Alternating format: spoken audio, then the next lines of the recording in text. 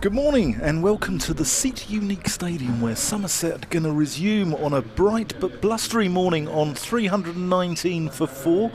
Tom Abel's going to resume his innings on 52 and this should be an intriguing morning here. I'm delighted to be joined by BBC amateur sports commentator runner-up 1990, Mr. Ian Randall. And we should giving my age away there. We should have a fantastic morning lined up here. Yeah, and I think Somerset were in the driving seat by the close yesterday.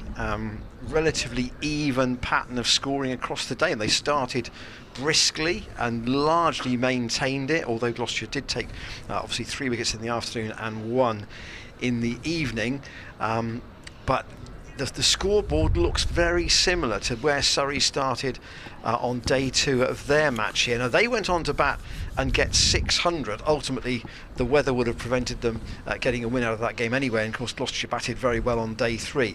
The question for me is, how long does Somerset bat? How many runs do they think they need?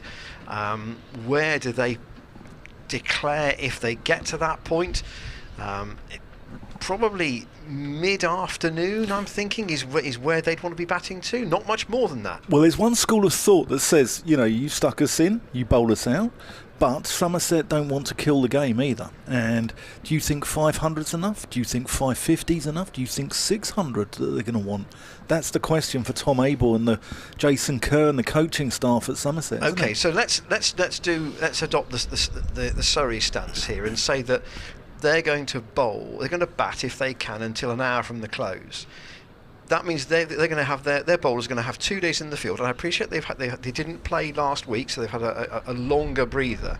But they will effectively, the game will only be one facet then, and Gloucestershire will be up for saving it, and Somerset for winning it. The other debate would be whether they declare, or they get to an aggressive point. They think, okay, we'll get to 450 as quickly as we can, and then we'll see if we can bowl Gloucestershire out once cheaply and give ourselves a session to have the bowlers put their feet up and then come back and have another go.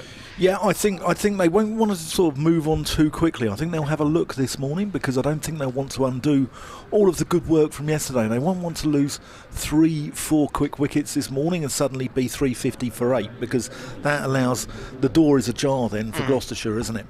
For Gloucestershire then to get 500, and then Somerset are behind the 8 ball come sort of Saturday night, maybe Sunday morning.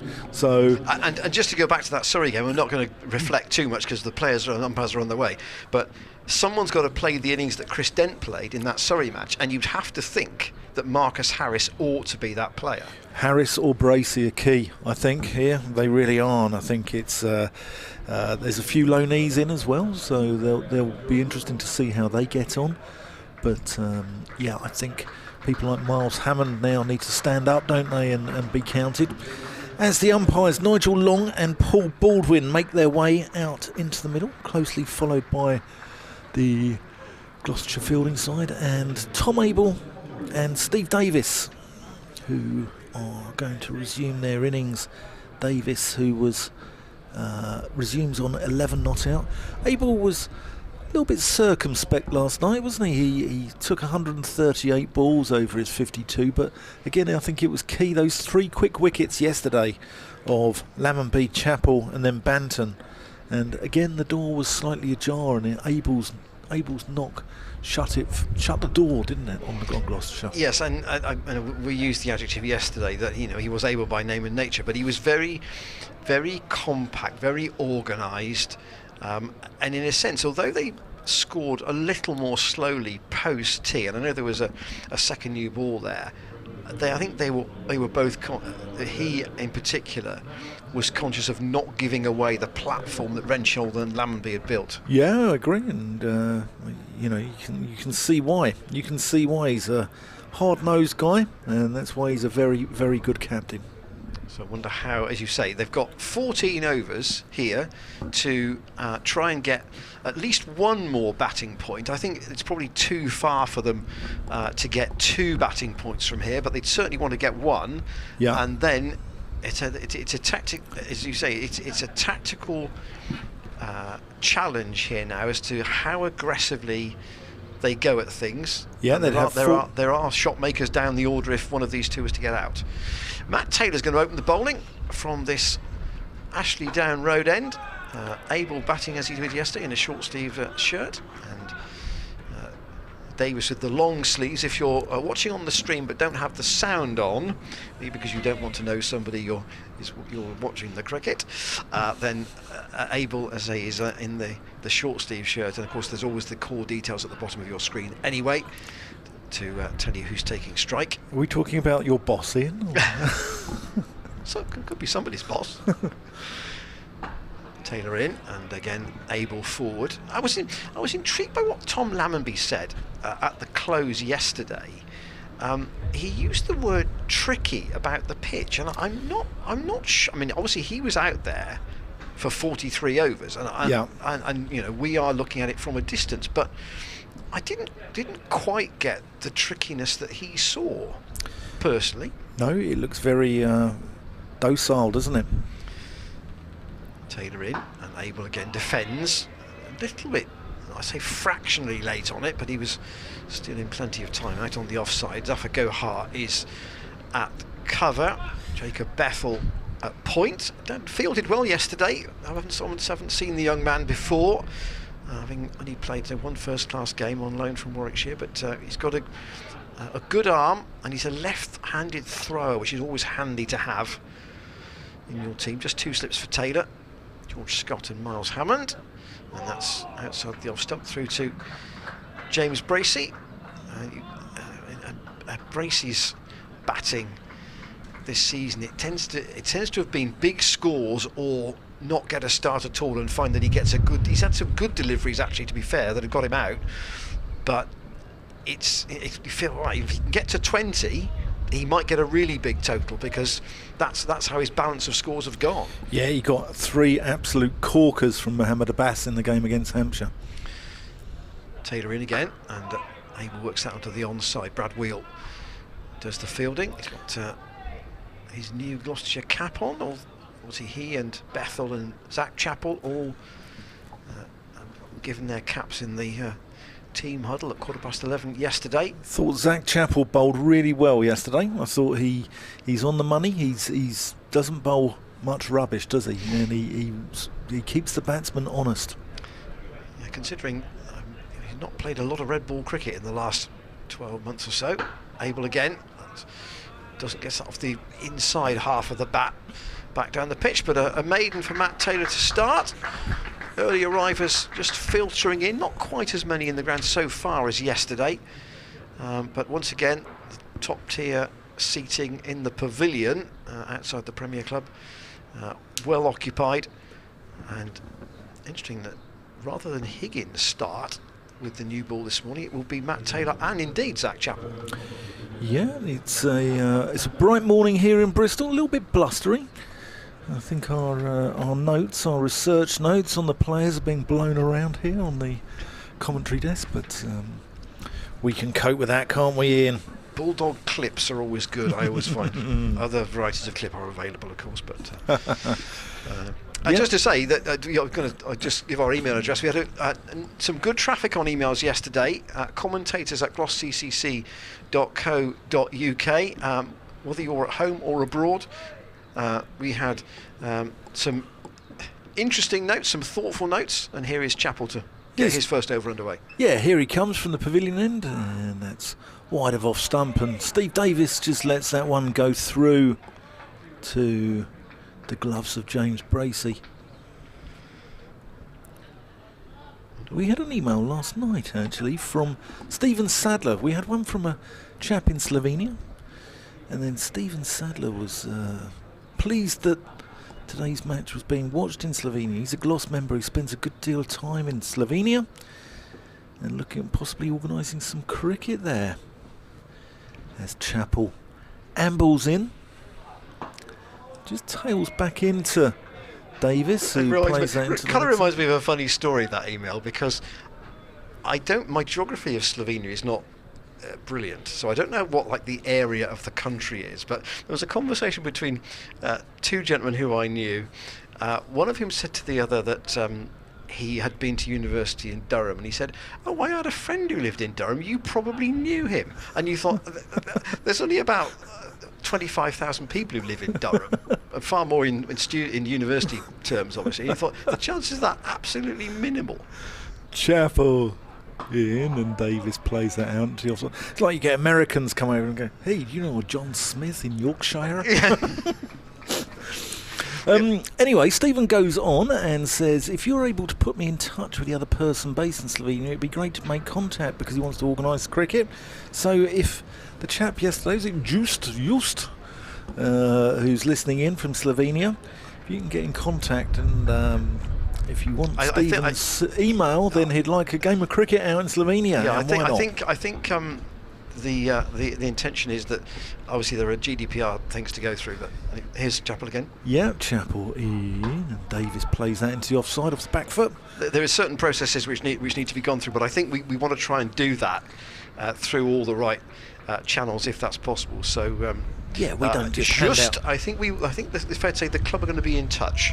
Let's put it that way. Yeah, we don't just hand out email addresses, do we, for general marketing purposes. May your inbox be forever spammed. We don't do that, do we, Ian? There's enough stuff gets filtered into there anyway. Chappell. It's quite a slow approach into the crease, and that's just off the hip. He's a lot of shoulder into his action, isn't he? He comes in that last sort of yard, is quick, and then he's a big strong lad. Just worked round the corner there for a single. We've scored to 320, first scorer of the morning. Moves Davis on to 12. So Tom Abel is about to face his first ball from Zach Chappell. It was a real hard day for the bowlers across the Championship in Division 1 yesterday. Oh, yeah. No fielding side took more than 4 wickets. Chappell in, and it's good delivery. So Abel's onto that front foot, defensive. That's the end of the over. 320 for 4. So Northants, Surrey and Lancashire were the batting teams in the other games, and they all had good days. If you missed it, Ben Stokes made 82 for Durham yesterday as well.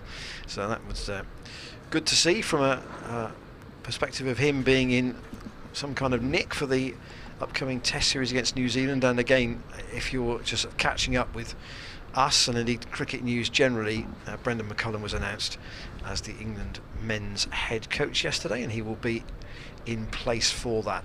For tests only, wasn't it? Yeah, it was emphasised as being a test role, so there will be a white ball coach.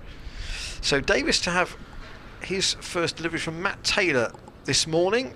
Taylor into bowl 2, left arm to left-hander. And I say Scott and Hammond are back in the slips. It's 2 slips and Harris in the gully.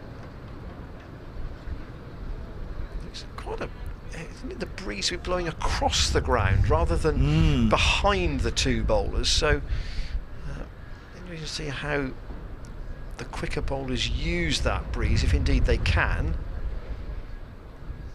But it is quite bright overhead. Taylor in, and Davis lets that go outside the off stump. That's the view from the camera at the pavilion, at the Ashley Down Road end of the ground. Because of where the pitch is on the square, we've got some options for you in terms of camera views. Not just the static cameras, but we've got Matt's camera out to our right hand side, and indeed one down on the Kennington Avenue side, which do follow the ball a bit more during play. Davis dabs that out on the offside as Taylor again is back of a length and fielded at point.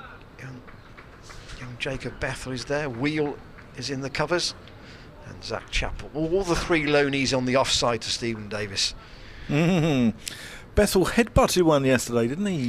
Yeah, that was he went diving. An awkward stop. Yeah, I had a quick chat with Dave Bartlett last night.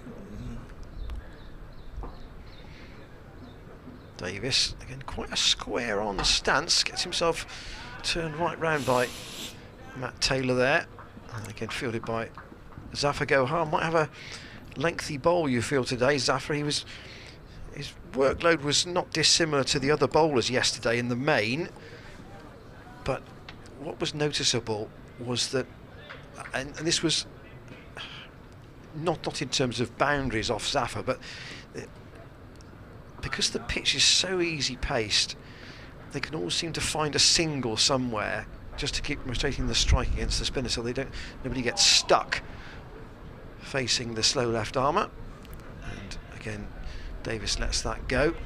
Yeah, Zafar Gahar none for 42 or 15. Bowling figures from yesterday were Higgins 20 overs, 1 for 75. Zach Chappell was the pick of the bowlers, 2 for 50 off 19 years now. Taylor 19.51 for 46. Brad Wheel 17 overs, none for 71. George Scott 6 overs, none for 26.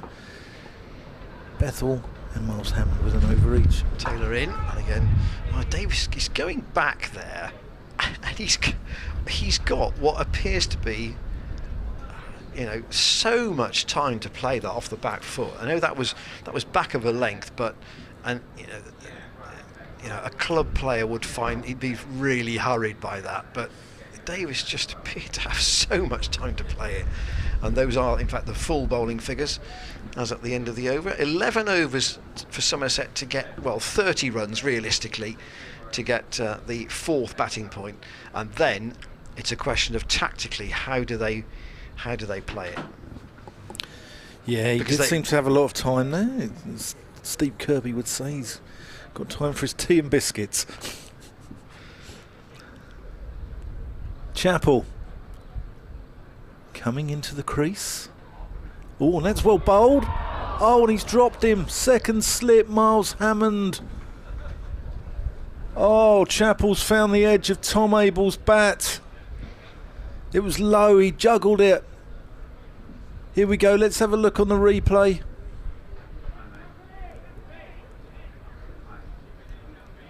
Oh, and it was regulation. Low, was it? It was regulation. Oh, Gloucestershire, you cannot afford to keep doing this. And that was a nice height too, wasn't it? Yeah. Chappell into Abel, who's much more solidly behind that one. And Tom Abel's the one you want as well, isn't it? I think that appeared to be, again, we're obviously distant and we're high up at the Ashley Down Road end, but that did not appear to be travelling at express pace to Hammond. No. Not at express pace, not at an awkward height. Almost had too much time to think about it, actually, you might say. Yeah, yeah. Chappell. And Abel defends that one back down the pitch. Yeah, I mean, I know it's cold. It is cold, and the wind is brisk, and it's not great catching conditions. But you've got to hold those chances. It was a regulation slip chance, and I thought he had it on the second attempt, Ian, didn't you? Well, you say it was a juggle, and it appeared to be time for him to react and take it, but to ground it went. Chappell in, and Abel punishes him by rocking onto the back foot, punching that one, and he's going to get the first boundary of the morning. Despite the dive, and that looks like an injury over there, a shoulder injury to... That was Van Buren chasing, I think. Has he gone? Yeah, it's Graham Van Buren, and it looks like a shoulder injury there, and that would be disastrous for Gloucestershire, with their skipper down injured over there on the Kennington Avenue side of the ground, and he looks in considerable pain. Brad Wheel's over there with him, and he's holding that shoulder. It really doesn't look good, this. It's the right shoulder, so it wasn't the shoulder he went to field the ball with, because he went down with his left hand. Sometimes it can get just trapped under your body. Van Buren hasn't moved there. No, he looks in considerable pain. And Chris Powell is out really quickly. Oh dear. And that is not a sight that Gloucestershire want. No, it's a really sad sight for Gloucestershire fans, this. Seeing Graham Van Buren, their skipper, prone on the turf. It really doesn't look good. So Tom Smith's come out from the dressing room as well. Yeah. Just to assess what he might have done, and you can see Chris Proud just trying to work with... Trying to manipulate it. Well, the question is it one of those sort of stinger impacts as he's gone down? I say it was almost that he would naturally lead to try and drag the ball with him in with his left hand, but what's he done? Has he effectively just got himself, as you'd say, Dan, into a very awkward position? Oh, and they're using his jumper as a sling. On the right-hand side there. This doesn't look good. This really doesn't look good. Van Buren, you feel, is going to be coming off, so there will be a substitute fielder. And the skipper's going straight to the dressing room. Yeah, warm round of applause for him from the crowd. But Gloucestershire have got a huge injury list as it is. And now James Bracey, one assumes, is going to be captaining the side for the foreseeable. David Payne's coming out as 12th man. Yeah, you've got the likes of Chris Dentale at the moment, Nassim Shah, Ben Charlesworth, and to lose your skipper, especially with a T20 starting, where he's such a dynamic figure as well, isn't he? And obviously, we don't know what the situation is with that injury, what the damage is, but he's clearly not feeling comfortable with it, and he therefore is making his way off the field. And I say, I'm sure that James Bracey will now be leading things from behind the stumps. Yeah, so David Payne on as 12th goes into mid-off. And another adjustment, and sympathetic applause as Graham Van Buren makes his way just in front of the pavilion. And I'm sure Dave Bartlett will be there to meet him. And it's another... the umpires, when you come back, we know that one of Dan's little beefs is the over rate. Gloucestershire at -1 at the moment, but the umpires make adjustments for all sorts of things. Yeah. And again, that will be something else to add into their own time clock. Yeah, we resume with Chappell in to Tom Abel, who defends that back down. So an eventful over this. Yeah. So Abel dropped, and then Van Buren having to leave the field with what looked to some sort of damage to his right shoulder. Yeah, you can just get stuck in the turf, can't you, when you dive? Rather than having a full slide, your body goes and your shoulder stays there, and you can do damage. Chappell in to Abel, who hits that one firmly into the leg side, but straight at the fielder. I don't know what the camera's got that shot that we could have a look at again, just in terms of the slide of Van Buren, just to see whether that actually might have been what he did. The impression I had was that he went down with his right hand, but as you say, he may have got he went down with his left hand, but the right shoulder may have got into an awkward place. Yeah. But we'll see if we can pull that shot back and just have another look at it in due course. Anyway, there's the overall card. 324 for 4, 10 overs to go for future points for both teams. I mean, yes, Somerset want to get to 350, but Gloucestershire would love another 2 wickets, Dan, wouldn't they, to get another bowling point. Shoulders are complicated as well. They're double jointed, aren't they? You've got the AC joint and you've got the rotator cuff as well. Matt Taylor to bowl to Stephen Davis, who's absolutely creamed that past extra cover for 4. No chance of Brad Wheel cutting that off, and that absolutely raced away. I thought some of the fielding yesterday from Gloucestershire was poor, actually. I think it's the worst day that I've seen them have in the field all season. I thought there were a number of misfields. I thought there were a number of... The ground is very dry here at Bristol, so it's not easy. It bobbles a little bit. But I thought the fielding wasn't at its best. 3:28 for 4. Matt Taylor in again to Davis. Oh, that's a decent delivery. Again, that's not quite behind the bowler's arm, obviously, here. And here is just a replay of that Graham Van Buren incident from a wide angle. So that's the wide angle view from the last delivery. But I think we have loaded, or we will see shortly, the Van Buren incident. Here is Taylor again. Davis defends. Cam, I know you've got 4 cameras to look at, so just when you're ready, give us the nod. I don't think Graham's going to be coming back on the field anytime within the next 20 minutes, so we'll try and get another look at it. James away today, so we've got the excellent Cameron in. Taylor in, and Davis again back into his crease just to steer that out onto the leg side. We'll have notable tales of the great Blagden CC at lunchtime, no doubt. I believe he got a little cheeky 38 or 36 last week. 8 boundaries, all along the carpet, or a few Not that aerial he counts ones? them. All along the deck. Not much. Yeah. Top hand.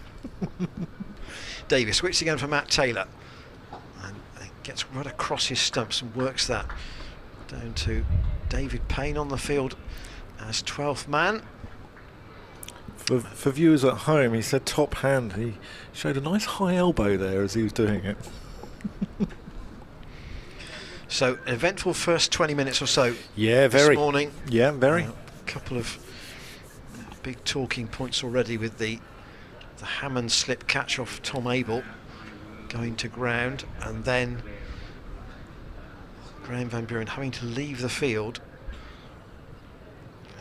Looks like Ryan Higgins is skippering actually from mid-off here. He's the one directing traffic. So George Scott has come out to mid-wicket, and Higgins, as you say, is at mid-off, and Matt Taylor into Abel, and that goes through to a tumbling James Bracey. So we'll see if, or whether it is a sort of a brain stress situation with Higgins certainly involved in that leadership group. We just had a chat there with Brad Wheel as well, so maybe Higgins is leading the side out there in the middle. Yeah, it looks like it. Wheel has gone down to fine leg for Stephen Davis.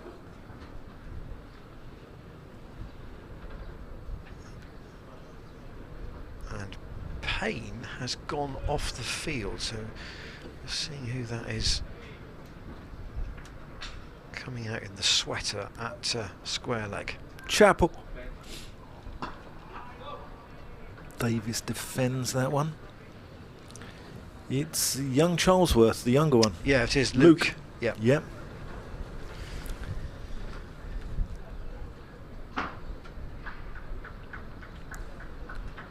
Tends to be the way that there are a couple of players who are available to be 12th man or to do 12th man duties. Yeah.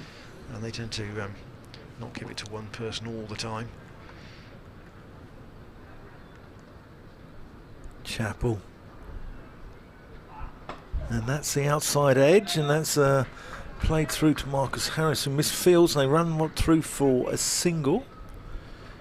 Or a bit harsh to call that a misfield, I suppose. It was a good diving stop and took the pace off it. Young Charlesworth's Exeter University lad, I believe, isn't he? Yes, he is. I think he played in the. He did. He played in the Exeter game for the university side. He did. Yeah. Just asking. We said yesterday, big score there from Dylan Church, who's since played for Somerset second 11.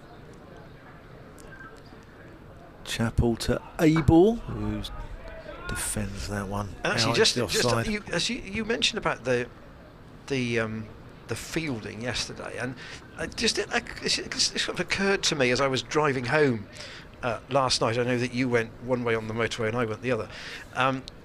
If you look at, there have been 5 first-class matches this season, so that's 20 days, albeit there was one day rained off, I get that. So we had 21 days if you include yesterday. And I was trying to think of how many of those days Gloucestershire was saying, do you know what, we've had the better of today. Yeah. Chapel in and able defends that. And I was trying to work it through in my head, and obviously I didn't have all the scorecards in my brain, as some people would do. But it feels like it's probably no more than one day out of each match. Yeah.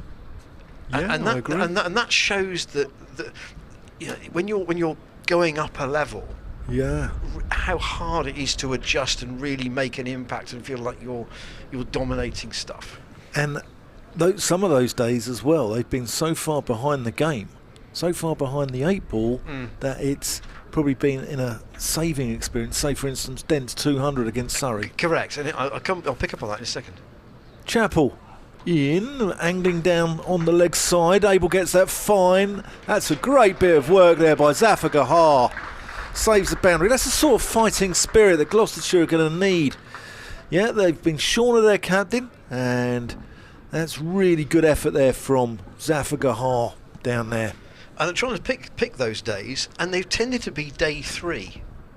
Interesting. Yeah. Day 3 at Northampton. Yeah. Probably day 3 against Yorkshire to get them in, and day 3 against Surrey.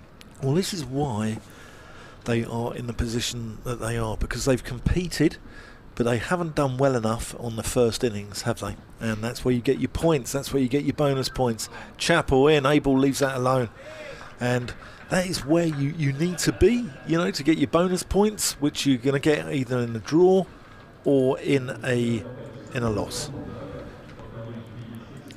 And it doesn't help when you bowl your overs so slowly as well. Oh, and when you pick you get your bonus points, and you get your 3 points. Just to be clear on that, if you hadn't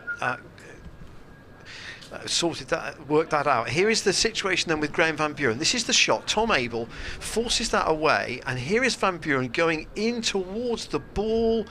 It's the impact as he goes to ground. Yeah, it's shoulder on ground, isn't it? And we noticed it was very dry over there for the Surrey game, wasn't it? We've had a little bit of rain since, but it was very dry on that side of the ground for the Surrey game. When you're running at full tilt and you hurl yourself into the ground, you can see how these injuries occur. We hope Graham Van Buren's all right, because he's one of the good guys, isn't he, Ian? And he's the skipper as well. Yeah. And a lot of it, the thought processes on the field communicated through him. Here is Matt Taylor continuing for the moment from the Ashley Down Road end. That's quite a good carry, actually, through to James Bracey. I think the wicket's quickening up a little bit from yesterday. One or two of the Somerset bowlers might quite like the look of that. I mean, this ball is 22 overs old, so it's not an old ball to be bowling with, but Dan likes this period up to about the 30 over mark, where it feels that you can get some assistance. Davis, though, dabs that away quite comfortably off the back foot, and well stopped. Yeah, it's Jacob Bethel again, but the time element still seems very much in favour of the batsman here. It's that 10 to 25, 30 over mark, and then the ball just goes soft, doesn't it? And that's when the captain starts having a little chat with the umpire. Can we change the ball? Taylor in. Strikes Stephen Davis on the body, but only a yelp, really. Well, what is the actual name for the instrument that the umpire puts the ball through? Does that have a name? I'm not sure. His a replay of that, I think that last Davis delivery, where did it hit him? Oh yeah, just in the midriff almost. Quite open stance, not quite as square as Gareth Rodericks eventually became in Davis, former Gloucestershire keeper, of course. But you know, he's a very capable bat to be coming in at number 6, given his Number of runs he scored in his career overall. 25 first-class hundreds is not a miserly record by any means. Gloucestershire's created one chance this morning, but they missed it. Here's Taylor in, and that's outside the edge of Stephen Davis's bat. Might just have straightened a little. But Taylor looks the more economical of the bowlers yesterday. He and Chappell in particular applying more of the break. That's the view from our Kennington Avenue camera looking across the ground. Chappell with the cap in the foreground.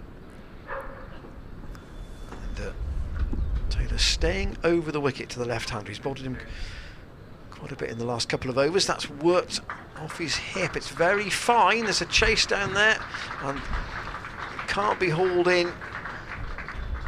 Charlesworth down there, and 4 more to Somerset, who are creeping, not exactly in express fashion, towards a 4th batting point, but just nudged away by Stephen Davis. Actually, that went pretty quickly. Charlesworth was quite wide there. He's not really going to haul that in. The forecast, just as the sun goes in a little bit, is that it will, this cloud, such as it is, will clear, and afternoon and evening expected to be pretty bright. And don't forget, free admission after tea here at BS7. Interesting, I think I saw a table yesterday. There's 11 counties offering free admission after tea, but not all of them. Chappell in, and Abel, thick outside edge, finds Marcus Harris there in the gully. Jason Kerr will be pretty pleased with yesterday. He's the Somerset head coach. He came out of the game with back injuries, etc., retired in 2002, but did very well where he coached Bridgewater in the West of England Premier League. And there's some strong sides in that, which I'm sure there's people listening in from clubs like Potton, Bath, Bedminster, Bridgewater, Thornbury, Clevedon, Lansdowne, Taunton Dean, Chippenham, Taunton St Andrews, who make up that Premier Division. Chappell bouncer, Abel weaves it, lets it go through past his nose. But yeah, good strong cricket here in the West Country, and it's a wide area, isn't it, from Thornbury down to Taunton, or Chippenham down there. It's some really strong clubs. Quite a bit of travel when you've got quite a long game as well for your and I think it's all day cricket as well, isn't it? Yeah. Lansdowne, is that Bath? Lansdowne? Yes, it is, yeah. Chappell in, and Abel jams the bat down on that one. And you talk about cricket. I think I was doing a game. It might have been a night game at Hove, I think. And the following morning, I didn't travel back that night, and the following morning, where I was staying was opposite quite an established cricket club, actually, not literally by the ground, which is obviously close to the sea at home. We'll come back to that in a sec. Chappell in, and Abel cuts, but straight at point. And Brad Wheel does the fielding there. And that was clearly a good standard. And players were arriving at 9:30. Yeah. To have we'd like to have a net, please, before we start. Yeah, well, they all warm up these days, don't they? And in a way, it precludes the family man from playing. It's a young man's game now, isn't it? This sort of all-day cricket at Premier League level. Chappell comes in to Tom Abel, and Abel just works into the onside. They think about the single, but they don't take it. And I suspect you and I played at different levels of cricket, but how often when you were 14, 15 or so, did you go home and how did you get on today? Oh, I didn't have a bat and I didn't have a bowl, and the question came back to you, what was the point of you being there? Yeah, kind of thing. Yeah. In my day, Ian My warm-up was a bacon sarnie and a cup of coffee. Maybe a Benson and Hedges, perhaps. Brackets, still is, close brackets. Chappell in, and Abel drops out his feet. Again, they think about the single, with Chappell's round to it quickly. And that concludes the over. 3:36 for 4. Davis has moved on this morning to 22. And Abel's on to 58. For people that don't know, Dan played cricket at a good standard, right? No, I mean it was Hearts 1 I played. It was the highest standard I played, but it was, it wasn't like, That's a good standard. So, what role did you have in your team? Were you a batter or a bowler? Yeah, I batted. I skippered the side as well, and occasionally threw up some filthy off breaks now and right. again. Okay. So the chances are you would do something. And in fact, if you captain the side, you're doing everything, aren't you? But would you do something in a game? Whereas if you got somebody who's a specialist, frankly, you either get naught, or you might not get a bowl if your other bowlers are particularly effective. Well, I actually gained the nickname of Sevi when Mr. Ballesteros was the non-playing captain of the Ryder Cup side, and I wasn't contributing much to the side. So we're going to go back to 2 slips for Stephen Davis. Ryan Higgins in caretaker charge, so to speak, out there. Matt Taylor continuing from the Ashley Down Road. And if you're thinking, why is Ryan Higgins out there? And you've joined us within the last 20 minutes or so. Graham Van Buren is off the field, having dived to try and save a boundary.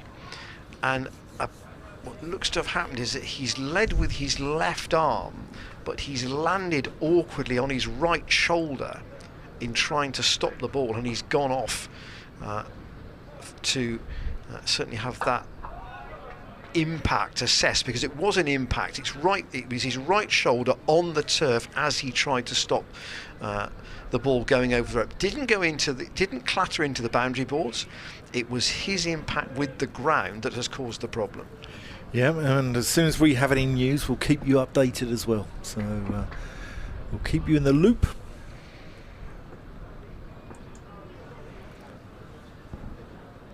Taylor, this spring-heeled approach to Stephen Davis. That's almost Yorker length, but it's outside the off stump, so it's again it's relatively straightforward for Davis to defend. Spring-heeled.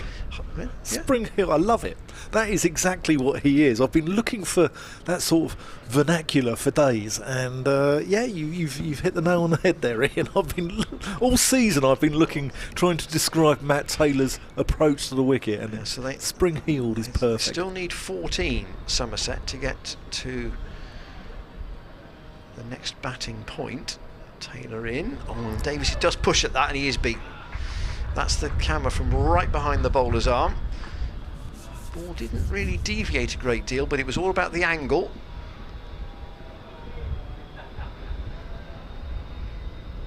Yeah, what bowled this? Davis just feeling for it outside that off stump. Oh, he had to play it as well due to the angle. Very good delivery. It's the channel that Taylor wants to be at. He's sort of pitching fourth stump and then going on with the arm.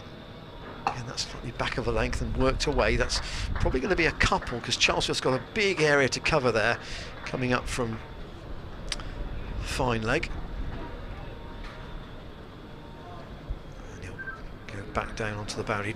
That's Luke Charlesworth, who is out as 12th man for Van Buren at the moment. And my memory just is ticking up here about a previous injury that Van Buren had, and I'm trying to check which year it was, and indeed whether that also was a shoulder. Here is Taylor in, and Davis defends, and I'll do that during the next over, which Dan will take anyway from the far end.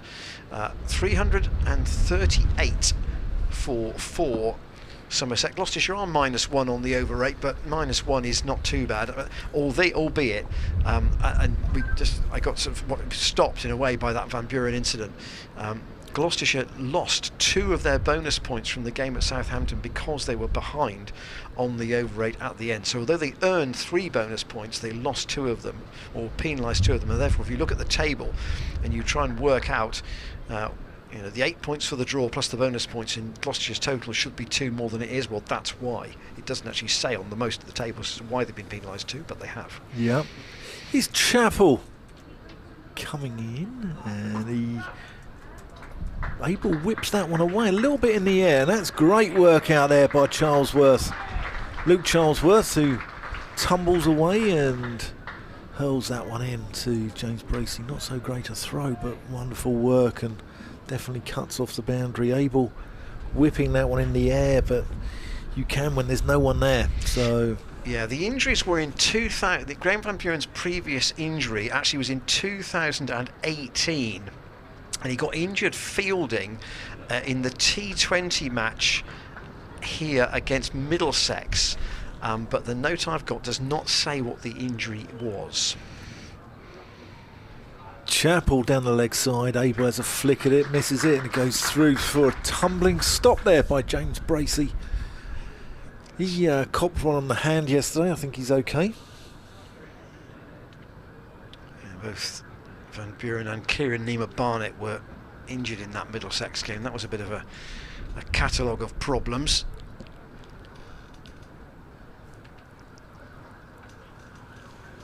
I think that was, let's come back to that point after Chappell's next delivery. Healthy crowd in as well.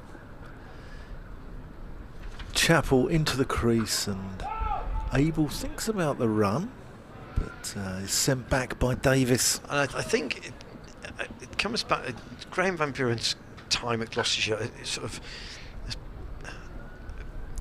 been, in a sense, beset by uncertainty, because at the end of the 18 season he'd missed part of the end of it, and therefore it was, you know, was it easy for the club to judge what to do about his contract? So they renewed it. It was unfair that he was not given the chance at the end of the season to really state his case even stronger than he had done already. Yeah, here's Chappell in, and Abel works that one into the onside, and mid-on comes around, and they scamper through for a single. 2019 he did reasonably well, so that's fine. You renew the contract for 2020. Yep. In 2020, well, the season was so congested, his contract was only for a year. Yeah, How can you judge somebody on 5 games? So what do? You renew it again. Last year, obviously he had a good season last year, hence it was... But there were visa issues last year, yeah, weren't there? as well. So, but yeah, that was less about form, if you like, more than about off-field issues. Off-field stuff. Yeah. But you know, there have been some ups and downs for Graham.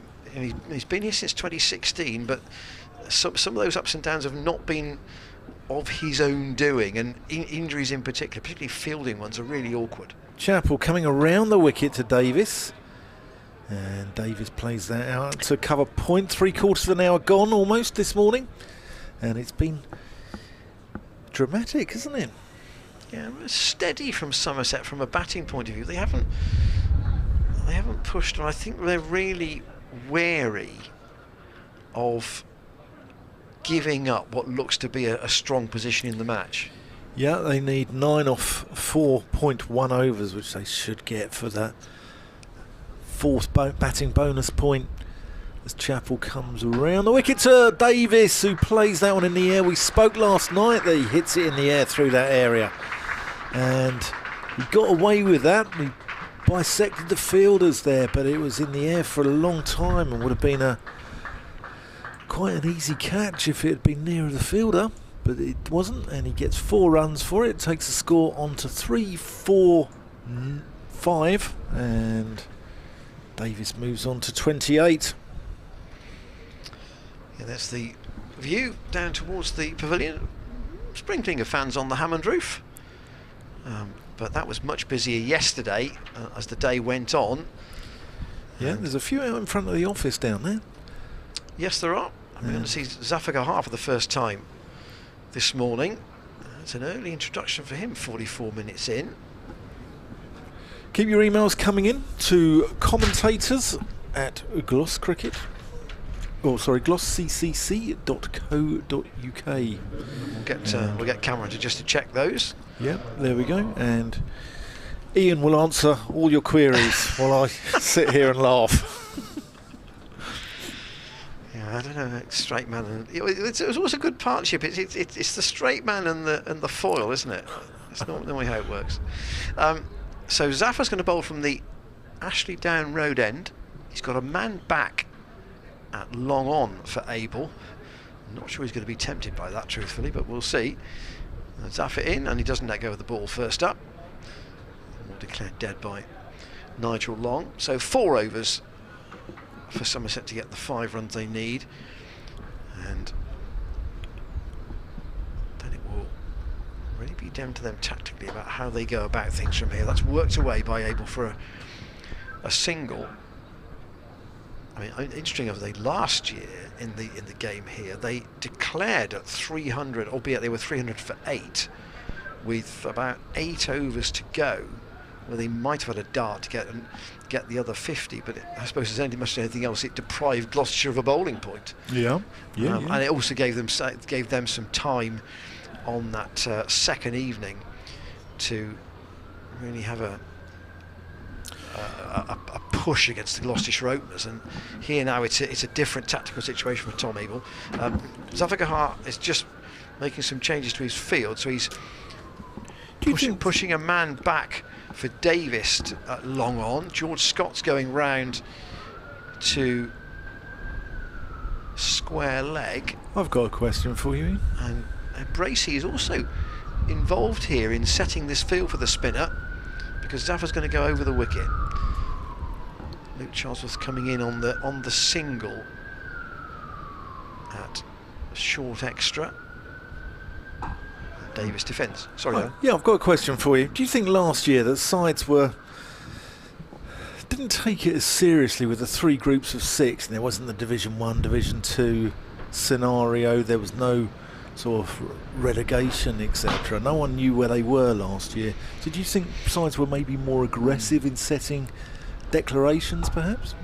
Interesting thought. It's defended again by Davis. Because 300 for 8, I mean, that strikes me as being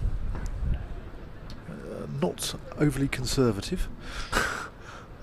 Zaffa in once more, and Davis tries to drive. I think not overly conservative, correct? Yeah, I mean, and I think I don't know how many overs there were left on that second evening. It might have been about 6, I think.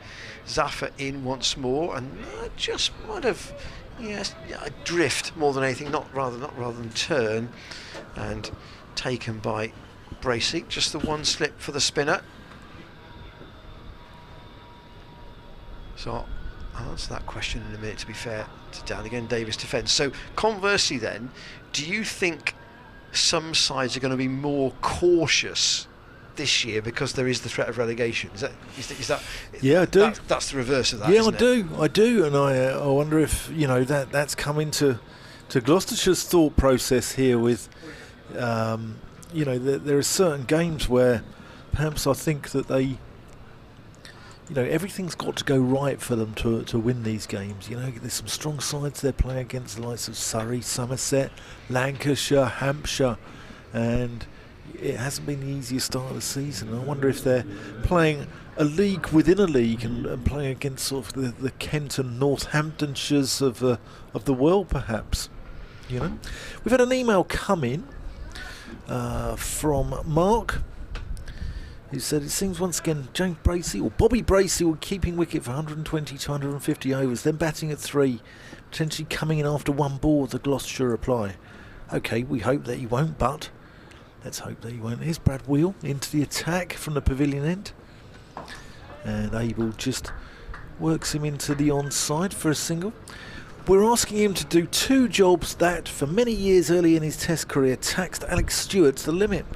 Is Bracey being asked to do too much? And if so, what is the solution, if any? P.S. I grew up in the same village as Bobby Bracey and still consider it home, so I have great sympathy for the lad and feel proud of his achievements. So you're a Winterbourne lad then, Mark? Yeah, that we can say Mark from Winterbourne there, can't we? Yeah. Ian, over to you. What do you think? If we're talking about Gloucestershire in particular, I suppose the question is, how much does James really want to keep wicket? as well as bat. Yeah. Here's Brad Wheel in. And that's carved away by Davis. Lovely shot off the back foot, and he's going to get 4 runs for it. Great shot. And that brings up the 350. And that's another bonus point. That's the 4th Somerset batting bonus point there. And what a lovely way to do it there from Steve Davis. Rocks onto the back foot and cuts him in front of square. Punches him through the offside. And the fact that he's cut him in front of square shows how much time he's got to play. Yeah, and it shows the pace in this wicket. Here's Brad Wheel. And that's driven pleasantly by Davis. And they wide of mid-off. They scamper through for a single. So, going back to Mark's email. Yeah, so, there could be an argument that James should concentrate on his batting. Because that is his avenue to an England spot. To an England place, you would think. Yeah. Gloucestershire have, I think, a lot of faith in Ben Wells as a keeper. Yeah, Wheel in. And that's off the outside edge and athletically stopped by Marcus Harris there. Saves a certain boundary. Ben is not a poor batsman either. But it's a long-standing problem over selection. If you've got a batsman who does keep wicket and he bats in the top order, you can get another all-rounder or another bowler in the side. Wheel in, and that is driven backward a square by Tom Abel. Moves him on to 67. That's a nice shot there. And look at James Bracey's reaction though to that, in terms of where he thought that might be going. Yeah, I think Abel wanted that further in front. Outside half of the bat. Yeah, I think he wanted that further in front of square. No, he wasn't in control of that actually. It wasn't as pleasing as I first thought. It was steered away. It wasn't a chance, but Bracey's reaction told you everything. And I wonder if Abel is starting to want to push on here, wanting to motor on. Here's Wheel in, and Abel plays that into the onside. That's completes the over. 356 for 4. So, and here, can you have a team which effectively, and I don't think this really happens anymore, has specialists almost throughout with maybe only one all-rounder, or do you have your team effectively which has lots of all-rounders through the middle order? And then Bracey is effectively an all-rounder because he bats and keeps wicket. Ben Wells would be effectively a specialist keeper who is a useful bat. Wicket keepers, they have to be able to bat now. I mean, you don't see the likes of, say, Bob Taylor, who came in at number 10, anymore, do you? Zafar from the Ashley Down Road end, but nudged. I mean, you mentioned Trevor Gard yesterday. Yeah. Now, I'm going to look up the average of somebody who I know used to bat at number 11 for Warwickshire. Yeah, Trevor Gard was a fantastic keeper. So Zafar comes in, and that just works onto the onside. Let's find him. God was a wonderful keeper. Took a couple of stumpings off Vic Marks, I seem to recall, in a one-day final, and had some good sideburns on him. Looked like a proper Somerset lad. Right. He did, to be fair, this gentleman didn't play very much. Barry Flick, 16 matches for Warwickshire. His average was actually 7.86, but only 46 runs scored, with a top score of 18. So I think you can say he was genuinely down the order. I've never heard of Barry Flick. Warwickshire 69 to 73. But he was unusual. I mean, actually, let's look up Trevor Gard's numbers just on that thing, as you mentioned him yesterday. Derek Taylor was another good keeper there, and he was a twin, I think, wasn't he? His brother played at Hampshire. Yeah, Mike. Yeah. Here's Zafar in with a slip and a leg slip now to Stephen Davis. So Trevor Gard now age 64. I apologise for mentioning that. 112 matches for Somerset. Top score 51 not out. Average of 13.75. Davis again defends. To be fair, most players batting at 10 now would have an average of that. Yeah. I would suggest. Yeah. Zaffer in once more and worked away onto the leg side, and that Taylor does the fielding. So yeah, and the lower order aren't complete rabbits anymore, are they? No, you haven't got Peter Such and Kevin Jarvis at the bottom of the order, have you? The two are from my youth, who I remember being particularly poor with the bat. Here's Zaffer in once more. Davis just gets one that he plays into his pad. Chandrasekhar was pretty poor, wasn't he? Yeah, I don't think he was awfully good, to be fair. Brendan Bracewell, New Zealand, he wasn't much cop. Chris Martin, Pommy and Bangor. Not Dan Whiting, that's for sure. Ian, you were number 11. You liked it, didn't it? Did you ever have aspirations to bat sort of 9 or 10? Or? No. I think I probably scored probably most of the runs I ever scored in one weekend, to be fair. How many did you get? What's the top score? I got a 24 and a 20. And probably never got another run in my life, pretty much. So here, 356 for 4. Somerset have bagged their 4th batting point. This is the last over that Gloucestershire have to get. Well, they need to get 2 wickets in this over to get another bowling point. Wheel to Abel, and he plays him off the back foot again with lots of time.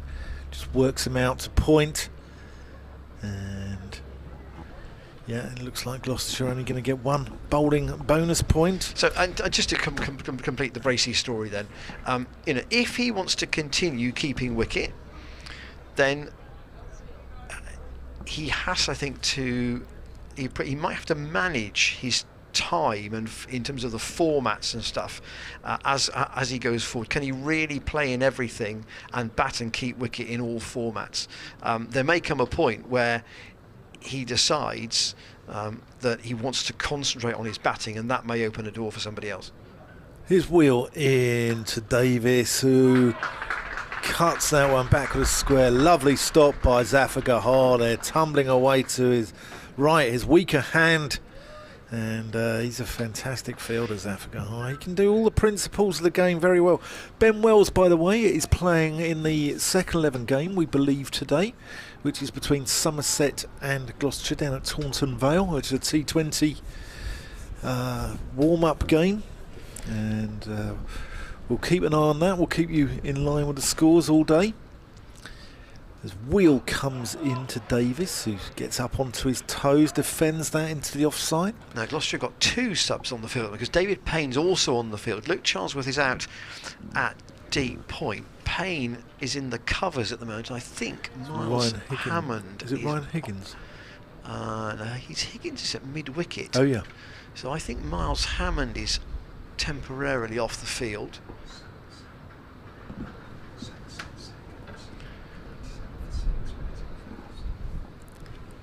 Wheel in to Davis, and we've had an update actually from Taunton Vale, and Somerset 2s are 97 for 6, batting first off 14.3 overs. So good. They're playing 2 T20s in that.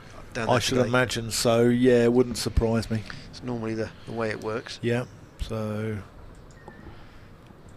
who'd take that side for Gloucestershire? Owen Dawkins probably. You'd take the side, yeah. Wheel in, and Davis up in the air. Zafar Gahar goes sprawling across, can't quite get to it, and that goes for 4. But that was a bit aerial from Steve Davis yet again, and he gives you a chance, doesn't he, in that region? Through point and backward point, he does hit it in the air. He drives when the ball's not properly there.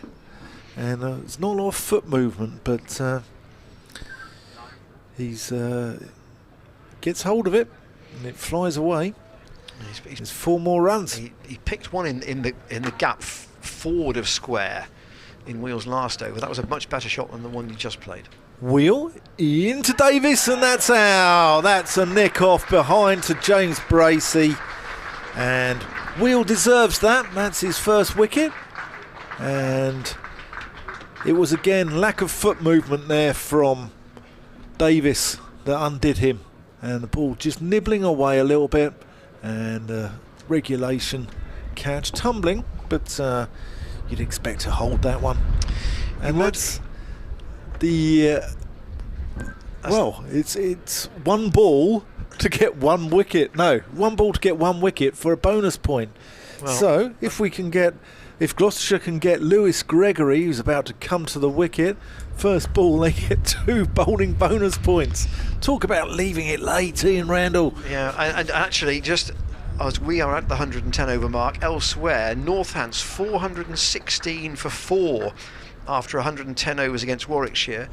Lancashire 331 for 3 after 110, so scoring quite slow there relatively at Leeds. And at Beckenham, 385 for 5 in the 108th against Kent, so they still have an outside chance there of getting to 400. So it is Lewis Gregory to come out, and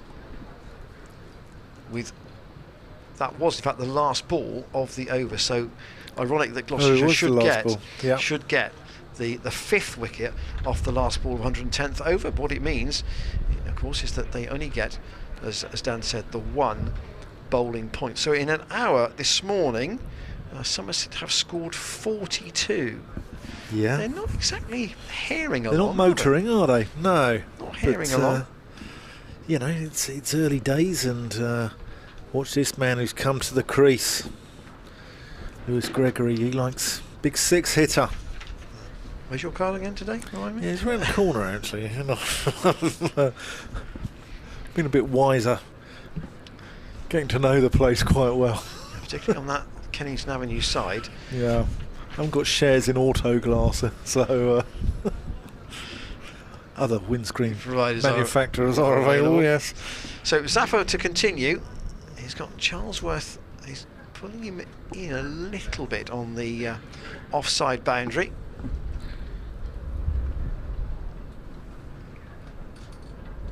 Abel then prepares to face Zafar Gahar from the Ashley Down Road end. That breeze is still quite prominent. Yeah. If you do hear it through our effects microphone. But I see we are advised that the sun is going to really burn this cloud away later on. Whipped away by Abel in quite a tight area there. He's got a man at short leg to contend with. Is it inevitable Abel's going to get 100 here, do you think, Ian? He doesn't look like a man whose concentration is going to be broken by... doesn't look in any trouble at all, does he? Apart from the one that he was dropped on. Yes, I mean, you know, he strikes you as being somebody who, having been given an opportunity, will not let the fielding side get away with it. Zafar into Gregory then for the first time. Gregory forward. And defended out on the offside. Dribbles to George Scott. Just the one slip and the short leg for Zafar Gahar. 4 men saving one on the offside. He's got a man back at deep square, and Brad Wheel up at long on. And Gregory has gone straight past that man into the sight screen, into the stands, straight down the ground for 6. So it's first or second ball? Second ball. Second ball. And in fact, it's gone, I think it's been thrown down from one of the apartments actually to our right hand side, so that went higher up than I thought. It's not the longest boundary towards this end of the ground, but that was still a pretty clean hit second ball. So if one comes towards our laptops, Ian, who's gonna do the fielding? Yeah, probably you, I should think. Zafar in once more, a little bit further up and squeezed by Gregory out on the offside. Our good friend Dave Bradley from covered Worcestershire for a long period of time. And now he's the PA announcer at New Road. I'll come back to that in a moment. Here is Zafar in, and worked past the short leg by Gregory. They'll take one, and that's all there will be. Good return on the run. Dave was doing commentary. I forget. I might have been in an outground somewhere like Uxbridge, perhaps. And big shot from the batsman came his way and smashed straight into the back of his laptop. The screen was obliterated. That went straight in the recycling skip. Oh dear. Yeah. I saved one at Middlesex last year. I was working on the stream for Middlesex Leicestershire from Merchant Taylors in the marquee. You don't have this issue in the media centre at Lords, but in the marquee at Merchant Taylors, and one flipped over the boundary rope in front of us, and I think Steve Fletcher, the communications director at Middlesex, was very pleased that I'd managed to stick a mitt out in front of his monitor. So will Abel, I wonder here, take some energy from Gregory? Wheel to Abel, and he's got that one fine. He's going to get 4 runs for that. 2 fine for Zafar Kahar to get round, and he does place that ball off that hip very, very well. And I expect Somerset to start motoring now. I like the way Somerset play. They come out with intent. They come out looking to score quickly. Most of the batsmen there, I mean, Abel's been a lot more circumspect and a lot more reserved perhaps, but Somerset look to score quickly, which you can see why they lose wickets in clusters. Here's Wheel in to Abel, who just nudges down to the onside. They're going to take a quick single. Ooh, and that's well run. Charlesworth with the fielding there, but Lewis Gregory looked like he was in a spot of bother there at one point. He was sort of mid-wicket when Charlesworth had the ball in his hand, but he got home comfortably, and the throw was wayward. 3-7-4 for 5. Gregory on to 8. Charlesworth has just walked in about a further 3 yards there, just so that when he is walking in as the bowler bowls, he's just that little bit closer. Actually, it was Tom Abel who was in trouble there. Abel nudges that one backward as square on the offside. Marcus Harris doing the fielding. Abel on 69, Gregory's on 8. Brad Wheel 1 for 87. He's into his 20th over here. Been a little bit expensive, but he's the quickest of the bowlers. And I think it's one of those wickets that rewards the guys who are probably medium pace as opposed to the guys who are medium fast or fast. Here's Wheel in, and Abel punches him square on the offside and finds the gap this time. Go back to that. Take a single. Sorry, Dan. That conversation I had with Kevin James when his signing was announced. Kevin James obviously covers Hampshire, and we'd have seen Kevin at Southampton last week. He was part of the commentary team, and he said, we obviously played in all but one of the games last year, and he felt he was somebody who kind of thrived on work. The more he bowled, the better he got. Yep, here he comes in, and Gregory plays that one back down the pitch. The ball's in the air, and it wasn't a million miles away from the hand of Brad Wheel.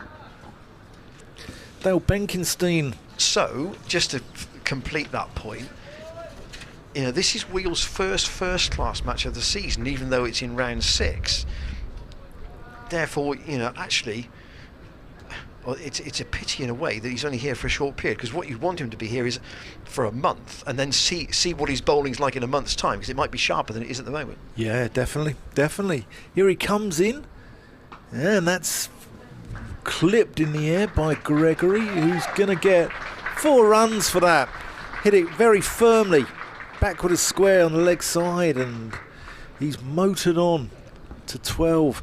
Yeah, Brad Wheel was spotted by Dale Benkenstein. He's a man of Durban. He was spotted, I think, playing representative cricket at KwaZulu-Natal over them, and holds a British passport through his parents, and was actually named in the Scotland T20 World Cup side in 2021. So he's a good bowler, but he has been a little bit expensive here. And Lewis Gregory looks as if he's come out full of intent and looking to push this score along now and really punish the Gloucestershire bowlers after a day of toil yesterday. It could be carnage this morning in the hour up to lunch. 50 minutes to bat until lunch. Zafar just resetting his field once more. 5 on the offside for him. Go round the wicket, and Abel once again defends. This was the partnership last year that Somerset score of 301 for 8 declared, which they made, was due in no small part to a stand between these two. Abel goes back, he got an unbeaten 100 in that game, and Gregory made a half century towards the end.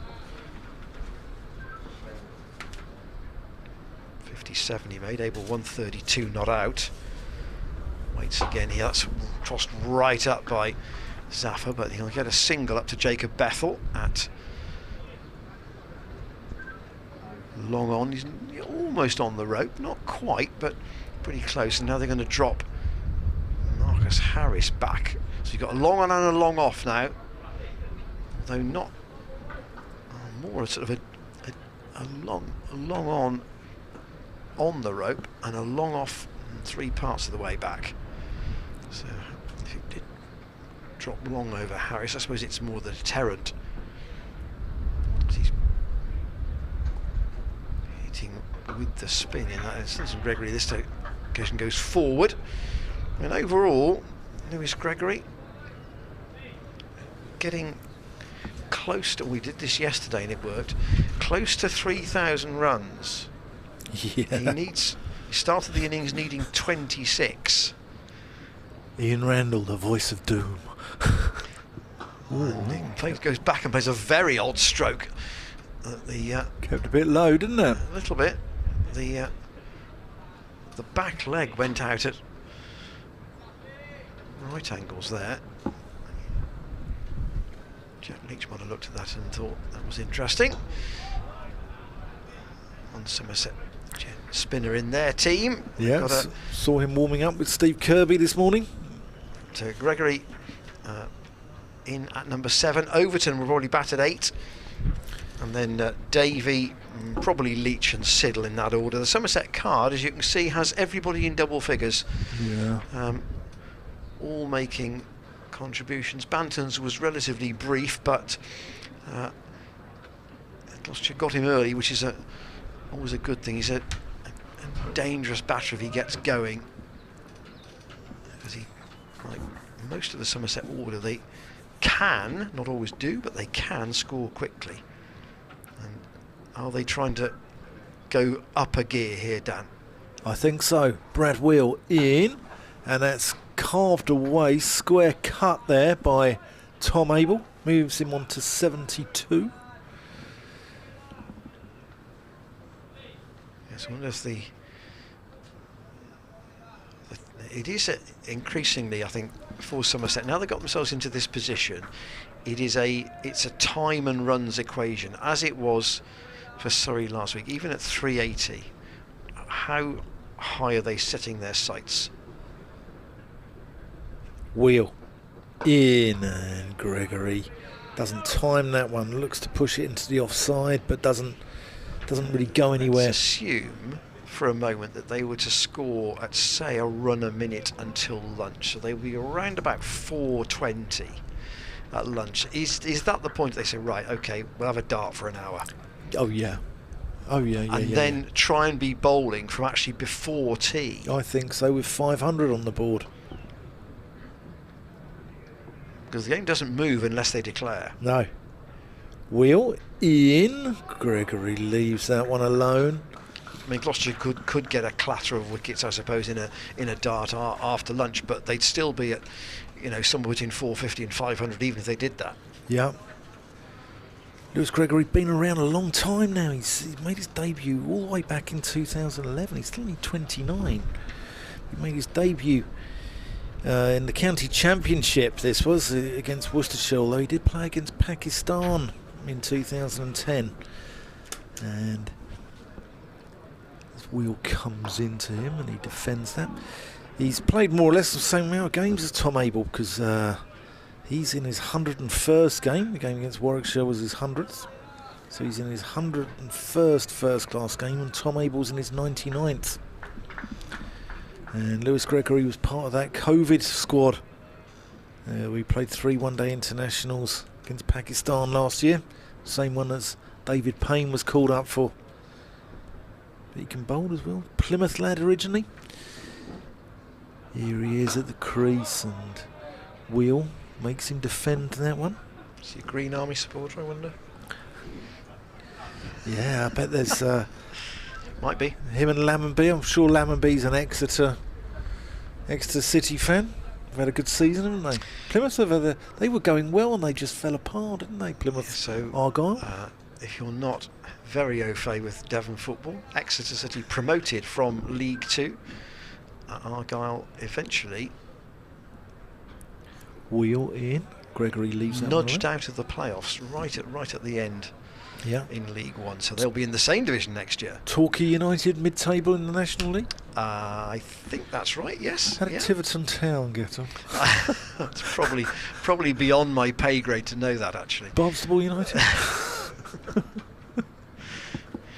Here, Somerset 381 for 5, just... They're kind of turning the screw, aren't they, a bit? Yeah. That's what they're doing here. They're just trying to make sure that they've bolted off the opportunity of Gloucestershire to win the match. That's what they're doing. Oh yeah. In reality. Zafar Gahar in. That's cut away by Abel, and he'll get 4. There's a long chase for Luke Charlesworth. He's not going to haul it in. What was the first really short and wide one that Zafar's bowled here? It was very wide, in fact, almost a reach to get it, but kept it down. And Gloucestershire just with the 1 wicket this morning. Stephen Davis edging Wheel to Bracey for 37, but steady contributions, 4 half-centuries in this Somerset total, and skipper Abel still there.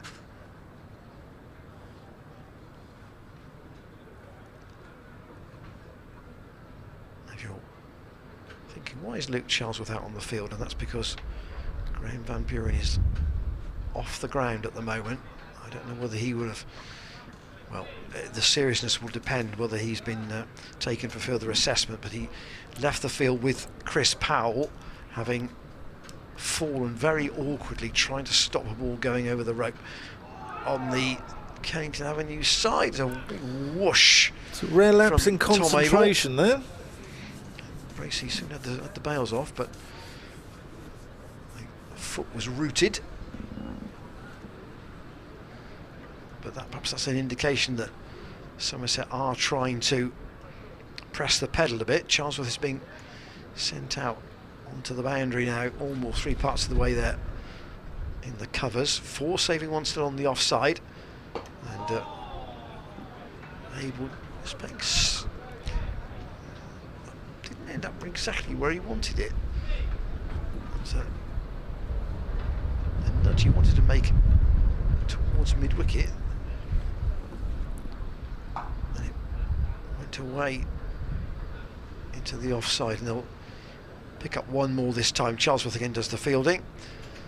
Graham Van Buren about 20 minutes into play today, trying to chase a cut away off Zach Chappell.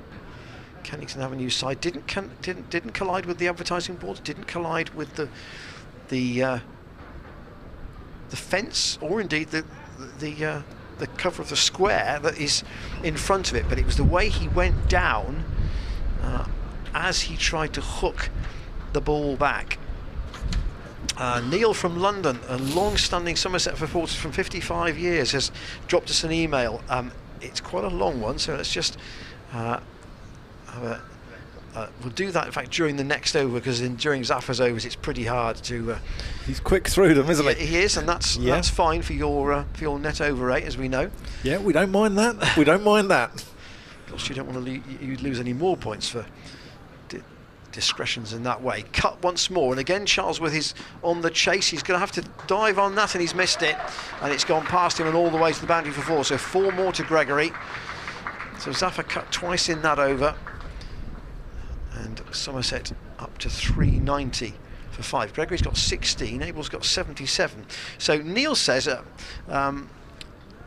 your point about the recreational game becoming a young man's game is spot on, and an inevitable development. However, I don't think that's a bad thing necessarily. It was for too long within my lifetime very difficult for young players firstly to play, as there was no youth cricket, and then to find their way into adult cricket, which was, forgive the phrase, stitched up by older players. The impression was that youth players were not good enough to compete with the seniors. I'll continue his email through this over. Wheel to Abel. Defensive.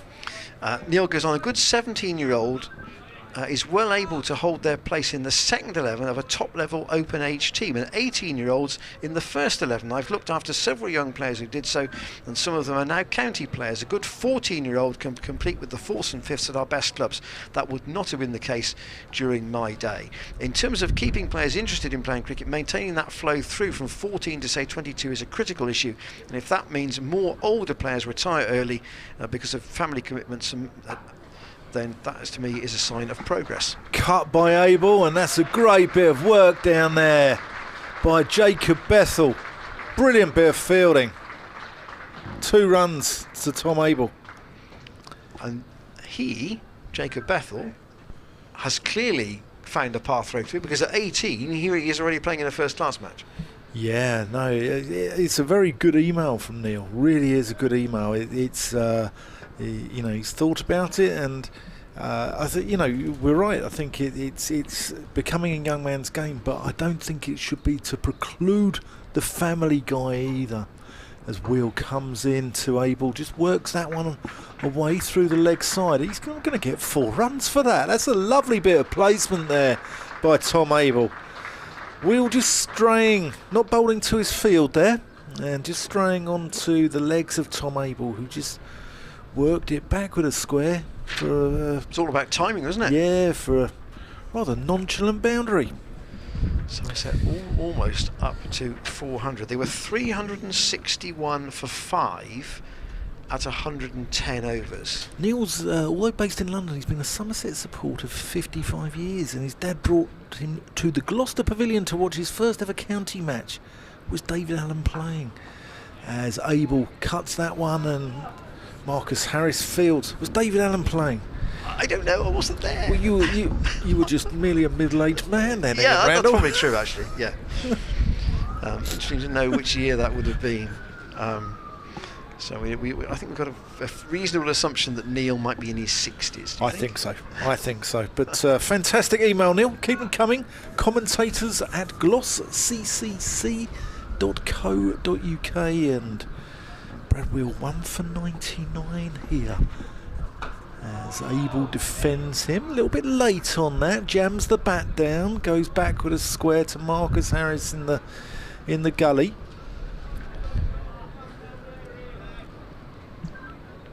Let us know what you think. Let us know whether you think Tom Abel should be picked for England in the first test against New Zealand, because he's in form. He's got captaincy material written all over him. FEC, future England captain. As Wheel comes into him, and Abel leaves that one alone. So let us know whether you'd pick him in the England side. And I don't want you Somerset fans tuning in, keeping him all to yourselves either. I know you can get a little bit greedy and you want to see him in maroon, but you've got national. Let's work for the national cause here. So so I'm sure let's just rebalance that a little bit, because obviously James Bracey might also think that 3 is the likely space that he would get in the the England side. Yeah, and Josh Bohannon at Lancashire, he's been scoring runs in that position as well, hasn't he? So a lot of writers have liked the look of Bohannon. I like the look of him. I saw a little bit of him. I like the look of him. I like the look of Harry Brook as well. He's scoring runs for fun at the moment, and there's a few around the counties.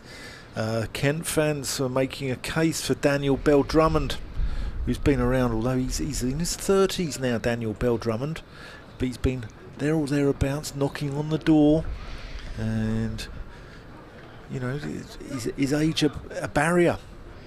If it's not, you pick someone like Sam Robson to open the batting. George Scott is coming on. We've had an hour and 20 minutes this morning, and Ryan Higgins has not had a bowl. It begs the question why that is. Oh no! Oh no! You have to think it, because ordinarily you would assume that Higgins, it's very unusual. He'd have normally had a trundle by now, wouldn't he? He might have had certainly one spell. He might be coming back for a second. He has not had a bowl at all. One hopes that he isn't carrying a niggle of some sort. Here is Scott into the attack. Ooh, well bowled. And that's defended by Lewis Gregory out on the onside. Interestingly, Higgins is just, as he heard me, he's just having a limber now. But it looks like Higgins has taken over as substitute skipper. I'll come on to it after this ball by George Scott. Yeah, just the one slip in for him. Almost in a second slip position actually, and Gregory again defends. Is it hard when you're captain and you're a bowler? I mean, Higgins is an all-rounder, but he opens the bowling generally for Gloucestershire. Is it often the case that captains under-bowl themselves in this sort of scenario? Well, and actually, how many captains are bowlers on balance?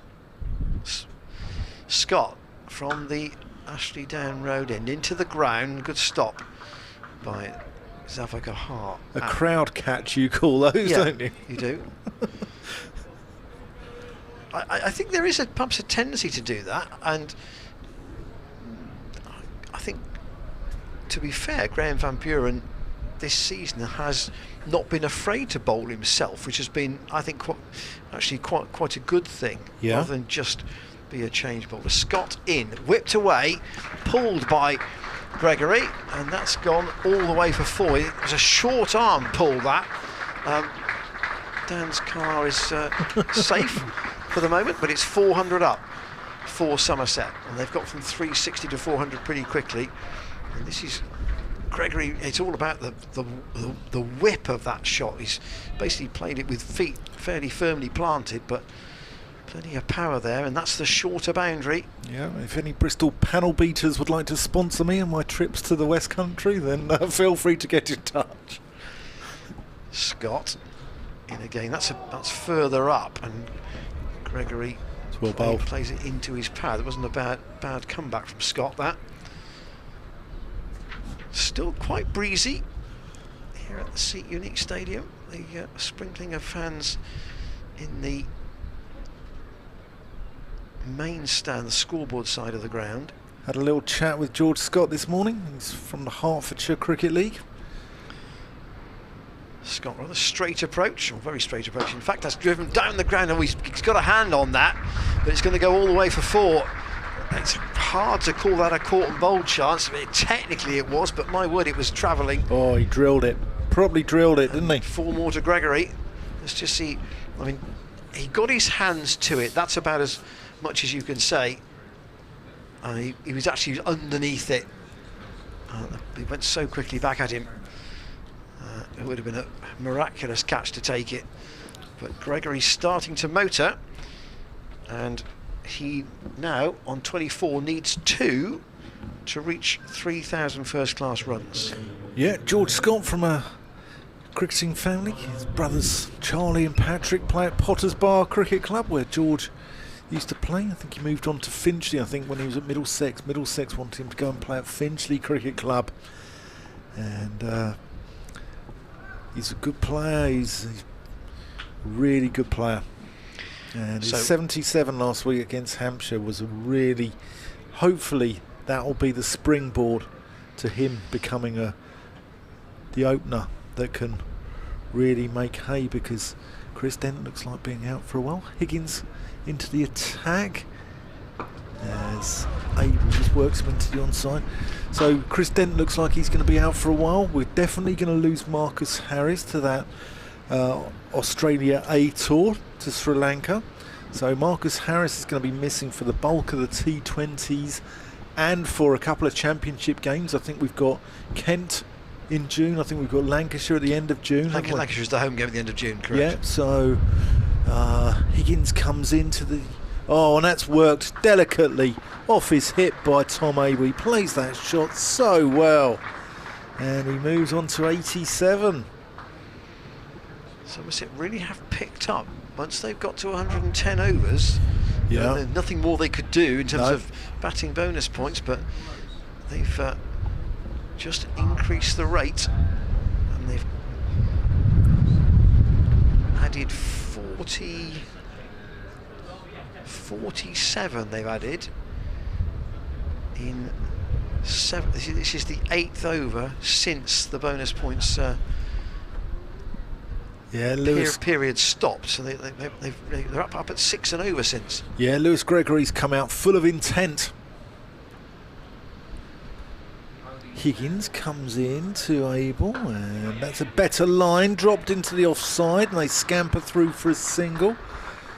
Gets Abel off that 87 that the Australians find so unlucky. 13 from 100, isn't it? And it's the devil's number according to Australians, isn't it? That's what. Yeah, that's their. That's their 13. That's their superstition. Yeah. Well, one slip coming back in, or at least a second slip coming back in. Scott's going to go back into first slip here. Yeah, but the line's got to be right. There's no good straying down the leg side with this field. Here's Ryan Higgins into Gregory, and Gregory moves across his stumps and plays that into the onside, where Luke Charlesworth, on the substitute fielder, collects the ball. Ice cream man, a little bit nippy for ice creams at the moment, but I saw you sneaking a little corner in yesterday, Ian. Yeah, it's the first one of the season from, from Paolo and Anna, who are always on the ground, of course, long-standing relationship with the club. Higgins in, and Gregory plays that. One ball left in the over. 409 for 5. Gregory's on to 24. Tom Abel on 88.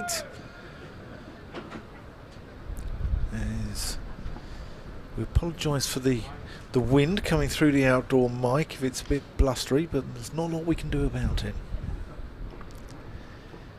Higgins approaching the crease, and that's not hit properly there by Gregory. Thick inside edge, goes out, one bounce to Matt Taylor at mid-on. That completes the over, and Somerset, they're cooking. Yes, they're looking to try and accelerate here, just to see what's, in the sense that how much time they can save, how much extra time they can give themselves, and indeed whether it means that the option, if they'd scored slowly, the option they might be left with is only to bowl twice, without the option of giving their bowlers a brief breather. If they score quickly, then the chance of batting again, even if it was only for a couple of hours, might make a difference. That's cut, and cut firmly for 4 more by Abel. He's up to 92, and remember, he was dropped on 52 by Miles Hammond this morning off Zach Chappell. Nice height of a chance, didn't appear to be travelling all that quickly, almost in fact one that you had too much time to think about. It wasn't one of those really instinctive ones, and Miles got 2 hands to it, juggled it, but it went to ground, and Abel has profited since then. Yeah, players like Tom Abel would punish you if you allow them a second chance. They make you pay. Classy player. His placement has been absolutely superb, hasn't it? It really has. Yeah, look at his overall numbers in a moment in terms of this innings. Scott in the bowl to him, and again that's off the back foot. And it's a really good piece of fielding by Zafar Gahar there. To his left in particular, he's a very good fielder. Able 196 balls faced. He's almost 5 hours, he is, for the moment, for his 92. 12 fours. But well constructed. Scott. This Ashley Down Road only get one more. So that's steered out into the gap. Is ultimately covered by Luke Charlesworth away on the square cover boundary. Got 150 not out in that game at the Oval, which I think you did you watch a bit of that, Dan? Watched a little bit of it. I was sort of flicking in between it was the Lancashire game. No, it wasn't. It was who do we have here? We had Surrey here. Yeah. No, we didn't. We couldn't have Surrey. It was the Lancashire game away, wasn't it? Cracked away off the back foot on the bounce by Gloucester were away at Lancashire when Somerset played Surrey, and there was an absolute world-class catch in that game from Tom Banton, I think it was.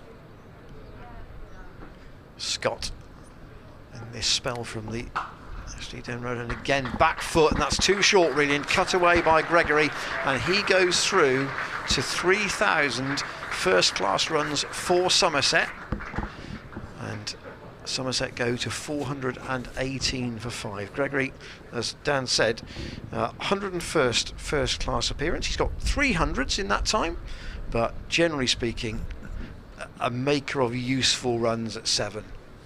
Yeah, and quick runs as well. It's how you get the runs, and he's given this innings a little bit of impetus. Gloucester this morning, just the 1 wicket. Somerset started at 319 for 4, so they've added 99 in 96 minutes. Yeah. Which, they're scoring at fractionally, actually even fractionally faster than they were in the first session yesterday. Yeah. And yet they haven't appeared to be hurrying. That's it's an odd dynamic, that, but paradox. You look at the board and you think, well, they haven't been really hitting big shots, not many big shots, and yet look where the board is. Yeah. Here's Higgins to Abel, short, and Abel rocks onto the back foot, control pull, and goes down to long leg for a single, moves him on to 94. This would be Tom Abel's 10th first class 100. We spoke yesterday, his conversion rate generally from 50s to 100s isn't absolutely top draw. He gets to 50 a lot, but only 1 in 10 of those is he converting into 100, which is not that great a conversion rate, is it? No, it's not. It's not, but the wicket's changed at Taunton. Sorry, my maths is terrible. 1 in 4. Yeah, the wicket's changed at Taunton quite a bit. Here's Higgins in to Gregory, and that's a short ball. Gregory goes pulling and gloves it.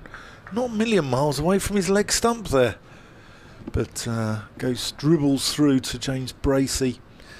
So 419 for 5. Gregory 28. Abel just 6 away from 100. Higgins 1 for 81. And it's a tough morning. Short ball again from Higgins, and Gregory rolls, gets over the top of it, rolls his wrists and thumps it square into the ground. George Scott, I think, for a while there, he put his hands up as if to think that the ball was coming his way, but he was actually quite a long way in front of him. I don't think he picked it up there. He sort of stopped, didn't he, and did the statue pose as if he didn't quite pick it up. Oh, we've got a leg slip in now. Ooh, alternative. Higgins into Abel, who gets squared up a little bit there, thick outside edge, goes out to point. And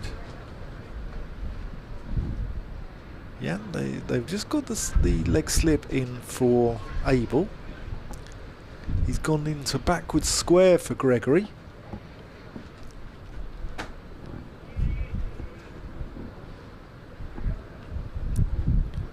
As he approaches the crease. And that's defended back to him. 20 minutes to lunch.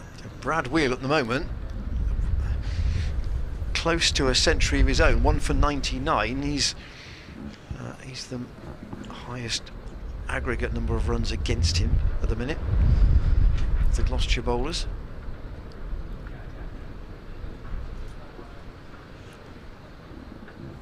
Higgins in, and Gregory works that one out to mid-on and retains the strike, so he's into the 30s. 422 for 5. 61 these two have added. Yeah, and very, very quickly. And Lewis Gregory's a man who's hit 160 odd sixes in his career, and he's a big, strong lad. Big, strong lad. So Jacob Bethel's going to have a bowl from this Ashley Down Road end. The young man had 1 over yesterday with his slow left arm, and Ryan Higgins just asking him about the field, and this is clearly, I don't wish to be unkind to the young man here, but Gloucestershire are trying to tempt Gregory here and wants to try and buy a wicket with him, I think. Yeah, yeah.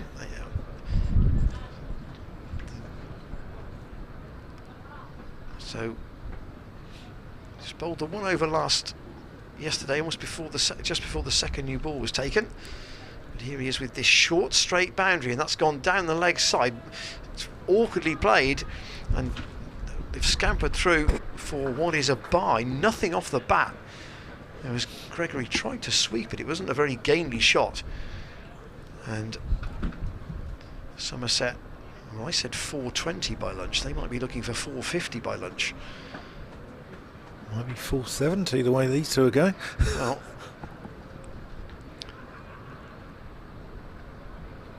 Bethel in, wants a full toss, works away onto the leg side. That'll be 4 into the gap. It wasn't overhit, and Abel very nearly there in terms of his 10th first-class 100.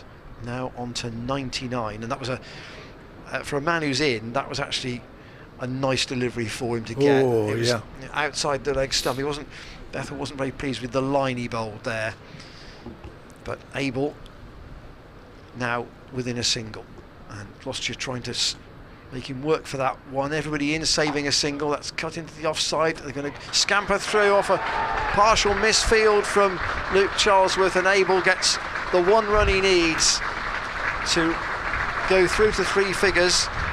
Puts his bat up. A lot of Somerset supporters down in front of the apartments here at the Seat Unique Stadium, and Abel goes through to his 100, 13 fours and 202 balls. Yeah, fantastic innings by the son of Taunton. He's one of their own, and a really, really good knock. And just over 5 hours to get there.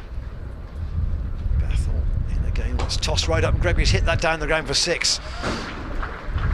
That's a big hit, and again has gone up onto, I think, the second level of the apartments. The ball has been returned, but young Bethel really has been put into the firing line here. Yeah, I'm expecting carnage now. I'm expecting absolute vandalism, and get on the phone to the local glaziers, Ian Randall, because I'm expecting Lewis Gregory to start putting 1 or 2 into the windows here in these apartments. Gregory to 36. It's a better line from young Bethel. But that was just a clean hit from Gregory, wasn't it? Oh, strength, brute strength.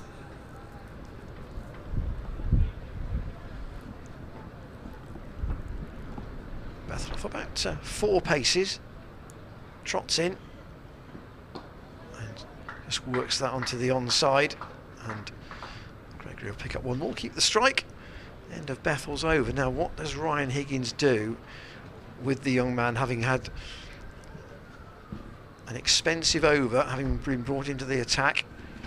Does he keep him on? Does he? Because that will only accelerate Somerset's progress towards a possible declaration. I wonder if they got to 450 at lunch, would they think, or would that be deemed? I mean, clearly it would be an aggressive declaration, but they might think they're going to save themselves a session there by declaring. Yeah, well, I think they'll the talk is of the pitch being easy to bat on. They'll have seen what's happened in the Surrey game, and I think that they will give themselves as much time as possible, and if that includes 2.5 days to win this game, then so be it. As Higgins comes in to Gregory, who defends that one back down the pitch. The balance is, do they need to get from 450 to 500, or do they actually bail out at 450? I'd go 5. I'd probably go an hour after lunch. I think they're going to end up at lunch on about 450, 460, and I think they'll probably maybe go on to about 5:30 as Higgins comes in. Short ball there too. Oh, and that's gone through Luke Charlesworth's out on the deep square and gone for 4 runs. The force of the shot there from Lewis Gregory, too much for the young substitute fielder. 4.39 for 5.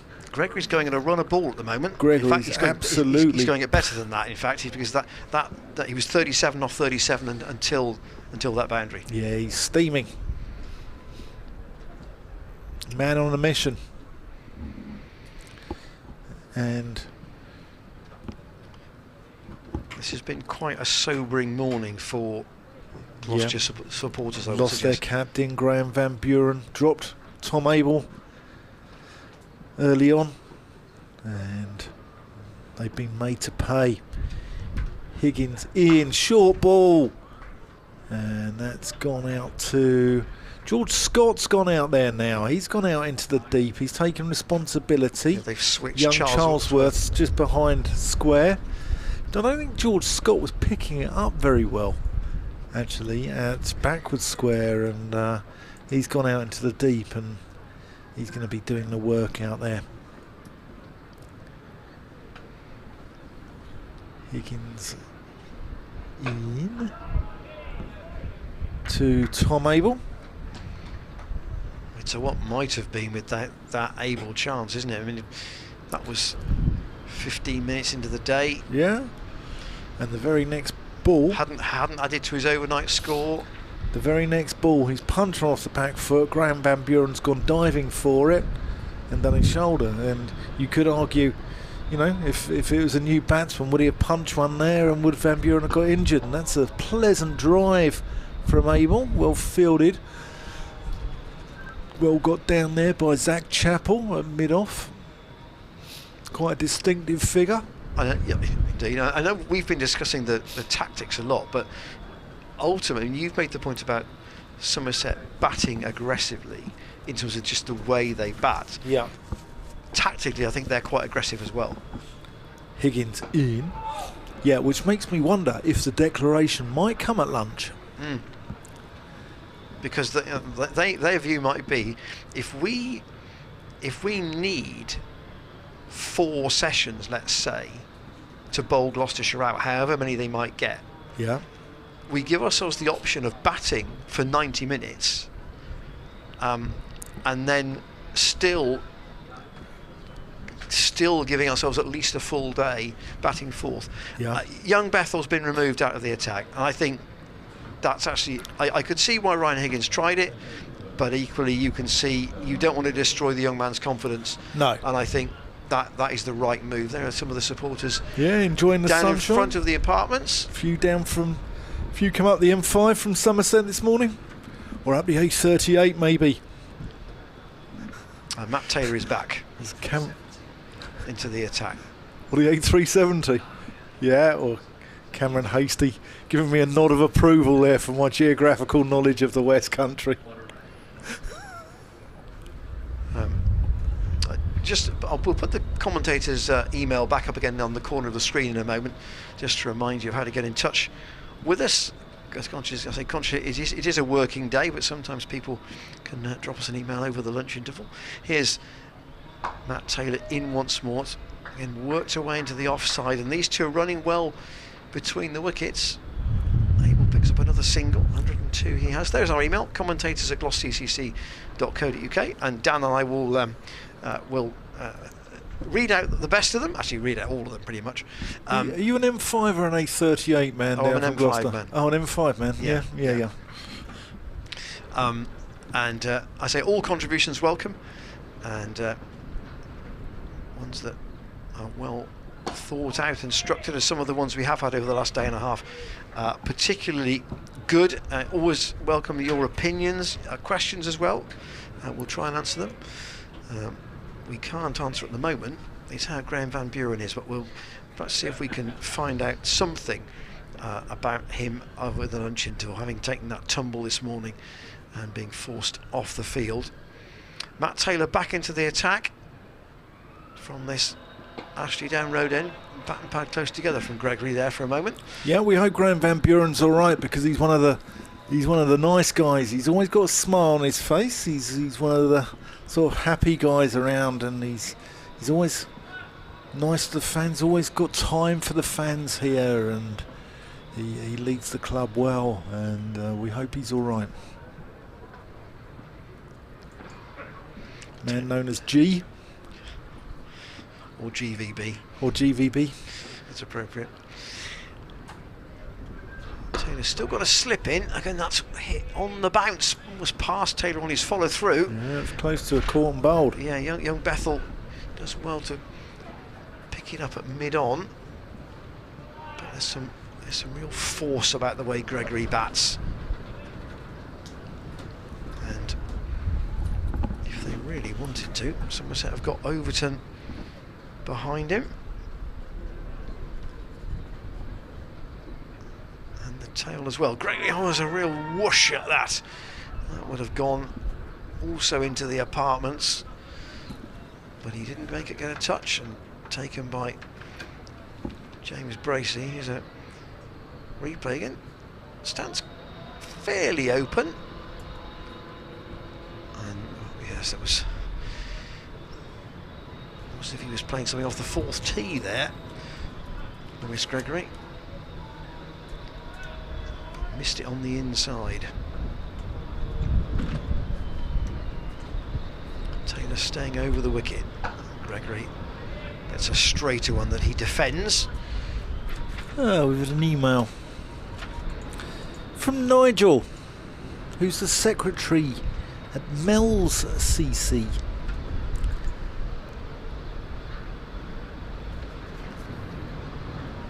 And there's a game tomorrow in the Bristol and District Division 11 game between Mel CC and Eastern Cowboys CC, which is in doubt at present due to a disabled Chinook helicopter in the outfield. Is this the most unique excuse you've heard for calling a game off? Well, we had a helicopter land here last year. I've played in a game once at Parkfield Cricket Club. As you can probably tell, I'm from urban North London. As Ryan Higgins comes in to Tom Abel, and that's a good delivery. Edged that, and he's got away with it, and he's going to get 4 more.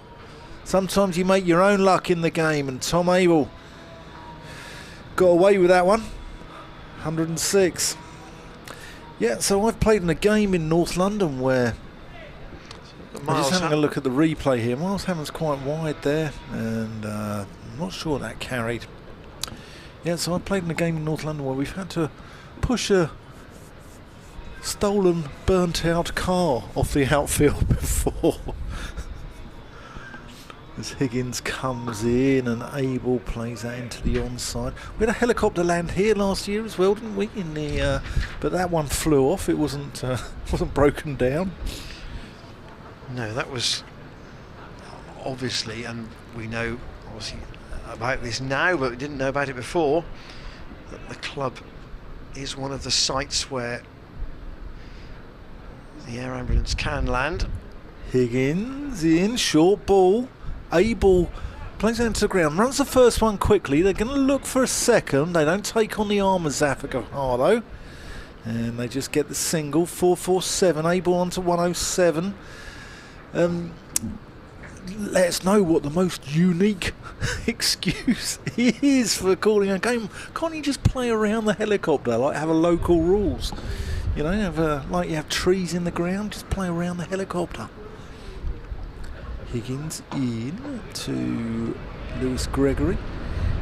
Just say it's 4 if it hits the helicopter. It depends where it is, I suppose. If it's like on a length in the middle of the square, well, that's probably not the ideal place for a helicopter pilot to land. You'd think you'd bung it into the outfield perhaps, but hey, perhaps he's not a cricket fan.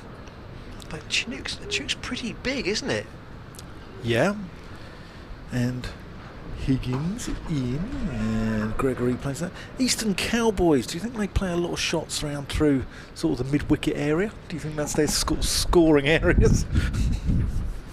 Possibly. Paul Coombs has been in touch. He said, loved the mention yesterday of Hallam Mosley and Dasher Denning. Although they were better known as Somerset players, they were my favourites. Memories of Hallam patrolling the boundary at Bath in particular. Yeah, Higgins in, and that's punched by Gregory. Hand on it out there in the covers by Brad Wheel, I think that is. And he saves the boundary, and it's just 2. He also says, I remember Hallam skimming the ball into wicketkeeper Derek Taylor, and with regard to discussion on wicketkeepers, Derek opened for Somerset for many years. Thanks for the work on the commentary. Thank you, Paul, for your note. I mean, yeah, Derek Taylor and Mike Taylor, of course, was at his training stay was at Hampshire. That's going back. I'm thinking definitely 80s. Yeah, definitely. Hallam Mosley was in the 70s, and as we said yesterday, he used to underarm it in from the boundary 80 yards into the wicket-keeper. Matt Taylor into bowl what might be the last over before lunch. That's a good stop. And diving George Scott to his right-hand side. Somerset 449 for 5, so just the 1 wicket lost today. 130 they've added this morning in pretty breezy conditions, although I say the sun has been out for quite a lot of the time, but the breeze takes the warmth away a bit. And perhaps here Abel has decided that he wants to be there to marshal things after lunch. We had an amusing chat last night as I was recalling a story of Hamish Anthony, who was at Glamorgan and was once given a lift up to London to go and see his cousin by Hugh Morris, who was the Glamorgan skipper at the time. I'll come on to it after this ball. Matt Taylor in on Abel, doesn't get that exactly where he wanted it. It was skewed out to Luke Charlesworth at a square leg. I think he wanted to play it a bit straighter than that. And then Hugh Morris asked him whereabouts in London did he want to go, because it's quite a big city, and you know, to this country Antiguan boy, and he said, "Oh, just drop me off on the main street. I'll ask around."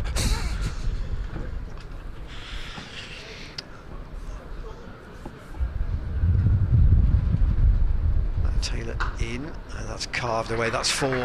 That's a good shot, and there's a big gap on that side of the ground. Matt Taylor's, he can't plug every hole at the moment, and Somerset up beyond 450, 453 for 5, able to 111. Just say Derek Taylor, 1970 to 1982 at Somerset. Yeah. So in a sense, 80s is kind of right, but Somerset, your 70s is much more right than mine. if that's proper English, which it probably isn't. 453 for 5. Yeah, because I think Guard came in after Taylor, so I think he retired in. When did he retire? What year? 82. Yeah, I think Guard was in sort of 82 to 84, 85, and then let Mike Garnham go there from Essex for a while, I think, possibly. And then Rob Turner, maybe. Mike Garnham, I think, started here. Here is Taylor. Oh, that's a slower ball and almost deceives Tom Abel. Matt Taylor, see the funny side of that, having seen Gregory spin round at the non-striker's end. I don't think Gloucestershire will be awfully keen to get another over in. No, it's one of those where you tie your shoelaces. Yeah, he's going to come around the wicket, so they'll change the field and drop Charlesworth back just to make sure that this is the last over. But Somerset's morning, no doubt about that. And Taylor in, that's let go. Ooh, it was a good leave actually. So we're at 12:59 on the clock. The umpires are, or Paul Baldwin's making his way towards the stumps at the pavilion end. Yesterday he didn't get there, and this morning he won't get there either. So the players are going to head off for lunch with Somerset 453 for 5. They've added 134 this morning for the loss of 1 wicket. That of Stephen Davis, who was caught by Bracey off wheel for 37 when the score was 361. So these two have added 92 already for the 7th wicket. Gregory has 44 and Abel has 111, and it's been a polished knock from Abel, Dan, hasn't it? Yeah, it's been an exceptional knock from him. He came in yesterday. His side were in a little bit of trouble. They lost a few quick wickets, and Abel's been the glue that's held this innings together. I mean, it was underpinned by a very good 94 from Matt Renshaw, but it looks like Tom Abel is going to go on and get those big hundreds which can put you into match-winning positions. And it's been a very sad morning really for Gloucestershire. Dropped catch, and then the desperately sad side with a huge injury list already have seen their captain and talisman Graham Van Buren going off with his arm in a sling, and no one likes to see that. And then he got a warm round of applause. He looked like he was seriously injured. We'll keep you updated as soon as we get any news. We'll keep you in the loop, but it's a tough few days in store here for the hosts, isn't it, Ian? It does look like that. 453 for 5. How far will Somerset bat? How much more time will they take to try and advance this total and then get bowling? The wicket takers for Gloucestershire as at lunch: Higgins 1 for 97, Chappell 2 for 64, and Matt Taylor 1 for 62. Brad Wheels also got his first Gloucestershire wicket as well, 1 for 99 at lunch. Play will resume here at 1:40. Join us then.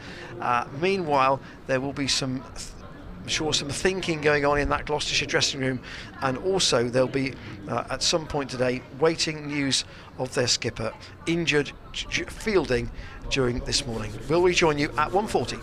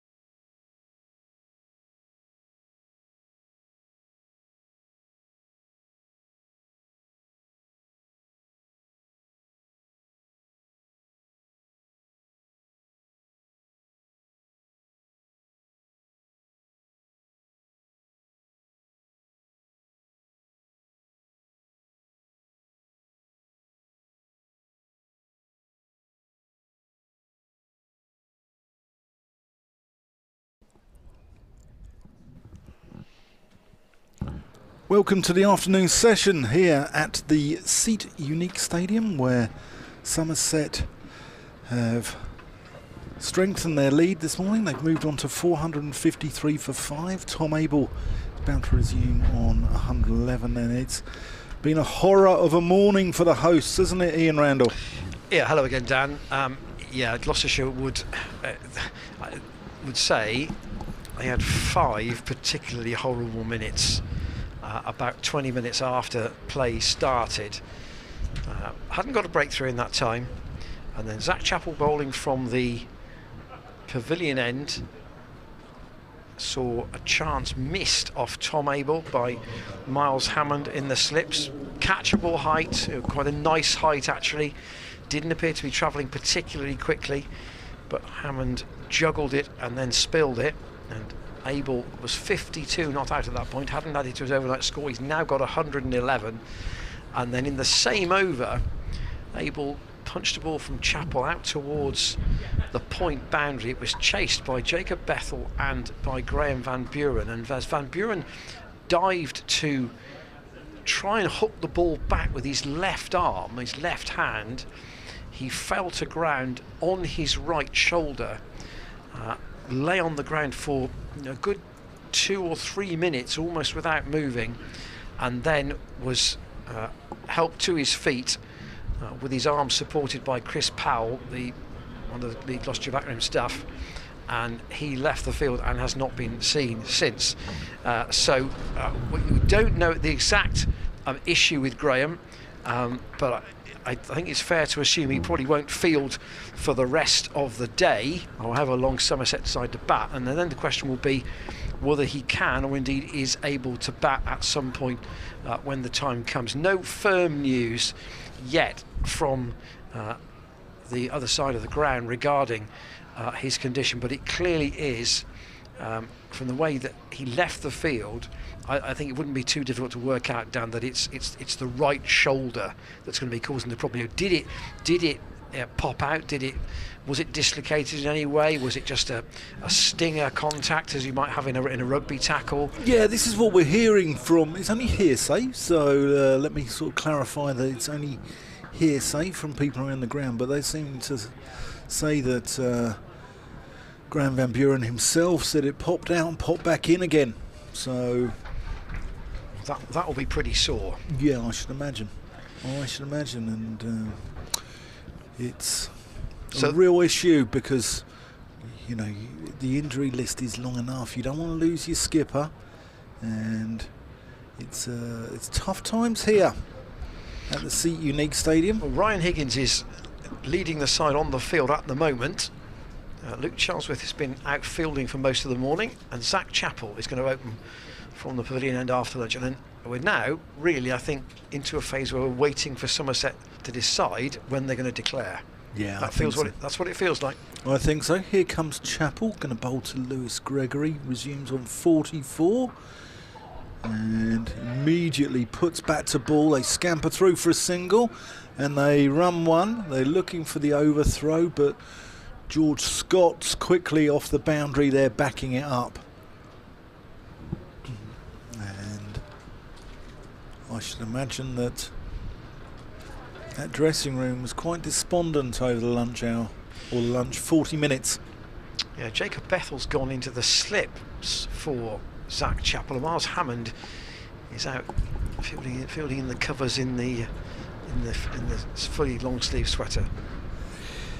Chappell in and just worked backwards. Runs the first one hard there, Abel. He's looking busy, looking as if he's in the mood to get the scoreboard ticking over. And what do you think, Ian, will be roughly when Somerset decide to call it a day? Well, 500, 550?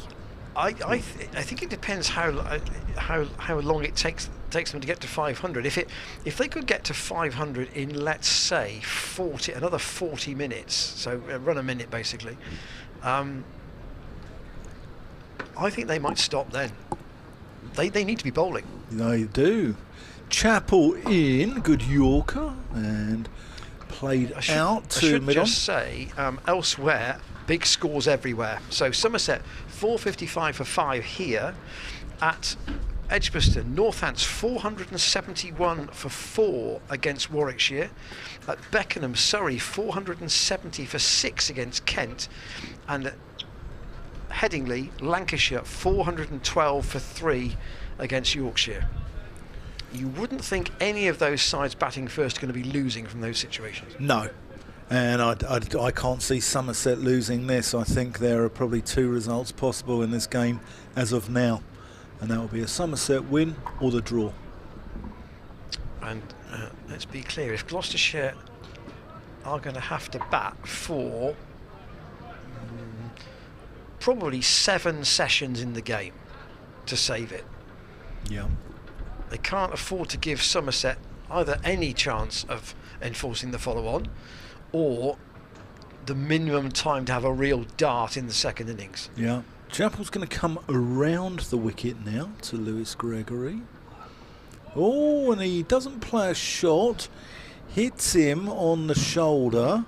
And they're going to give it leg byes because he's taking evasive action. If you don't play a shot and it comes off your pad, it goes down as no shot. But he's taking evasive action there. So it's going to be 4 leg byes. It wasn't very short, actually, was it? No. Really? It only sort of hit him on sort of halfway up his back. A few words there between Chappell and Gregory as well. The right arm round the wicket to the right-hander is... Here he comes around the wicket. Short ball. It's in the air. And it's gone over the head of Zafar Gahar for 6 runs. 50 for Gregory. 50 for Lewis Gregory. That's a really good knock. Really, really good knock from Lewis Gregory. Gave the innings impetus. 52 balls, 6 fours and 2 6s. Yeah. 3 6s, I think, isn't it? 3 6s, correct. Yeah. The third one's brought it Yeah, up. 3 6s. This looks like it could be quite entertaining. Chappell's going to bang it in. Gregory's going to take him on. Zafar is down at fine leg, but that's not the longest boundary. Chappell around the wicket, short, and that's pulled with ferocious power by Lewis Gregory for 4 runs, 1 bounce into the crowd here down below us to our left. I think that's the Marker Lane stand down there, isn't it? Yes, the Marker Lane and Jack Russell stands are the 2 stands down in front of the apartments.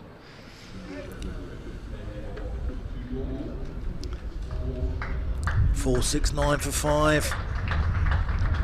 Terry Blake just announcing the details of Lewis Gregory's 50 over the PA. And Somerset looking to, I mean Gregory in particular looking to crack on here. And Zafar, having seen the ball fly past him twice, is now going to have to bowl from this Ashley Down Road end. Yeah, we haven't seen Zafar much from the pavilion end, have we? Which is where I've always thought he'd prefer to bowl from. And it's a shorter boundary here to the Ashley Down Road end as well. It's not that long on, is it? It's not that big a hit. No, it's not. The longer boundary straight is towards the pavilion end. So he's taken 0 for 61 from 20 overs. And here he is with 2 men back straight. Abel on strike. And Somerset, you can use the phrase, powering towards a declaration here. I don't see 5 wickets going in a hurry and Gloucestershire bowling them out. Not from what we've seen so far today. Just to let you know, we'll keep you updated from the score in the second 11 game between Somerset and Gloucestershire from Taunton Vale. We've got a number of Gloucestershire bowlers bowling in that game. We've got Josh Shaw, Jared Warner, Paul Van Meekeren, Naseem Shah, I believe, is down there. Good that Shah might be getting 4 overs in a T20. That might be good news with the first team T20 just round the corner. Yeah.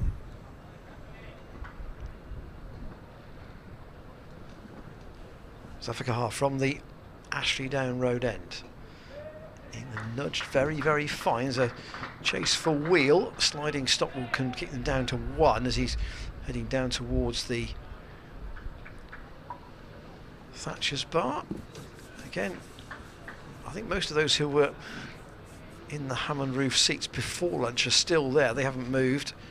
And there are some people out on the garden roof. But quite pleasant sunshine now, and Zaffa wiggling in once more and nudged up for another single. Gregory and Abel just rotating the strike here. They came together, these two. They joined forces at 361 for 5. So 111 added. A little bit like the Jamie Smith and Jordan Clark partnership for Surrey. I agree. Off the back foot this time, that's cut. The flock of pigeons has been moved, and George Scott is on the chase. He'll haul it in right by the boundary, and they'll come back for a couple. It's a long boundary out there, but Scott's got such a good arm. They were never really thinking about taking a second run. Gregory to 58. Yeah, both of those sort of heartbreaking partnerships, weren't they, where you think, oh, I'm almost sort of through, and then they just take the game away from you. Might argue it happened with the last wicket stand at Southampton last week. Yeah. In the second innings. Yeah. Although to be fair, Aaron Donald is by far from a tail ender, and James Fuller is not a classical number 11 in any shape or form, because he would normally bat maybe at 8 or 9 very capably. Their lineup was skewed, wasn't it, due to two night watchmen, which I thought was bizarre from James Vince last week, but who am I to argue? Gloucestershire, I remember Gloucestershire doing it once under Richard Dawson. Zaffa in once more. Oh, what's happened to that? That's beaten everything, including James Bracey. There's a chase for Matt Taylor down in front of the pavilion. They'll come back for 2. Was there anything on that bat-wise? Yes, there was. So there wasn't a chance, I don't think, for Bracey. Let's just see. Clearly the trajectory wasn't enabling him to either take the catch or pull off a stumping, which I suppose is the one possibility. It's well bowled by Zaffa. He saw him coming, fired it down a little bit quicker, dropped his length a little bit shorter, and just took the outside of Lewis Gregory's bat. But very well bowled from Zaffa Gahar. Deserved more really there. Chappell's going to stay round the wicket here. This could be interesting. So leg slip. Yeah, leg, almost a fine, short, fine leg, an orthodox fine leg, and a short forward square here. Chappell. And Abel lets that one go over his head. Don't think there's going to be too much in these batsmen's half of the pitch from Zach Chappell. And I suspect Abel might not take on the hook too much, but I think Gregory will. Oh, I think so. Almost every time, actually. He's no shrinking violet.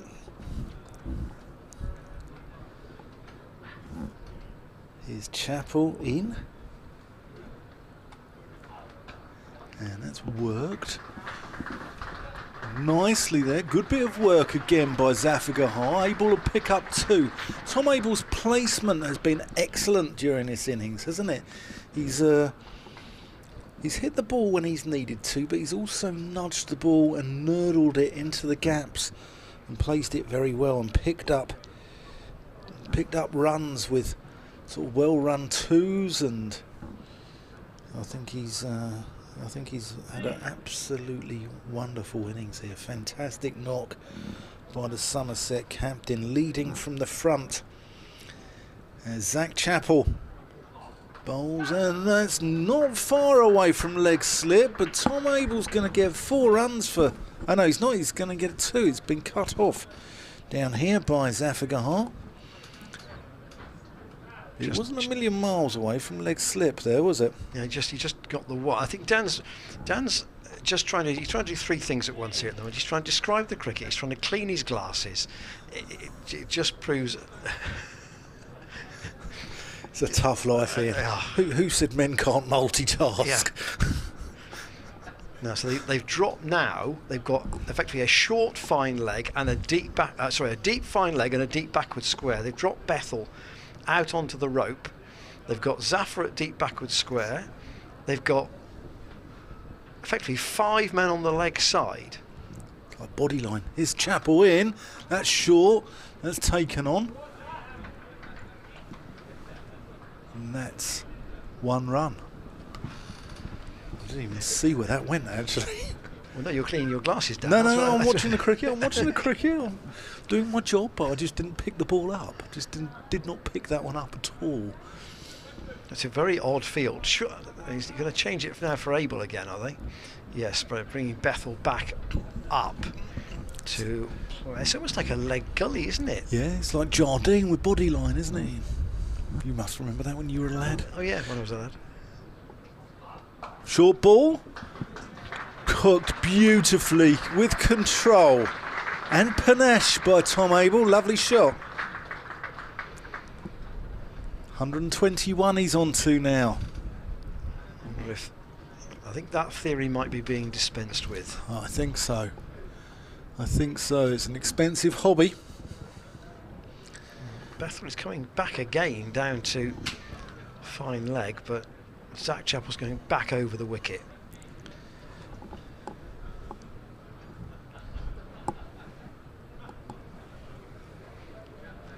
Somerset herring towards 500.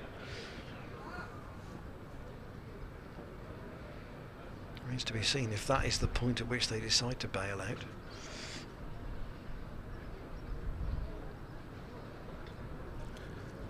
Bethel into Abel, drops it into the offside, scampers through for a single, 485 now. I wonder if it's, I mean, we've been talking about it in terms of the score. I wonder if Somerset are thinking more about the time issue and thinking, okay, we'll give it, I'm making this up, 40 minutes, 50 minutes after lunch, and then we'll see, or 10 overs perhaps, and see what we can get and go from there. Yeah, I think they might bow out at 500. I think they'll have seen what happened with the Surrey game. 600 end up in a draw. There's also a little bit of rain forecast now for Sunday morning. It's not going to be as heavy, I don't think, or not at this stage. I'm not a meteorologist and I'm not a psychic, so I don't know. But it's not going to be as heavy as it was for the Surrey game on the Sunday, where we saw the whole day washed out. But I think that they will have one eye on the weather forecast as well, and I wouldn't surprise me if they go at 500. So Zafar Gahar to continue from this Ashley Down Road end. An email from Rod Ward in a sun-drenched Penzance, he says. And that's a line about Tom Abel. Here is Zafar Gahar in once more, backing away is Abel, but didn't really get himself into the right position to play the shot he wanted, I suspect there. He just, in the end, didn't quite time it. It's gone out onto the onside, fielded at mid-wicket by Chappell. That's in a better position. He's worked that squarer. There is a man on the boundary, and they'll come back for one. Tom Lacey, in fact, out on the field there at deep mid-wicket. Rod says, regarding Tom Abel, he looks ready-made for an England call-up at number 3, in my opinion. Brilliant fielder and useful bowler. When Stokes finds the captaincy too much, he's a natural replacement, says Rod. Here is Zafar Gahar in once more, and Gregory defends. Would also pick both the Overtons. Hopefully we don't go back to Broad and Anderson. Spinner should be Leach. 4 players from Somerset. Well, 3 plus Jamie, of course, who's a Somerset boy, really. Who would have thought it? Well, why not Lammonby and Banton as well? Yeah. No, we're joking. We're joking. Thank you for your email. Zafar Gahar in again to Gregory, who powers that away straight to George Scott, who's on 3 parts of the way to the cover boundary, and they'll pick up one more.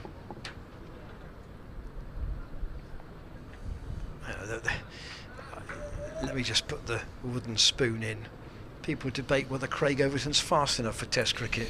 Yeah, Here's Zafagahar in. Again, played with time by able actor George Scott. Plenty of really just placed that where he wanted it. Yeah, going back to your point there, Ian, about Craig Overton, do you think he's going to be one of those bowlers, say like Chris Wokes, who's able to perform pretty well in English conditions, but has he got that extra bit of nip, especially on good decks, where you know, like you get abroad? Would he be good enough, say, on surfaces like, say, the subcontinent or you know, other surfaces around the world? Yeah, so on a pretty slow pitch here last year, I appreciate it's only I say only, set in context, it's a county game. He took 4 for 16 here on a pretty docile pitch last year, albeit in one spell. Now, in Test match, you've got to come back and back and back, and in county cricket, you can do that too. And he's really done that this season in the Essex match. Was it 13 wickets? 13 wickets, yeah. So, yeah, this will be a test for him on this pitch. Chappell in, and that's got to be. Oh, I think there's a little bit of inside edge on that. I thought it'd hit the pads there first. You know when James Bracey thinks it's close, don't you? Because he every time you can see his emotion spilling out. Here's the replay. Oh, a little bit high. I'm not sure there was an inside edge actually. It's a little bit high, a little bit leg side. Thank you, Rod, for your email. I'm sure Penzance is lovely in this sunshine. Oh yeah. Chappell in wide, short cut to Brad Wheel at point. Rod might be a Pirates supporter. Lots of obviously enthusiasm for rugby in that part of the world, and the strive, is that the right word? The bid to have a stadium for Cornwall continues. It's been a long-running challenge, and it seems that Dickie Evans' money has kept the Pirates going. It's probably not going to pay for that stadium. Chappell in, and Abel, as he does, just works it fine off his legs. He's been fantastic there. He's round that corner, backward of square. He can work the ball either square or fine at will, and he's toying with the fielders. And when you're only allowed 2 behind squares, you know, we found out since the 30s, the law's been there with the 30s, something to do with Bradman not being able to play the short ball, I believe, wasn't it? And well, I mean, in Chappell's last over, we had 5 players on the leg side, either square or off or behind the wicket. Yeah. Here's Chappell to Abel, short ball, and that goes to George Scott, backward of square, just for a single. But Abel has toyed with the field, and you just cannot bowl there to Tom Abel, because he never misses it. He just does not miss it, and he either gets it really fine where the leg slip would be, or when they have the man finer, he pumps it squarer. And it's been a really, really good knock, and an absolute pleasure and a privilege to watch this. Economically yesterday, but he's been going at 4 and over today, at 5 and over today, as you were. Yeah. Chiefly in this spell, actually. Here he comes. He's going to come around the wicket to Lewis Gregory. And Gregory moves across his stumps and just works it down to Zafagahar here down at fine leg.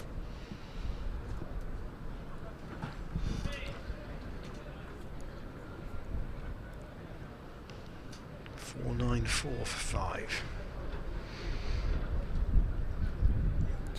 How far do they push Somerset here? It's been a grim couple of days so far for Gloucestershire supporters in this battle of the West Country. El Sideco, as we christened it yesterday. And that's played into the onside. Well fielded. Good stop from Miles Hammond. I think it was your line, El Sideco, yesterday. In the second 11 game, the T20 warm-up game, from Taunton Vale. We think there might be 2 T20 games. In the first game, we can tell you that Somerset Sec 11 have won the first game by 7 runs. So 1-0 to the men in maroon. Well, Zafar is going to have a long on and a long off back for this next over. Gregory on strike on 63. I wonder if Messrs Harris and Scott are thinking about batting at the moment. I think they should be, because Somerset are pushing on. It is now they who are dictating what's going on. Gregory uses his feet down the pitch out to Bethel. I mean, come back to the Surrey game, and I think, Surrey supporters said they over-batted. We said they batted too long. Ultimately, the rain beat them, you might argue. Yeah. Zafar in once more. Punched again for a single, able to just rotate the strike at the moment. But there is that school of thought that you do what the opposition would least want you to do. So what would Gloucestershire not want to do here? They wouldn't want to spend another half an hour out in the field. So maybe Somerset gamble and say, okay, we'll just try and really explode the run rate off the scale once we hit the 500. Yeah, and if it all goes for a ball of chalk, well, so be it. Yeah, well, I just don't think that they need to push it so far, though. They don't need to grind Gloucestershire into the dust. Zafar again in, and punch back by Gregory to the bowler.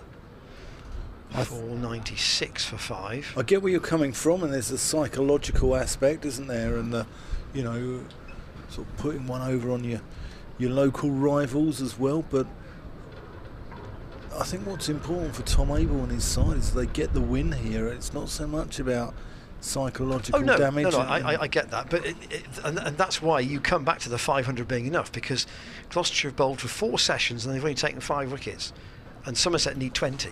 Yeah.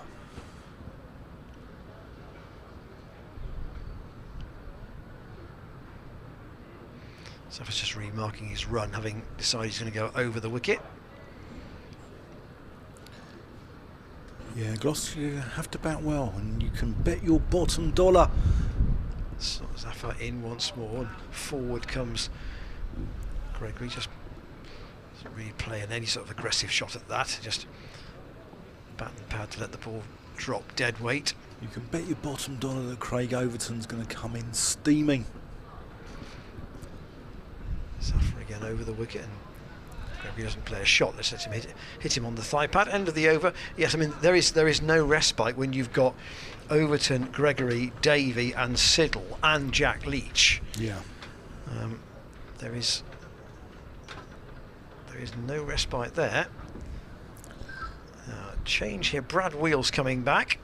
So Zach Chappell's theory of perhaps trying to extract some bats with the short ball, trying to trouble these two with the short ball, hasn't really worked.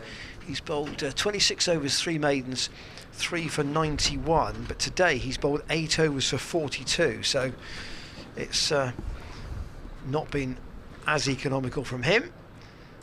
And an email from Josh: nice to have a new day of cricket, and sadly a new day of bowling for Gloucestershire. All these injuries make me even more cheer for the county. I really hope Gloucestershire pull a draw out of this game. What are your expectations for the T20? The squad looks great, but I'm cautious with all these injuries happening at the moment. Wheel in, and that's worked. You've got that in front of square. They think about a second, but they don't go for it. Well, thanks for your email, Josh. I think we're going to win it. I think we're going to win the T20. Don't you, Ian? We've got a chance. Yeah, of course they've got a chance. I have not looked yet, and I probably won't do that until after this match is over, at all the other signings that all the other teams have made, and that is relevant because everybody seems to be getting stronger year on year. Yeah, Glenn Phillips coming back from that, which will be a huge boost I wonder if he will play in county 4-day cricket. Well, that's a possibility. That has to be a possibility. Wheel. And that is whacked out to George Scott there. That was dismissed, wasn't it? As if that was somebody playing beach cricket with a tennis ball. Yeah. Yeah, it was. It really was. Wheel's gone for his 100 as well. Gone for 3 figures now, which no Gloucestershire bowler did in the game against Surrey. Payne was 3 for 99, I think. Payne was 3 for 99. His Wheel to Abel, who just opens the face, gets it backward as square. Yeah, in that game we had Van Buren went 2 for 94 and Payne 3 for 99, but no one turned up. 499 for 5. Tom Abel 132. I wonder if he'll go for a career best, which was his 150 against Surrey. Well, 132 was exactly what he got last year, ironically. That's just dropped inside edge and they scamper through for a single. That's good running as well from these two. That brings up the 500. So last year, Abel 132 not out. This year, Abel 132 not out. But they're going to keep going. Yeah. At least for the moment. And 6-wicket record for Somerset is by Chris Tavaray and Graham Rose. Here, that's 6-wicket against Gloucestershire, here in 1991 at Bristol. Wheel in. Oh, that's got to be. Ooh, it's got to be close. Well, only Wheel went up for that. Yeah. There's an indication that maybe he heard 2 sounds and started to go up thinking there was only one. Here's a second look. Hard to tell from that angle. Yeah, I think if it looked close, there's got to be an inside edge there, otherwise it would have been more of an audible appeal. His Wheel. Abel just runs it down to 3rd. Retains the strike. That's the end of the over. 5:02. So everything is now speculation, isn't it? Yeah. About how far they might go. Is 550 the target? Is it perhaps time? Perhaps they might think, okay, we'd like half an hour before tea at Gloucestershire. We'll get as many as we can up until then. But for fear of repeating myself, the game does not move anywhere now until Somerset decide enough's enough. No, absolutely not. Absolutely not. Zafar Gahar is over the wicket. He's trying to put it into the rough and trying to slow down the scoring rate, isn't he? Zafar from the Ashley Down Road end, and that's been hoiked quite some way. That's going to go a long way into the car park for 6 from Tom Abel. And the Somerset skipper now perhaps really starting to open his shoulders a bit. And with that blow, even if Tom Abel gets that was out, actually leg and middle, and it was quite a long way. With that blow, across, even if Tom Abel gets out, he's improved his average of 134.5 that he was on before the start of this game against Gloucestershire. Stats courtesy of Adrian Thomas. Thank you, Adrian, for those. Sorry. Is that his average against Gloucestershire? Yeah, 134.5. Right, okay, so I'd say his actual average this season before this game was just over 50. Yeah. Pretty good anyway. But now we've got a problem that we might need to find out where that ball's gone. Probably embedded into the windscreen of one of the cars in the car park. Indeed, whether it's what sort of condition it might be when it comes back. I think the umpires are indicating that they want the box brought out because they need to replace that ball that has been bashed pretty forcefully by Abel. There seems to be a bit of scurrying about the car park. Is it? Tom Lace has gone in there. It's gone underneath somebody's car, I suspect, and they can't. In fact, they can't actually locate it. So it's all about the time factor. It's a bit. That's a very village situation, isn't it? When the ball's gone into the brambles and you can't find it. Here, it's gone into the car park and nobody's seen where it's gone. Yeah, professional cricketers don't, have to go through these aggravations. I'm sure, and James Anderson has never had to go into the garden of one of the houses neighbouring a cricket ground and avoid the local Rottweiler. Oh, even in his days playing in Burnley.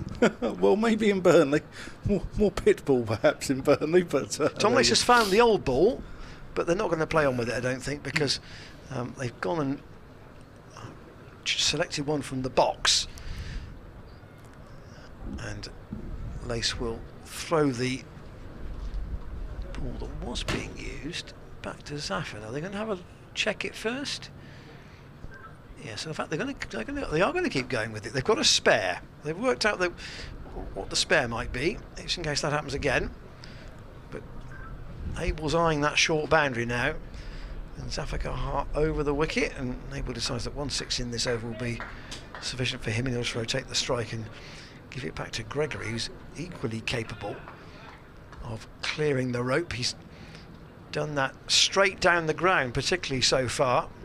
2 powerful straight hits, albeit say it's not the longest boundary straight here at Bristol. 508 for 5, and Zafar in, and Gregory doesn't play a shot, just pads that away.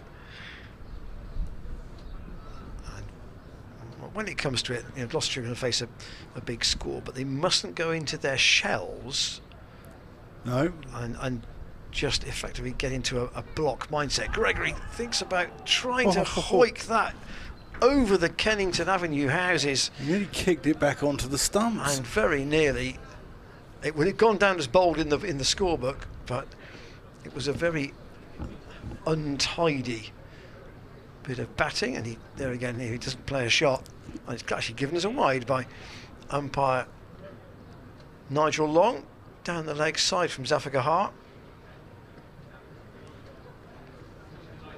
Giving that as a wide. Yeah, gave that one as a wide. And Gregory just comes forward and defends. Out to Zach Chappell. It's interesting. 66 to Gregory at the moment. And we gave Zafar the charge there, but in the end just blocked it out on the leg side. 133 overs bowled by Gloucestershire, so 53 with this second ball. 509 for 5. They were 361 for 5 at the end of the period where you can get bonus points. So in 23 overs, if I can do the maths in my head here, they've added 148 in 23 overs since then. That's motoring, isn't it? That's rattling along, isn't it? Yeah, that's acceleration. Wheel to Abel. And that's well over 6 and over. Yeah, Tom Abel on 140. Career best the other week against Surrey where he got 150. Can he surpass that?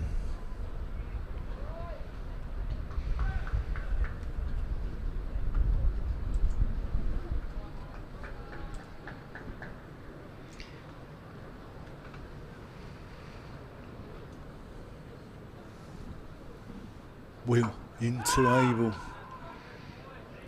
Again, just to indicate the acceleration, Abel's gone from 100 to 140 in 36 balls. So he's got 40 off 36 since his 100.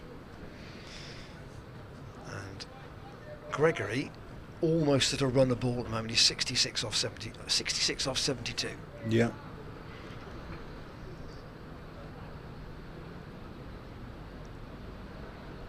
Wheel approaching the crease from the pavilion end, and Abel defends stoutly as he's done for almost a day now. Came in yesterday afternoon. Yeah, time-wise, he's Score just on- shy of 6 hours. Yeah, score on 172 when he came to the wicket. Now on 509.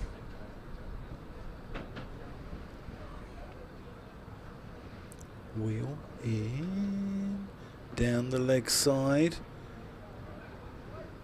Dot ball goes through to James Bracey. And, you know, given we have been critical, if that's the right word, of the number of extras that have been totted up in certain innings this season. And here, 6 byes against James Bracey. I think there was a 4 in there as well, so he's not done too badly. Only 4 no balls and 1 wide, so you know, better from in that regard. Yeah, Wheel in, and that is gone down to third just for a single. That moves the score on to 5-10. Good to catch up with Jamie Thorpe at lunchtime. Jamie's the head of medical at Somerset County Cricket Club, and from my parish, originally ex of Southgate Cricket Club and Winchmore Hill Cricket Clubs, and he's a good man. Saw him getting involved in the football that Somerset used to warm up. He's used as a goalkeeper. Wheel in, good Yorker, kept out by Gregory. So 510 for 5, that completes the over. Gregory on 66, Abel 141. How long are they going to go for? That's the question on everyone's lips here at the Seat Unique Stadium. So if it's going to continue. And the Andre Agassiz coming out as well. Ian Randall has decided that it's cap weather. We get the sun here about this time of the day, just after lunch. The sun starts to stream in, and we get it for the rest of the day. Ian Randall. Even slightly indoors, it is a kind of an odd mix, but it just takes the glare a little bit. South half from the Ashley Down Road end, and again it's a whip around the corner by Abel. He doesn't get that off the middle of the bat at all. It dribbles away down towards the pavilion, and they've ambled through for 1 run. I see the cap's got a zip in the front here. Keep your car keys in. I think so, yeah. Car keys or... I was going to say keep money in, but the thing is it's cashless now, so you'd have to put a credit card in there. Yeah. Here's Zaffa, again almost outside the leg stump, but he's got that away to Wheel, and Gregory picks up 1 more. 167 he goes to. And Somerset undoubtedly are trying to accelerate here. They're trying to throw the bat, but not quite timing it at the moment. Zaffa tosses that one right up, and again Abel not getting it where he wanted the field for the slow left arm. He's got the slower Zaffa's bowling it, the harder it is to hit, isn't it? And Jack Leach is probably watching this. Got a deep backward square, a deep mid wicket, a long on and a long off out, and that's gone up high in the air. That's gone towards Wheel at deep square, and he's caught him. So eventually Abel goes for 142, and Zaffa gets a wicket. It was a fairly straightforward catch for Brad Wheel, but he's done an outstanding job for his team. Just about 6 hours at the crease. 17 fours and 1 6, and there's a lot of Somerset supporters sat down in front of us in the Marker Lane and Jack Russell stands, and Abel acknowledges the reception he will get by raising his bat. Yeah, it's been an absolutely wonderful innings and deserves every drop of applause coming from this crowd, and Gloucestershire fans magnanimous in there.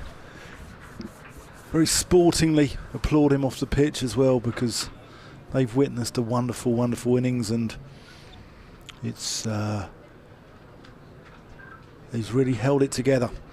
He's glued this innings together. Yeah, done a great job. And that stand between those two worth 151. Craig Overton is the new man. 151 in 24 overs and 4 balls. So yeah, it's near as makes no odds a run a ball. Good partnership. So Overton in at number 8. He won't hang around. No, I suspect he will attempt to continue the momentum.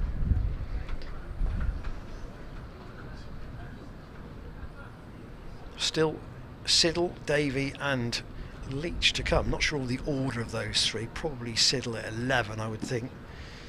Leach at 10, Davey at 9, probably. They can all bat. No, none of them are Oh yeah. Muppets. And the Ferret isn't even in the team. Here is Zafar in, right on round the wicket. And the Ferret, of course, is Jack Brooks, and the nickname the Ferret because the Ferret's coming after the Rabbits. Is that right? Yeah, he's got 100 to his name though as well. He's got one in a Roses game for Yorkshire against Lancashire. Zafar Gahar round the wicket with a wicket in this over to Overton. Ryan Higgins policing things out there in the middle.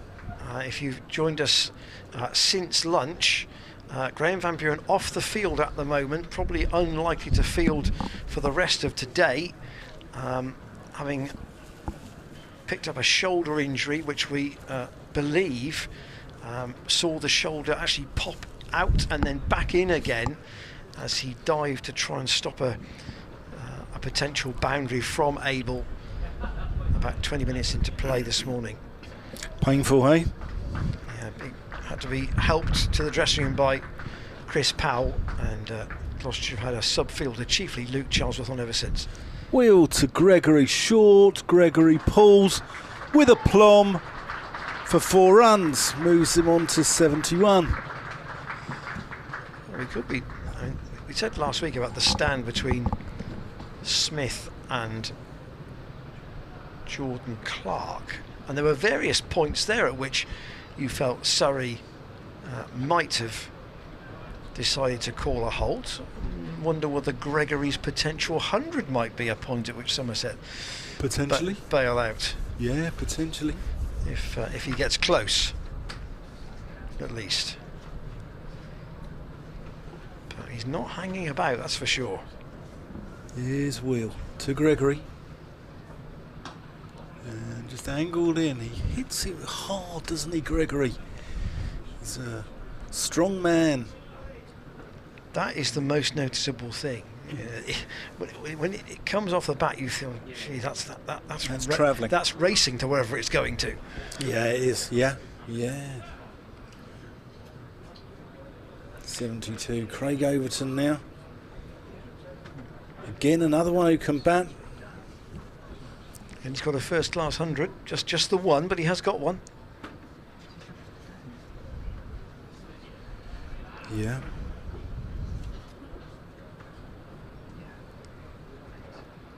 Oh, and that's an inside edge. He's got that one down here, and Zafar Gahar fields it well, so he's off the mark. Craig, his twin brother Jamie. Craig's 3 minutes older than Jamie, and they thought they were going to be the first twins to play for England in a test match, because the Bedsers never actually played with each other apart from in a practice game in Tasmania in 50-51. That's Gregory, and he's given himself room. He's got it out to Tom Lace, fielding out on the deep cover boundary on the Kennington Avenue side of the ground in front of the car park there, protecting the cars. He's protecting quite a lot out there, to be fair. So there are 3 sides racing towards a declaration here.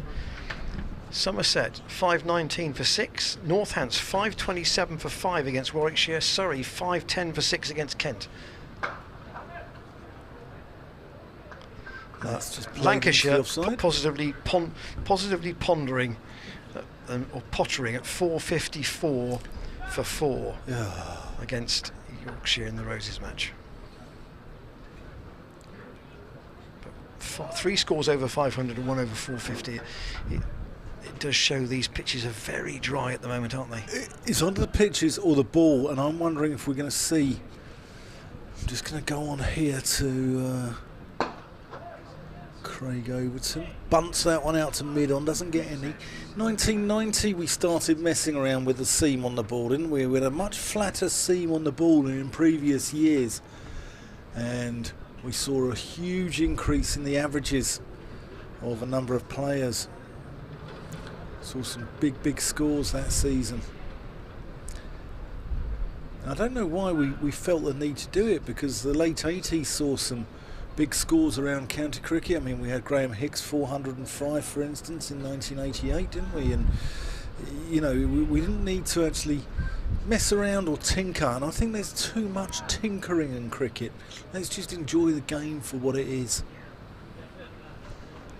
Well, Zafar is to continue from this Ashley Down road end, and the attempted reverse sweep played by Gregory. He's got it very fine, didn't get much on it at all, if anything. It's nice. Well, I'm going to say there was some bat involved in that. There was nothing on it at all, just 2 byes, and Somerset up to 521 for 6. They were 319 for 4 at the start of play, so 202 they've added today, and here we are basically 50 minutes after lunch, and it's played into the ground by Gregory, and didn't really know where that had ended up. 73 he has. Suffered the ball too. Oh, it's a bit tucked up there.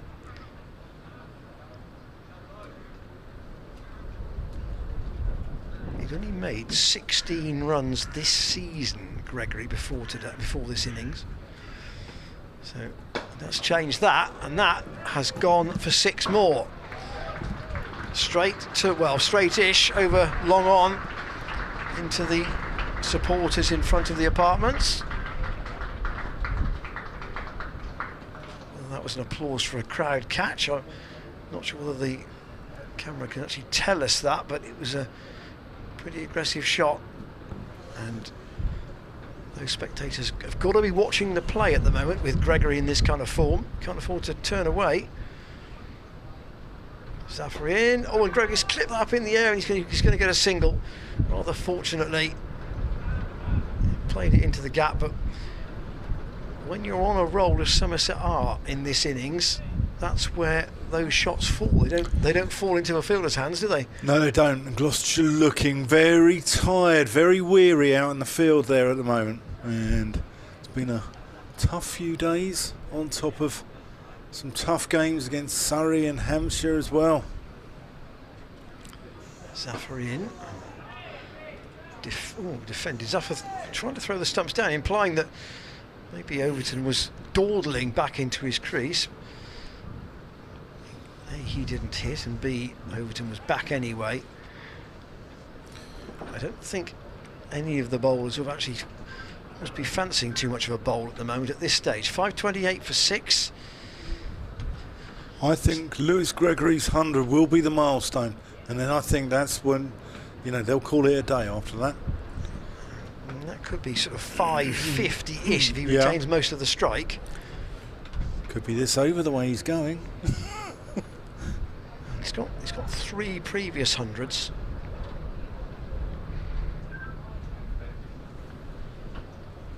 Flock of pigeons munching on the square to the left. His wheel into Gregory, and that's hit very firmly out through mid-off. Crashes against the boundary boards. This really is a display of really pure controlled hitting from Lewis Gregory. Not much foot movement here, Dan. No, but he's got the power to get through it. Just stood in his crease. Yeah, stand and deliver. Punched it back down the ground. And you know, Wheel is not a military medium, is he? No. To do that too. No. It's a really, really almost a dismissive shot. Here's Wheel into him. And that one has gone to point, no run.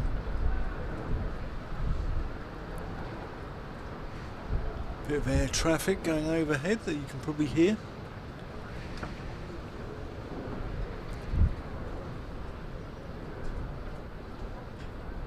It's all about Gregory from here, you feel? Oh, yeah.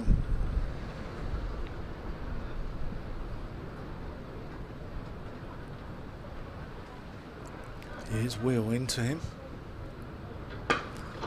And that has gone over the top of mid-off. And that's going to be 4 more. This is pure vandalism here from Lewis Gregory, smashing it everywhere. Took one hand off the bat in that shot, I think. If you have a look at it a second time, my impression was that it wasn't the most orthodox, shall we say, but away over Zach Chappell. It's not always pretty, but it's pretty effective. Now, 10 fours and 4 sixes he's hit. Here's Wheel into Gregory down the leg side. It's going to be leg buys, I think. Again, you're going to get one of them, whatever they are. And they are leg buys. So the score moves on to 5-3-7. So, what do you say to Overton? Yeah, you can just block these two, Craig. No problem. I'll take the spinner in the next over. 2 sixes, I reckon.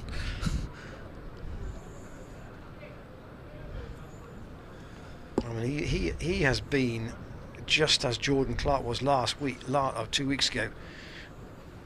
Just a real Wheel in to Overton, who plays it out to mid-on, and if that was a direct hit, I think he'd have been gone. And Miles Hammond went to throw the ball, but I don't think he ever ball really had it under his control. Hand.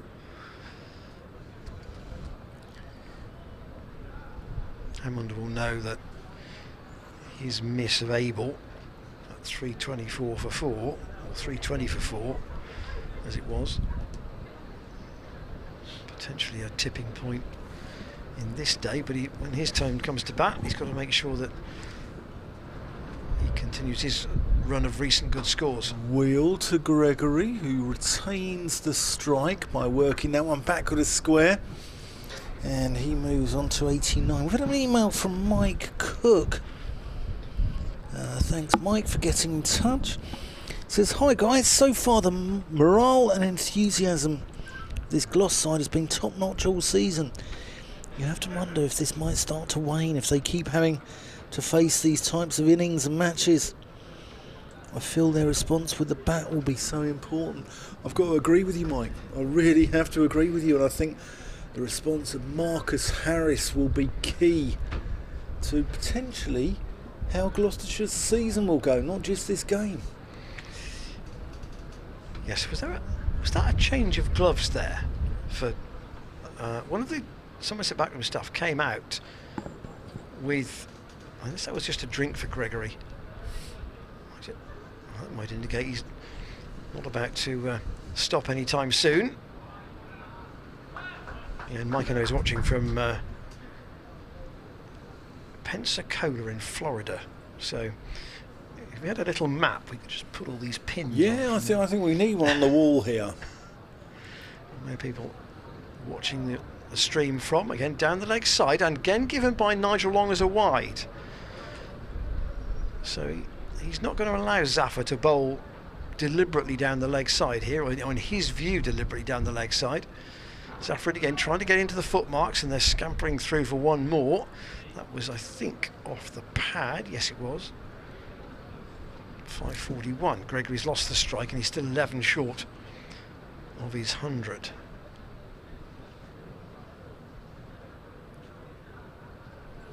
What was your phrase, Dan? Grinding Gloucestershire into the dust. They are, yeah. Overton doesn't play very positively at that. It was a bit tentative, and they're going to come back for 2 runs. Matt Taylor's been on the chase, and his throw is back into James Bracey. Well, they are grinding Gloucestershire into the dust, but you know they're also chewing up the potential time that they've got to bowl Gloucestershire out twice. Yeah, that's Gloucestershire won't mind this at all. Gloucestershire won't mind them batting on. Zafar from the Ashley Down Road end. There's a paddle by Overton. They're going to take at least 2. He might get 3 for it if they're quick on the running between the wickets, and they've run out. Oh, Gregory has run out. What a good return that was from Brad Wheel, and Gregory is run out, and he will. Well, he may not say anything to Craig Overton about that, but it was his decision to go to the danger end, and he's been run out for 89. Oh, Lewis Gregory, what have you done? And Somerset are not going to call a halt. They're going to keep going here, and Gregory gets some generous applause, and in a sense he's deserved to get the other 11, but he's not got them really because of his own error of judgment. He was running to the danger end, and Wheel's throw right by the stumps, and James Bracey broke them with the batsman out of his ground, Paul Baldwin's raised finger. And here is Josh Davey coming out. He was always 9. struggling, wasn't he? He was always struggling. It's not like a throw from square of the wicket on the scoreboard side, which is a long throw on the arm. That was down towards the pavilion. It was a risky one, albeit they did set off for the 3 pretty decisively. I wonder if Cam's got can do us a rerun of that, maybe at the end of the over. But Paul Baldwin's call it was. So Davey has come out at number 9. And again, Gloucestershire won't mind this. Won't mind another Somerset batsman coming out, chewing up a bit of time. Just gradually running down the clock, because Gloucestershire are never ever going to win this game now. The best they can hope for is a draw. 53 overs left in the day. And Davey waits for Zafar. He just pushes forward back up the pitch. Yes, you take 2 overs off between innings. I wonder if we're both going to be here on Sunday night looking back to these moments and seeing how critical it was to the outcome of this game, to the result of this game. Put the man back at long on now. Luke Charlesworth has dropped out, and Davey isn't going to do much to that, just dabs it out on the offside. No run. End of the over. A wicket for Gloucestershire, but not one that will go against Zafar's wickets column. 89 off 89 balls for Lewis Gregory, and well, just the acceleration you want from his position in the order. And Brad Wheel, having affected the run out, has now been taken off. So Matt Taylor's coming back. Wheel's figures overall are 1 for 122. Yeah, we'll have a look at that run out next over. Matt Taylor's about to come into the attack.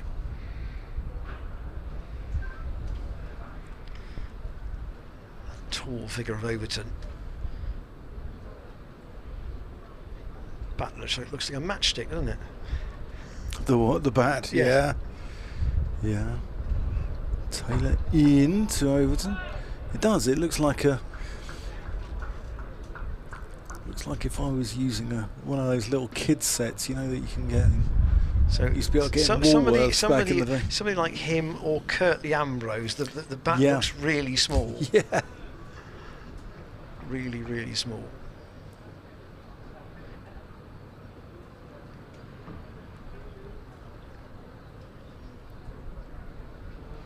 Taylor in.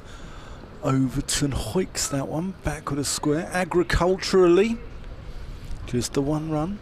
And you can understand why that when the bowler is running in, his bat is not on the floor. Yeah. Unlike some batsmen who would like to keep the bat literally on the ground until the last possible moment, he'd have his back would be prone to awful problems if his bat was on the ground, wouldn't it? Yeah, the clouds really moving across the ground fast here. The lights changing from sunny to cloudy as Matt Taylor comes in, and Josh Davey plays that one out to mid-off. Josh Davey in the Scotland side took 5 for 9 for Scotland against Afghanistan many years back. He's born in Aberdeen. He's been a regular member of that ODI squad, actually, isn't he? Yeah, he's Taylor into him, and he defends that. He's had groin surgery over the winter, but he can bat. He averages just under 19 with the bat, and in the last game against Warwickshire he did well, took 3 for 30 in that game, and it will be interesting to see what he can do with the ball. He's one of those kind of slightly under the radar sort of bowlers, I think. Yeah. Taylor in, and he just nurdles that one down to third, or back with a point, and Craig Overton calls him through for a single. And when I say under the radar, it probably means that if you ask most of the other professionals about him, they really respect him. But supporters of some teams may not know a great deal about the rather more casual supporter wouldn't necessarily know him as a name, but actually, he is a good first division operator. Yeah, he started out with Middlesex. He's there as a 19-year-old. Here's Davey in, and here's Taylor in, and Overton just plays that. 145 wickets at 22. That's pretty tidy, isn't it? Very respectable. Here's the run out then from Craig Overton facing Zafar Gahar, having made, 87 at a runner ball. Here he is. He's clearly running to the danger end, and so look at Overton's reaction. Angry. He didn't put a dive in there either, which you'd have thought he would. You have to say it was in a sense Gregory's error, because it wasn't a hesitant run. Well, it was his call. It was his call. Zafar Gahar in, and Davey just plays that back up the pitch to the bowler. Zafar in his 28th over. He's had far more cricket in these 6 rounds of championship matches than I think he could have expected. Davey works that into the leg side. No, nothing happening there. 5:47 for 7. He's done well though, Zafar Gahar. I think he's he can do all the disciplines of the game, all 3 disciplines very well.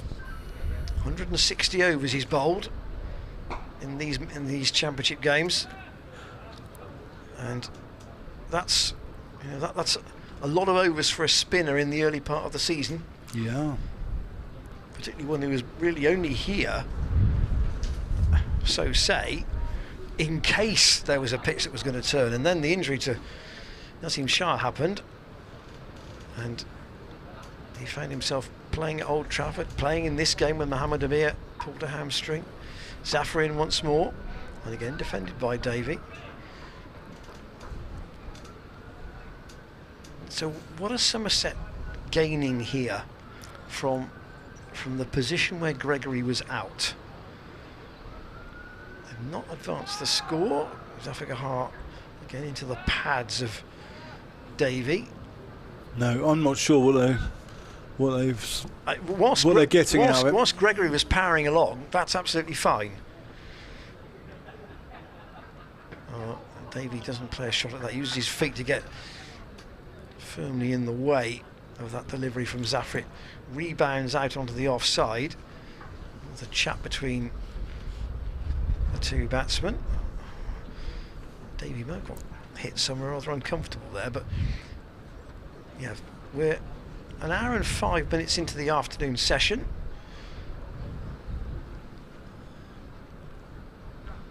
"19 overs remaining of this session as things stand. So if you take 2 off for the change of innings, you're going to have an hour potentially for Somerset to bowl at Gloucestershire before tea at the moment. Taylor from the pavilion end, and that's hoiked away, and George Scott can't cut that one off, and that goes for 4 runs. That brings up the 550. But I don't really see what Somerset are getting out of this now, apart from the psychological damage that this will be inflicting on the hosts. But really, if you're serious title contenders, as Somerset possibly think they are, Even having had a poor start.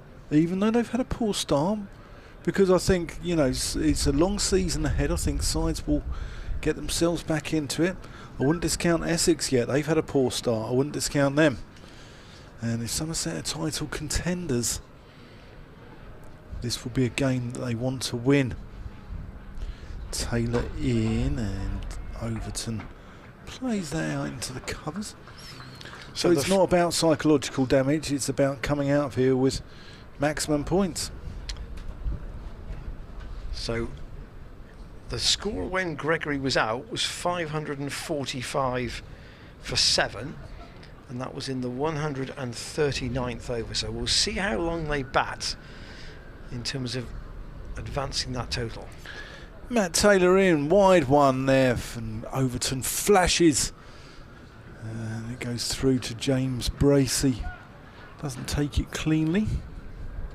Just rings that right hand. He We'll keep an eye on took that blow yesterday. You wouldn't want to take another awkward one. We'll keep an eye on that. Don't think there's any serious damage, otherwise I don't think he'd be out there wicket keeping. Matt Taylor.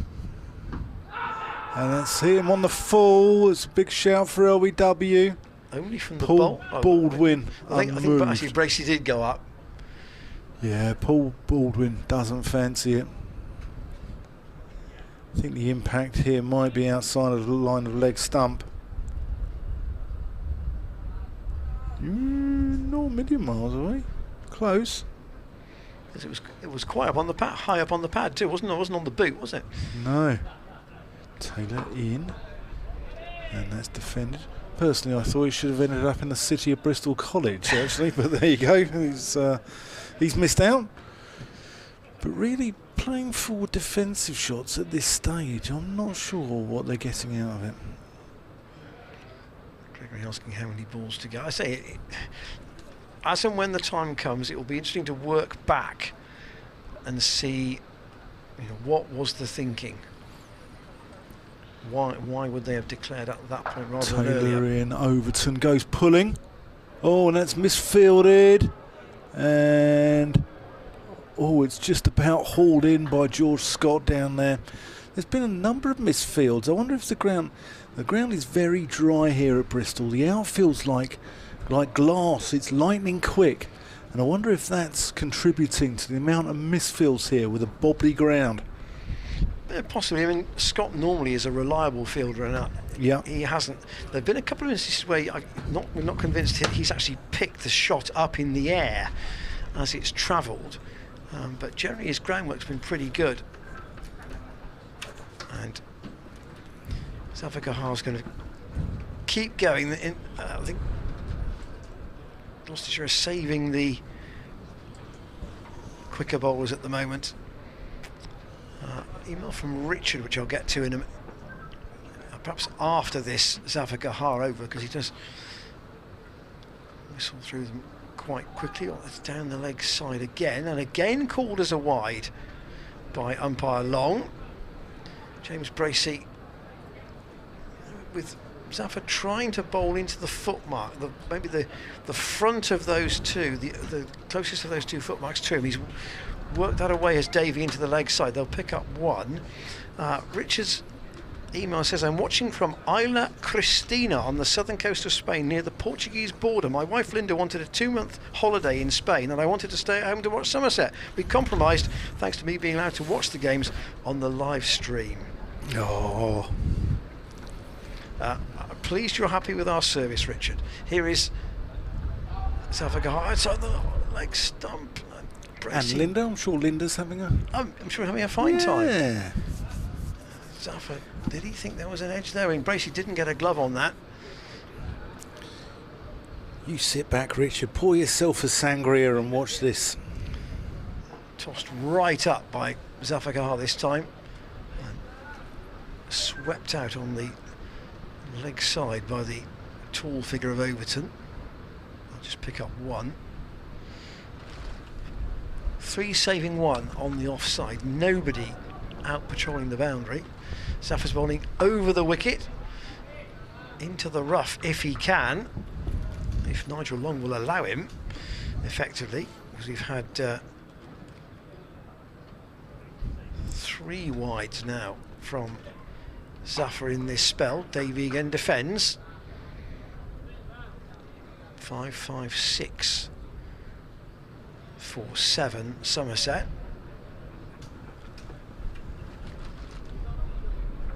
And again, that's down the leg side. Zaffa wants an appeal for a little feather, but there isn't one. And umpire Long says, no, I'm not going to have that as a wide. I'm going to allow you that one. End of Zaffa's over. He's bowled 29 overs for 98 and just the 1 wicket. Josh Davey faced 14 balls for his 2. And Overton 20 balls for his 14. So we might see spin at both ends, I think, shortly here. Miles Hammond's going to come into the attack. And that perhaps is another indicator that Gloucestershire are, perhaps waiting is the wrong word, but they are treading water until the declaration now, aren't they? Certainly, and the game is treading water. In fact, I think Tom Abel might have just come down to the front there and is walking back into the dressing room.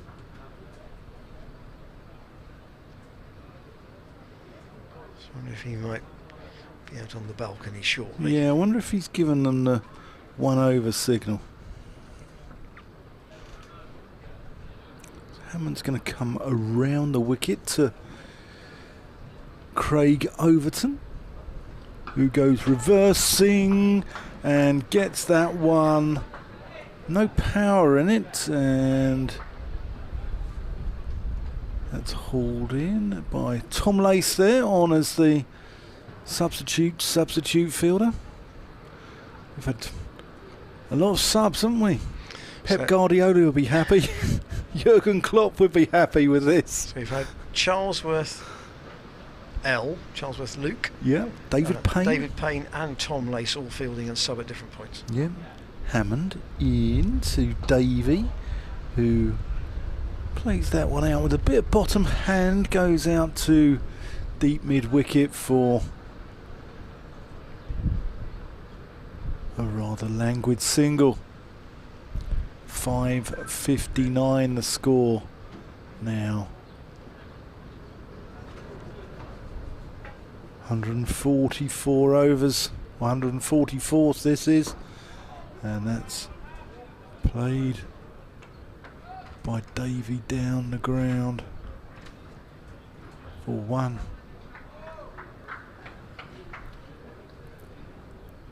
So Craig Overton, or Coverton as he's known down there,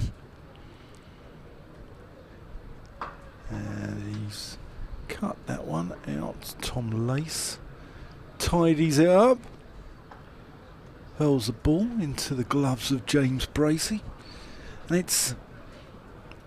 It's meandering slowly, this game now, isn't it? Yeah, the gear change has been considerable since Gregory was out. Yeah.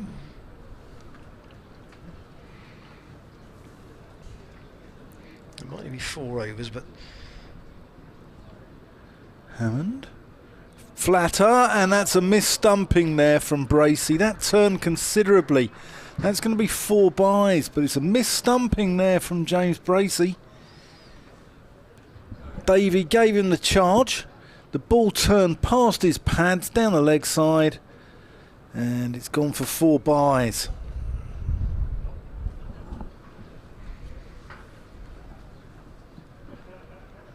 yeah, Bracey would have been frustrated by that miss. Yeah. It's not regulation, but he should be taking those. Hammond in, and Davey retains the strike with just a little defensive prod, which they run through a single from into the offside. That brings the score up to 5-6, 6 for 7. And there's still no movement from Tom Abel up on that boundary, up on that balcony. Our commentator's email, there's the main card, with everybody in double figures other than Davies, the not-out batsman. There's our email. You can get in touch with us down the night, commentators@glossccc.co.uk. Tell us whether you think Somerset have batted too long here. At what stage could or should they have declared?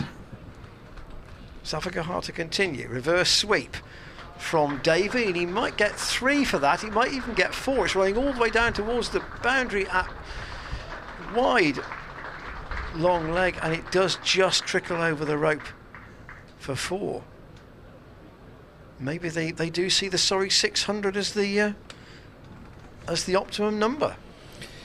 Oh, I've just been informed by Mark Halliwell that was Zaffar's 200th first-class wicket.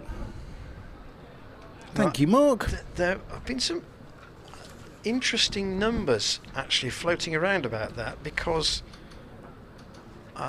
one total I saw was 199 before this game, but one was not.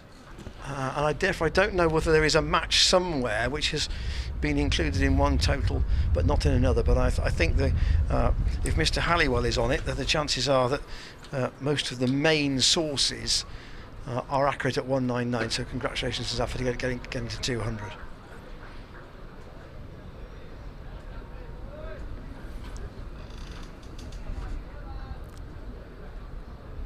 .570 for 7. Somerset batting on, and another single squeezed out by Davey.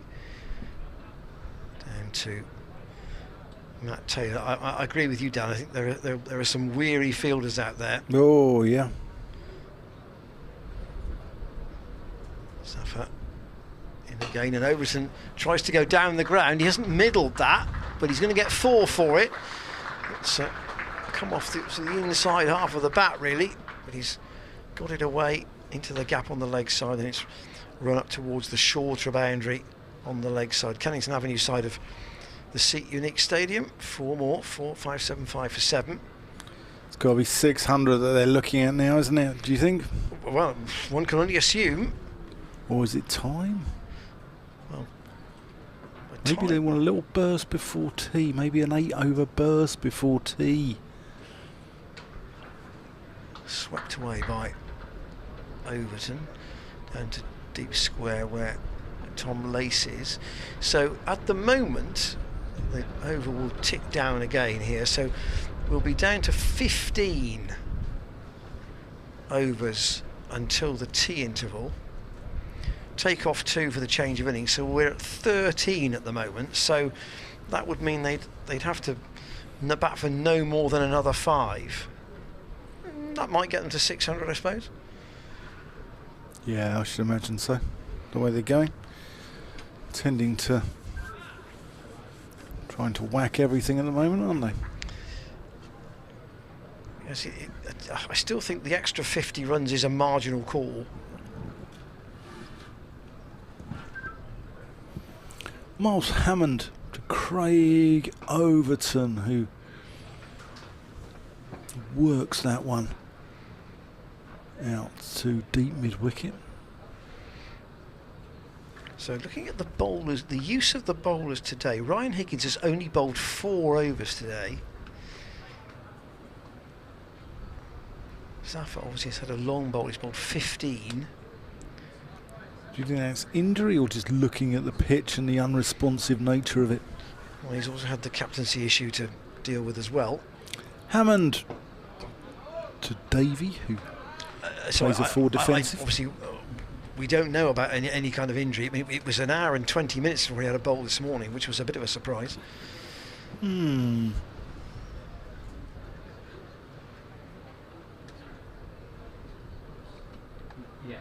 Hammond, Davey plays that back. A little bit of a misfield from Hammond, but goes through to his skipper Ryan Higgins there, who is limbering up.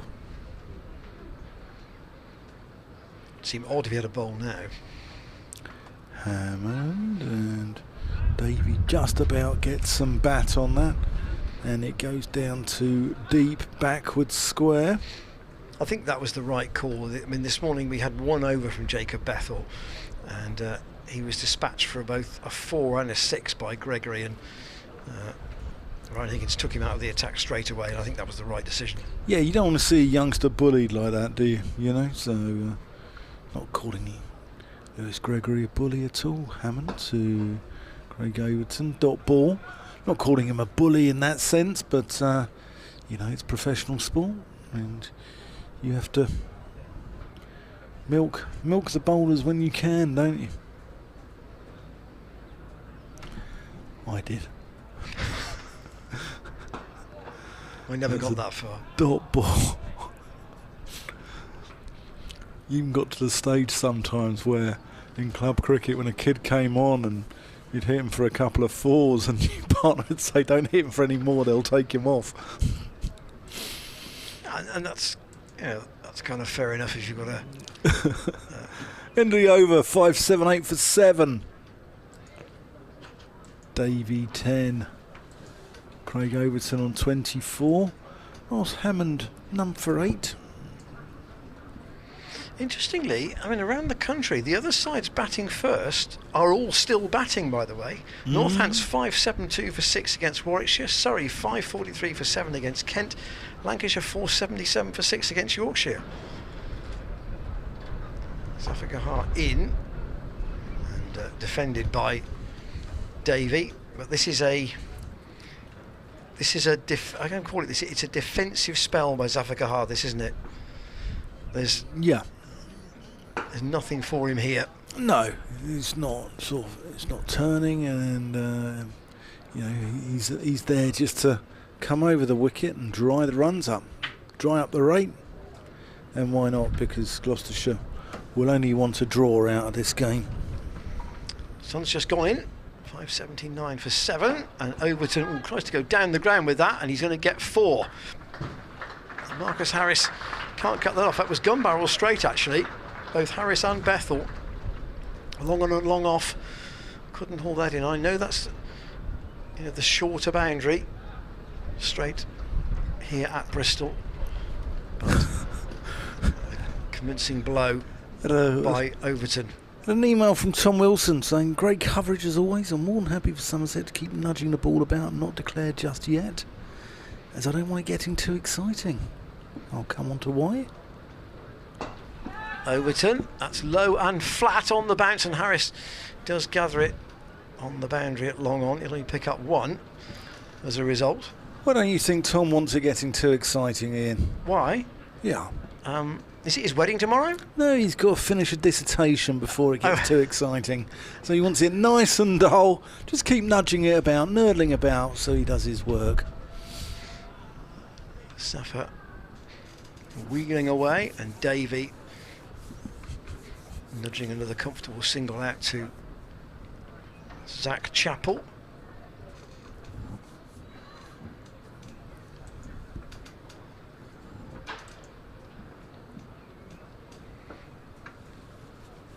Zaffa to Overton. Opens his arms there, and he swung that away into the Kennington Avenue car park for 6. So that's the second one that's been dispatched in and amongst the metal over there. I don't think it's come off anybody's windscreen. No. But Somerset 591. Overton's got 35. And Zaffa rather ruefully takes his sweater and cap and goes away into the outfield. Hammond's going to come back on, so we are now counting down the overs, it feels. I'm sure we're missing sponsorship opportunities on this live stream, Ian. You know, when moments like that, you should just have auto glass repair, auto glass replace. Yeah, that's their slogan, isn't it? Yeah, it'd be perfect. It'd be perfect. We've lost the ball in the car park again by the look of it. Take some more time out of the game. Well, at least on the over 8 says we are now level, having been -1 earlier. And actually with are they going off? They're declaring. They're declaring. They've decided enough's enough. Abel said we've lost the ball, right, don't hang about any longer. 591 for 7. Somerset have drawn stumps, so to speak, and that means there will be 11 overs until the tea interval for Somerset to have a bowl at the Gloucestershire Openers. And 591 for 7 it is at the declaration coming after 147 overs of Somerset batting, and after the 8th wicket pair have added 46 between Craig Overton and Josh Davey. So they tried the best to keep up the scoring rate that had been established between Abel and Gregory. They couldn't quite do that, but they've really pushed Somerset to a tipping point here. As Dan has said, only really 2 results possible now, and there's a Gloucestershire managing to save the game with a draw, or that Somerset win. The wickets that have fallen today, 3 of them in basically half a day's play. Stephen Davis caught by Bracey off wheel for 37, and that was before lunch. At lunch, Somerset 453 for 5. They did 134 in the morning session, and then since lunch, Tom Abel caught by wheel off Zaffa Kahar for 142, and thanks to Mark Halliwell for just tipping us off. That was Zaffa's 200th first class wicket, and then Lewis Gregory run out by Brad Wheel, having made 89 off 89 balls. It was going for a 3rd run. It was his call. It wasn't a question of any kind of hesitancy. He set off to run the 3 and was sprinting full tilt, but the throw beat him, and that left Overton and Davey to make what they could until Tom Abel called them in. 591 for 7 declared. The bowling figures do not make happy reading. Ryan Higgins only bowled 4 overs today, 24 overs, 3 maidens, 1 for 97. Zach Chappell, 26 overs, 3 maidens, 2 for 91. Quite expensive today. Tried a bit of short stuff around the wicket, not really on a pitch that helped that sort of tactic, and he was quite expensive today. Matt Taylor, 27 overs, 6 maidens, 1 for 70. Brad Wheel, 26 overs, 5 maidens, 1 for 122. George Scott only bowled 2 overs today, 8 overs, 2 maidens, no wicket for 43. Zaffa Kahar, a long bowl today, and just the 1 wicket, 31 overs, 3 maidens, 1 for 121. And Jacob Bethel and Miles Hammond between them bowled 5 overs for 23. Bethel 2 overs for 15, Hammond 3 overs for 8 runs. Unsurprisingly perhaps, Ryan Higgins has called for the heavy roller, and there will be 7 minutes of that, of course, between innings. There will be 11 overs in a mini session up until tea, and then 32 obviously after that. Ground staff out just doing the remarking, as they will do, and just making sure that the footmarks, where possible, are repaired and filled in. Sean Williams just out there with the spray gun, just to do the marking with. And this is going to be an awkward little session done. 11 overs. That might be one burst from Overton and one burst from Davey, perhaps, and then you've still got a pretty hard and new ball when the openers hopefully can survive that and come out again after tea. I think we'll see Siddle. Wouldn't surprise me if we see Siddle and Overton open up, and I think it's going to be a really exciting and match-defining little period coming up to tea, this, because if Somerset can winkle out one, perhaps even two, they'll think they're in the ascendancy, and Gloucestershire will be fighting to save this game. Well, we'll see if this wicket's as dead as we think it is. They've got to get 442? Yeah. Well, 441 technically. Yeah. For the follow-on. Well, if they're to do that, they've got to bat for the rest of today and all day tomorrow. Because it's a very similar equation to the Surrey situation, where they got really close to saving the follow-on by the third evening. The game was basically saved by that stage because they were only two wickets down. Yeah. And the game was basically saved by then. So, I suppose if Gloucestershire were short of that, but they still had wickets in hand, then they would be almost there. But here, they've got the potential problem of being a batsman short if Graham Van Buren cannot bat. We don't know whether he can or not. Yeah.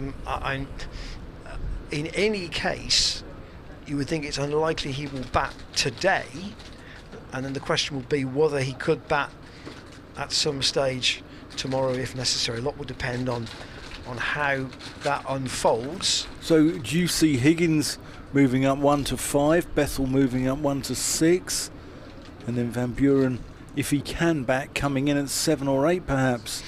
Or it's possible. I think it's possible. Time will only tell, won't it? He could come in as low as 8. Zafar Gahar is not a poor batsman, albeit it tends to be more of a counter-attacking batsman rather than a defensive one. Yeah, he likes to put bat to ball. And that's what this calls for, is application and patience, and I think those are Marcus Harris's middle names, aren't they? This is exactly the kind of situation where, in a sense, it's made for the Australian to come out and prove why Gloucestershire signed him. Yeah, I mean, he's been fantastic so far for Gloucestershire, but he's got a lot more work ahead of him. Marcus Harris doesn't tend to play too much away from his body. He likes to play under his head. He likes to let the ball come to him, or he leaves it alone, and he's got a lovely cover drive he unfurls occasionally, or he's got that one that he works through the leg side and his hips. But expect to see some attacking fields from Tom Abel. He's got the runs to play with, and this will be a session that Gloucestershire will really need to see through for the loss of minimal collateral damage. Now, I haven't got this figure in my head, but Dan might have it, about the score at the end of the second day against Surrey, and I'm thinking it's something like 82 for no wicket. Yeah, 86. 86. Okay, yeah. So not far out. Yeah, but, very good, Ian. So at that stage, Denton Harris was still together. So this is equally. I mean, he's got a career best last week, George Scott, and he's got a very important job to do here. No issue about that. No. Look at the moisture being taken out there by the roller. It's just completely changed the colour of the pitch there, isn't it? Just rolling off on the side. Gloucestershire's choice, obviously, about the roller. Umpires on their way, and there will also be, I'm sure you'll hear this, lots of chat from the Somerset fielders. You say they're quite noisy in the field, aren't they? I think you'll find that there won't be much peace and quiet out there. Do we need to turn down the outside mic? No, I think I'm sure it's all perfectly above board, but they do like to have a chat out there. And Somerset 591 for 7 declared, and now and we said that the game wasn't going to progress until Somerset were going to have a bowl, and by the looks of it, Peter Siddle is going to open, because he's taken his hat off and he's coming to this Ashley Down road end, and he's indeed going to open. Did I read somewhere that he's a vegan, by the way? Oh yeah, a road biker, vegan. Apparently he eats bananas left, right and centre. He eats 20 bananas a day. Surely that will give you potassium poisoning. He's involved in a number of things. He's an animal rights activist like Jason Gillespie was. He was involved in a campaign against factory farming. He's been involved in a charity called Edgar's Mission, which is a sanctuary for farm animals, and he's also involved in a charity helping save the penguins on Phillip Island, just off Victoria as well. So he's not sure how he feels having a little bit of leather in his hand on a daily basis, but he's at the top of his mark. 4 slips, unsurprisingly, for Peter Siddle. In, and there's a first ball appeal and a first ball LBW against George Scott. Up goes Nigel Long's finger, and Scott has to walk first ball straight and on the money immediately from Peter Siddle. Oh yes, that was half. Absolutely. I think he knew, and Scott knew as well. Half forward, halfway up the front pad, gun barrel straight. The worst possible start for Gloucestershire and the best possible start for Somerset. We spoke about getting through this period up until tea with no damage done, and unfortunately George Scott goes trudging off to the pavilion. And this, you see, this is the challenge with James Bracey batting at 3 and keeping wicket. He's gone in, he's sat down, he might have had just enough time for a glass of squash or a banana. You mentioned the fact that Siddle is a huge eater, consumer of fruit. Maybe just something briefly to eat. Puts his pads on, looks up, and sees George Scott walking back towards the pavilion, and realises, oh, it's me now, and he's on his way. So Bracey comes out to join Marcus Harris, and Gloucestershire 0 for 1, and Siddle is going to come round the wicket to Bracey. I mean, clearly in his time, Siddle has been he's 37, but he is still a good bowler, but he has clearly been a very good bowler. You don't play 60 odd tests for Australia unless you've been worth your place in the team. Yeah, 67 tests for Australia. Nearly thick end of 700 first class wickets. Siddle around the wicket, floated up quite wide outside the off stump, probably two sets of stumps wide actually. And that's the one that Scott wanted first up, not the one that he got. No. But it was just, it wasn't particularly quick, but it was absolutely gun barrel straight. And Scott not equal to it. Had a wonderful 26th birthday, Peter Siddle. Back in 2010, took a hat-trick in the Ashes against England. Siddle, right arm around the wicket, fired in, and Bracey plays that into the ground, and Siddle fields dismissed off his own bowling. Dismissed Alistair Cook in the days before he was knighted. Matt Pryor, then Stuart Broad, and they had to wait a while because Stuart Broad reviewed that LBW, but he was given out. It's his partner Anna who convinced him to turn vegan. So it looks like Hildreth Renshaw, Overton and Gregory in the slips, and James Bracey defends out on the offside. He's on his 4th county in England, Peter Siddle. So let's have a think. Essex? Yeah. Lancashire? Yeah, that's the one I couldn't think of. Obviously Somerset, so where's the 4th?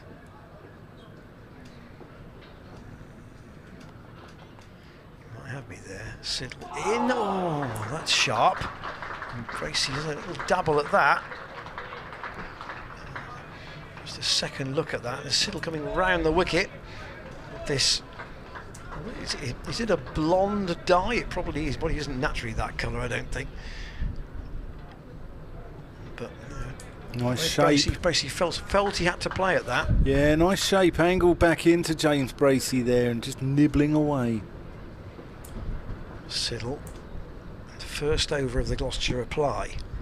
Oh, and again Bracey's beaten. That's a nice angle from Siddle, and the end of an impressive first over, one genuinely beating the bat, and the wicket of George Scott, LBW, first ball. Here's the last one. Again, a little push by Bracey, not quite getting the right foot quite across there, but it won't be any surprise to see Craig Overton away in the distance.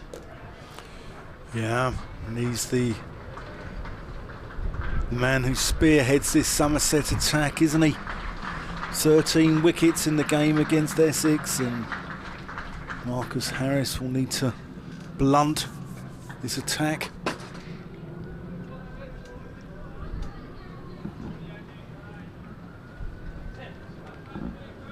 Looks as though Abel's gone in at 4th slip. Yeah, it's Hildreth at first. Yeah, then Renshaw, I think, and then the Gregory's moved in one because Overton obviously is bowling. Yep, and Abel at 4th. Steve Davis with the gloves. And you've got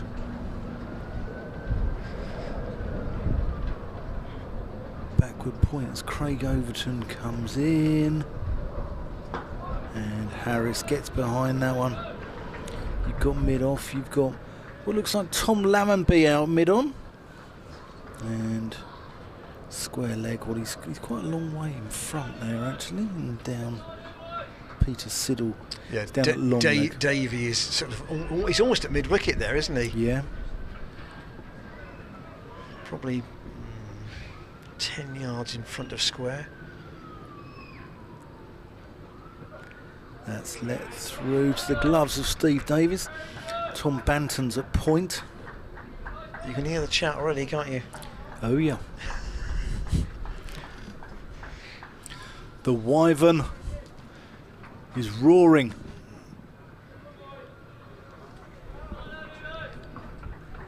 Gloucestershire's first target. Well, effectively, just go out and bat. That's all you've got to do. Yeah. Ignore the clock. Yeah. Ignore the scoreboard. Overturn to Harris, who plays that into the offside. Still no runs on the board.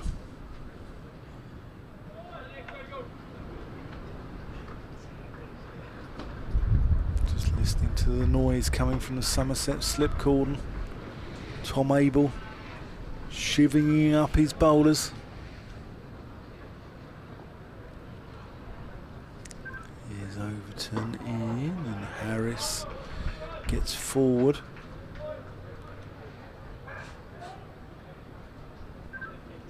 Big frame Overton, isn't he? Big boy. Yeah. So it's not a surprise that he gets bounced that others don't, because he's got quite a high action anyway. Even if that final leap isn't very high. Yep. Here he comes in, and Harris lets that one go. Overton. 8 tests for England.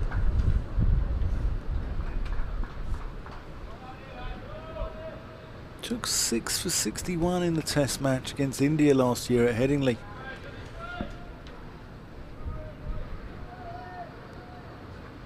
It would probably, if you had a what they call like a long list of England players. He'd probably be on it nearly every time. That's wide of off stump, Marcus Harris. There's nothing to do with that. In terms of, I don't know how close you follow Olympic sports, but some of the Olympic squads tend to have sort of long lists and short lists when they come to selection. So they'll make an initial group, and then you'll finally narrow it down, particularly in some of the sports. Maybe the team is going to be a squad of, say, 12 or whatever it might be, and they'll issue a long list of 30. Yeah. England do that with the cricket, don't they? They normally have a 55 who are in contention, don't they? And to be fair, the rugby do too. They'll start with a main group, and then they'll whittle it down to a match day squad, and players will get released back to their clubs and such like. They normally have a 30 and then a 22 for the match day, don't they? Yeah. Yeah. Harris has got spike trouble, so Siddle can't do anything at the moment. This needs to be tightened up. He's asked the umpire for the little gadget they keep in their pocket. If a spike should happen to come loose. Sun's just gone in. And here is the blonde Siddle getting Bracey, or attempting to get Bracey forward and driving. Well, that's the shot he wanted to play. But the ball was just not in the right place to do it. Here's a second look at that.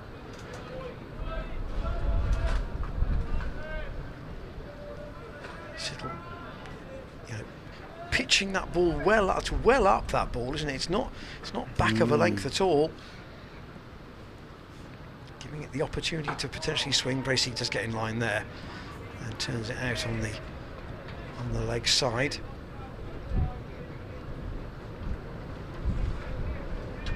So just 3 men on the leg side. Long leg, square leg in front. Let's see where Davey's going to go. Is he going to go to what you might call yes, it's a squarish mid-wicket, I suppose you'd call it really, and a mid-on. Siddle round the wicket, and Bracey gets well into line there and defends that back up on the leg side. Again, Lammonby, I think, is the fielder with that long floppy hair of his at mid-on.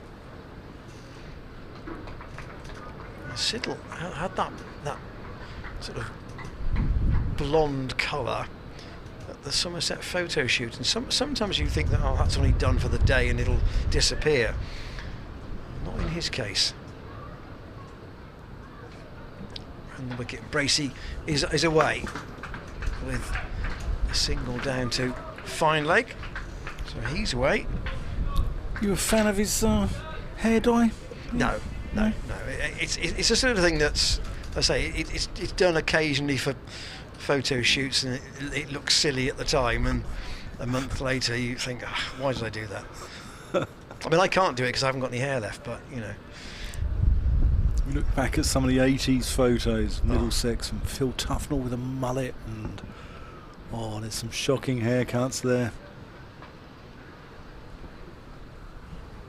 Siddle in, and Harris squeezes that out again on the leg side. Victorian to Victorian, if you get the Australian state link here between these two.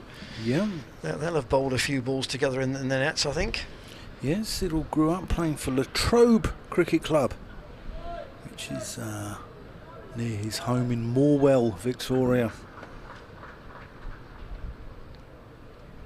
Not a very long run, Peter Siddle. Staying around the wicket now. Harris gets the off the outside half of the bat into the ground, and it's a good stop in the end by Gregory. A bit of an uncharacteristically untidy bit of follow-up work, but he took the pace off it. There was never a run there anyway. And Gloucestershire are 1 for 1. George Scott, the man out. First ball of the innings, LBW to Siddle, and now Bracey and Harris are pretty clear that they've got to stick around for a long time here. The 8 overs until tea, and absolutely have to be together until then, and they'd really like to be together at the close. Yeah, James Hildreth in his customary first slip position, the elder statesman of the side. Or is he with Peter Siddle in the side now? I don't know.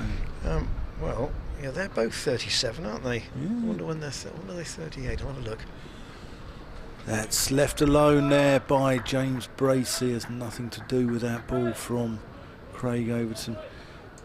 Jack Brooks is June 84. He's So Hildreth is September. So 84. 84. Siddle is November. And Brooks is June 84. Craig Overton and Bracey keeps him interested, but he was never ever really playing at that. He just played inside the ball deliberately there, and was never ever really, never sort of hung the bat out at that one. So in terms of the other declarations elsewhere, so Somerset 591 for 7 declared. Craig Overton dot ball.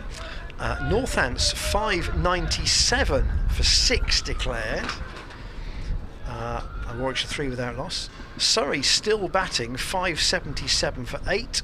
Lancashire still batting 502 for 6. It's the Kent bowlers that are taking the punishment at Beckenham, and the Yorkshire bowlers still in the field at Headingley. It's a bowler's graveyard, Beckenham, isn't it? Here's Craig Overton into Harris, who plays that one down the ground. I think that's going to be the first boundary. That's trademark Marcus Harris.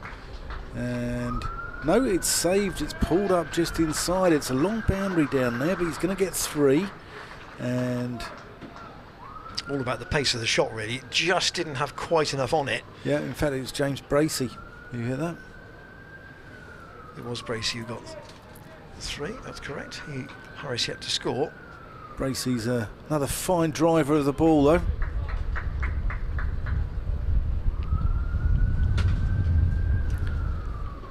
Overton to Harris, and it goes through to Steve Davis.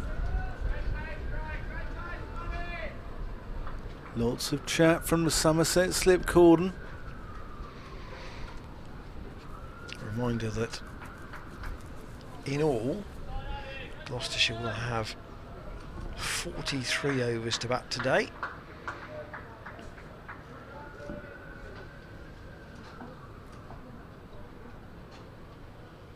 Overton into Harris, who whips that one through mid-wicket. That will be the first boundary. And that's gorgeous shot there from Marcus Harris. Moves the score on to 8. And both batsmen are on 4.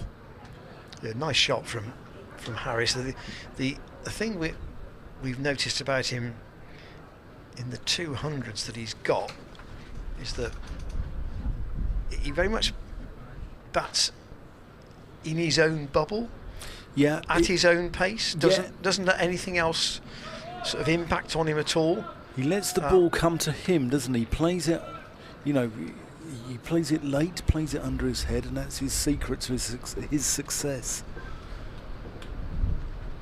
Siddle in this eventful opening spell, and that's a nice shot.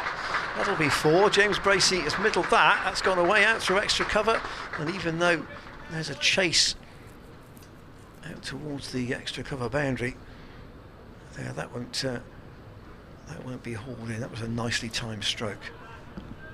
And Siddle just offering a little bit of width there.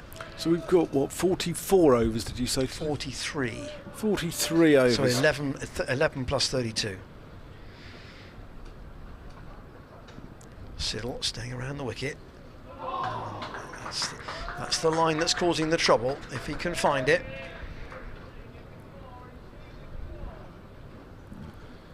So it's 235 overs in the game that they need to negotiate, isn't it? To come out of this with a draw. Tough ask. Yeah, that's inside the line there from Bracey. I think the other way to look at that is that Somerset batted for 147 and only conceded 7 wickets. Nudged away by Bracey. You have to look at the the rate at which the wickets have been taken. That's the thing, isn't it? And we don't know about Graham Van Buren's position over him batting. Just to be clear, if you've joined us here, we are 3:30 on a Friday afternoon. If you perhaps were out this morning or at work this morning, joined us since lunch and didn't catch us, and you've had the sound down as you were trying to do other things and have the cricket on in the background, so to speak. Come back to that Van Buren story in a moment. Here is Siddle around the wicket, and Davis doesn't take that cleanly, and it's stopped by the boot of Renshaw. Van Buren helped off the field after injuring his right shoulder attempting to stop a boundary with a dive towards the rope on the Kennington Avenue side. We gather that the shoulder sort of popped out and popped in again, so it's going to be pretty sore, and it remains unclear if or when Van Buren will bat. Gloucestershire will hope that they get nowhere near him batting today. Here is Siddle in and pushed out onto the offside, firmly forward by Marcus Harris. And the longer it can go without Bracey needing to bat, without Van Buren needing to bat, the better it will be. You talk about those 7 wickets falling in, but got to think that 2 of those were thrown away, really. Tom Abel, wouldn't have normally played that shot, would he? And Lewis Gregory probably wouldn't have ran himself out. So Siddle around the wicket, and again, good angle. So they'll have to go some on a pitch that's very benign. Well, certainly, I think Dan and I discussed at lunch that there is no respite from the Somerset attack. If Siddle and Overton have been used initially, they've got Davey and Lewis Gregory as 3rd and 4th seamers, and I don't wish to decry that classification in any way, shape or form, plus Jack Leach, who could have a long bowl at one end to keep the other bowlers fresh. I bet he does. I bet he does, and I think he'll come further into play tomorrow and Sunday as well, as Craig Overton comes in, and that's James Bracey just nurdles that one into the leg side. You can keep your emails coming in to us. Drop us a line to commentators@glossccc.co.uk. There it is in the top right hand corner of your screen. And interesting, actually, you mentioned about the number of overs there are left. We discussed earlier about the fact that in some of the other games, Gloucestershire's best day has been the 3rd day. It needs to be that way again. Oh, yes. Overton in, and that has hit James Bracey around the unmentionables, I believe. Yeah, he certainly felt that. Bracey's been in the wars in this game. He had that blow on the little finger yesterday. Not getting a lot of sympathy from his West Country cousins there. I wonder if Overton might have said something there as he followed through, stopped, saw Bracey roll on the floor, and yeah, there it is again. Drop us a line.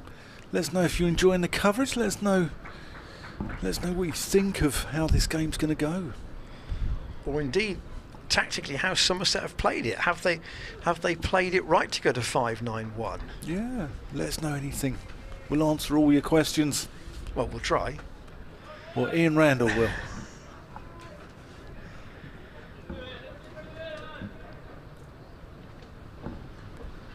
Here's Craig Overton. Big clatter of something falling over. Strong breeze here, and that's cut away by Bracey. That's how to get your revenge after being hit amidships. And he's carved Craig Overton away to the extra cover boundary.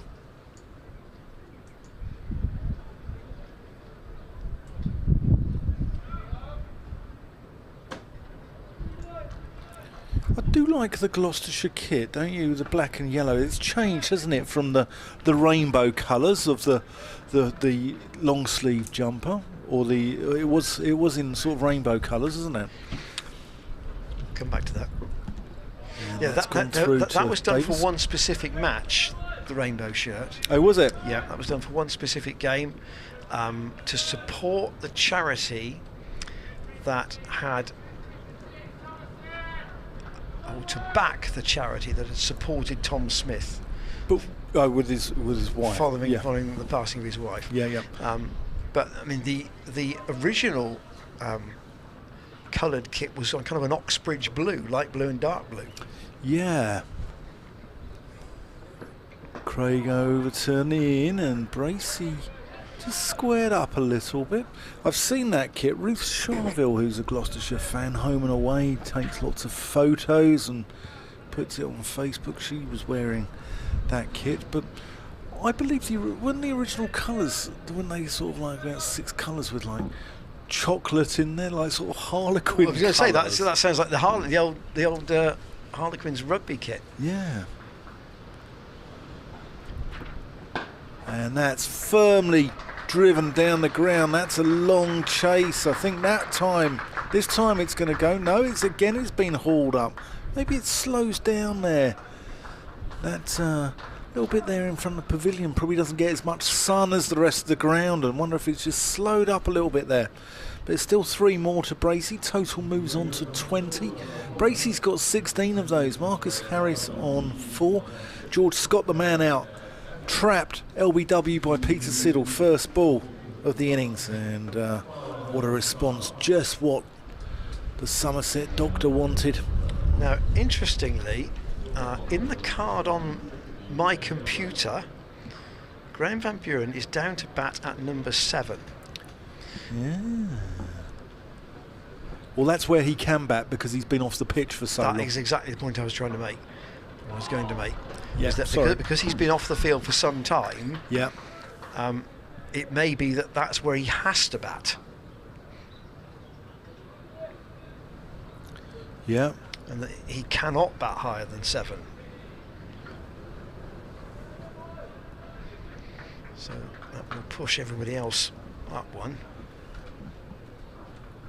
So there are 2 issues here. One about where the regulations allow him to bat, and 2, where his own health allows him to bat. Siddle in again to James Bracey.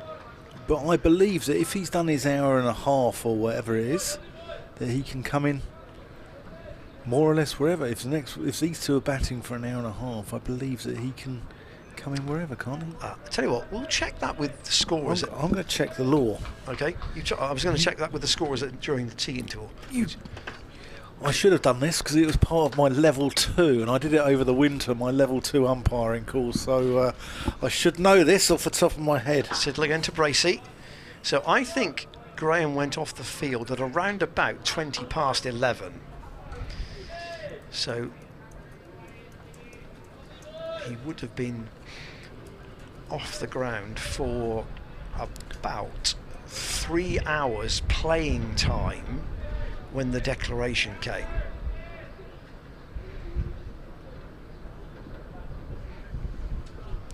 Right, it's law 24. Bracey waits again for Siddle, clips that away. That's fine, it will go all the way to the rope, and he's got some bat on that as well. That's not just off the pad. He's steered that away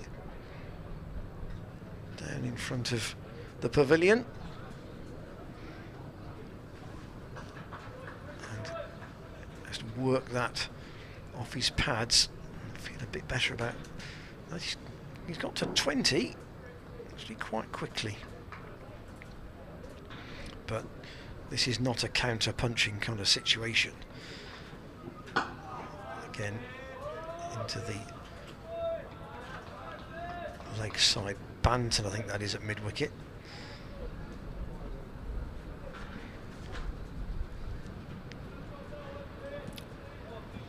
Somerset started the day 319 for 4. They lost 1 wicket in the morning session, Stephen Davis, and then Abel and Gregory powered on after lunch. Siddle in again and played from the crease out on the offside. Just a firm defensive push into the ground by James Bracey. Here is Dan's update on the regulation regarding Graham Van Buren batting. Yeah, law 25.3.1 is it comes up that even if the unserved penalty time has not expired, that player may bat after his side has lost 5 wickets. So if Van Buren goes right through for, well, he's got an hour and a half to serve, then he can come in more or less whenever he wants. But if obviously the wickets tumble, Craig Overton in to Marcus Harris, nurdles that one square. It's all right. It's spare notes. It's not the it's not the real deal. It's nothing to do with this game. I think they're old notes from the Surrey game that are flying around, and players might find their averages in front of them in the slip cord, and if that carries on. There's Craig Overton comes in. Oh, and that's well bowled. Bracey having a little feel for that one outside the off stump. Overton looks like he's got the worries of the world on his shoulders out there. He always does. He looks a world-weary chap, doesn't he?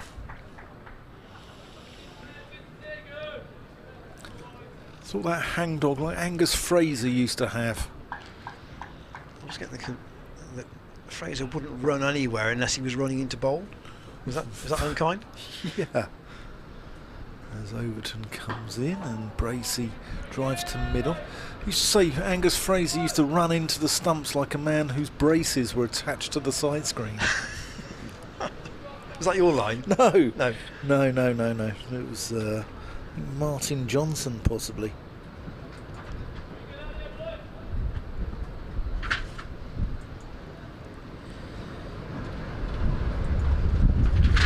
Breeze, as you can hear from our effects microphone. And that's just played out into the offside. Had a message on Twitter from David Bartlett, who's the head of medical at Gloucestershire, and he's driving back from the second 11 game, listening. And he hopes Bristol is as flat as the M5 that he's on at the moment. And well, we'll see, Dave, we'll see. But thanks for the message. Keep them coming in. Oh, good bouncer, which Bracey weaves and evades. That's the one for the over, says Paul Baldwin. This is the 8th of the 11 overs in this mini spell. Dan's going to invest in a clip for his notes. Oh, yeah. Either that or he'll ask Lizzie in the office for one. And that goes through.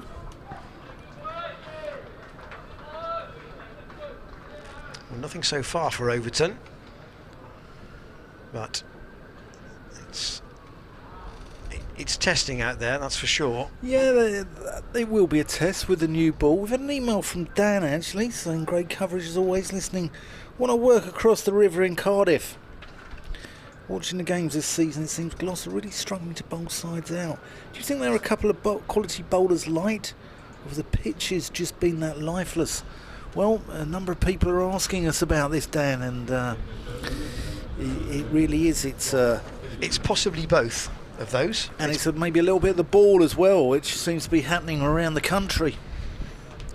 So Peter Siddle, let's say it. You remember he's 37, so they use in short bursts here. 4 overs, 1 maiden, 1 for Ted, and Josh Davey is going to come on from this Ashley Down Road end. And it's going to bowl around the wicket to Marcus Harris. Maybe from memory of that game and that spell he bowled here last year, again, I'm not being to be disparaging about the pace he bowls, but because he isn't express, he tends to pitch the ball up and therefore give it a full opportunity to get anything out of it he can in terms of swing or a little bit of movement. Well, that might be useful on this because I think it's through the air. But Dan's point about the ball, I'll come on to it after this ball actually. Davey, right arm, fast medium, and Harris quite happy to just defend that out on the offside. He's only made 5, but he and Bracey have got to really settle in here. And they also know they've got a restart again after tea. This little short session up till tea was an awkward one. And I think on balance, Dan, there was always likely to be a wicket after that long spell in the field. Yeah, quite possibly. I'll come on to it after this ball. You said that last time. I did, but I don't want to interrupt you, Ian. Worked away for a single by Harris. That's Davey just sort of overcompensated there, straightened a bit too much, and fielded out in the deep. One more to Gloucestershire, 26 for 1. Yeah, I mean, what we're finding is we're finding big scores around the country, and it's a flatter seam on the ball this year. We're finding it's not swinging as much, and you know, if you're a batsman, it's a bull market, and if you're a bowler, it's a bear market, isn't it, with regards to your averages this season? Bracey waits to receive Davey for the first time, and again, that's just sort of ducking in a bit too far, really, from Davey's perspective. He's kind of was firing it in at leg and middle. He wants to be a bit, probably 9 inches further over.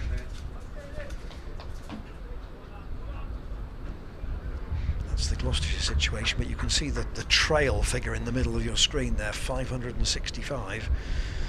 Somerset 591 for 7 declared. Davey, that's more the length. Steered away off it's a Harrow drive from James Bracey, and he's going to pick up a couple. Down to the fielder at wide long leg there in front of the clock. We're not allowed to call it the Surrey cut now we're playing Somerset, are we? That was a bit risky.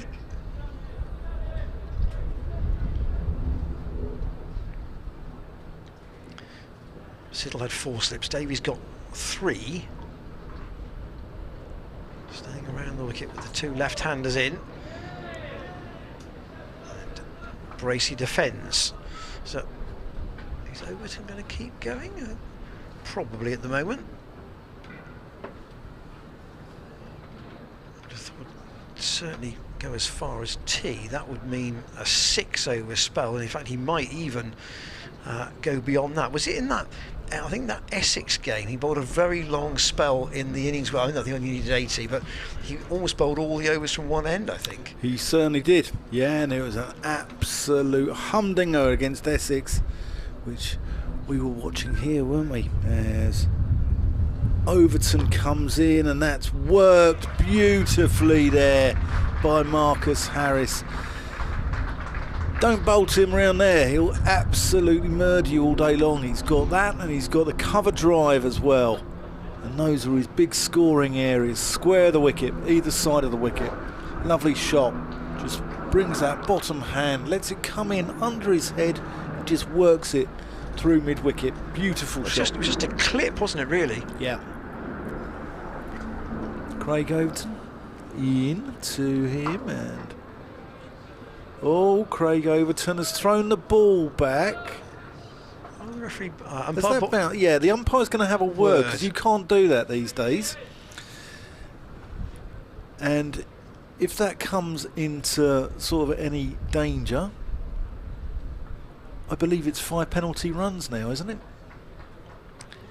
So obviously Marcus Harris was never out of his ground there.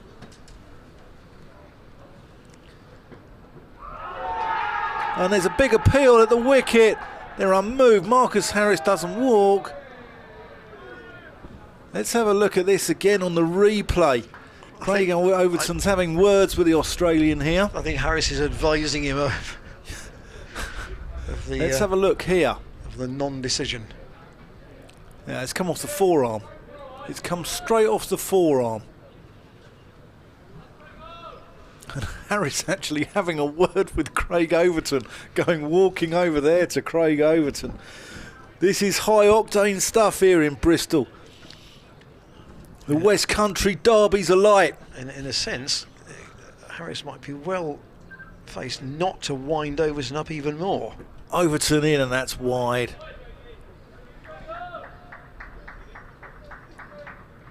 Oh, Ian, it's getting spicy out there. Well, he is the one player who you, I think Gloucestershire supporters would genuinely feel is the one that either gets wound up or winds other people up.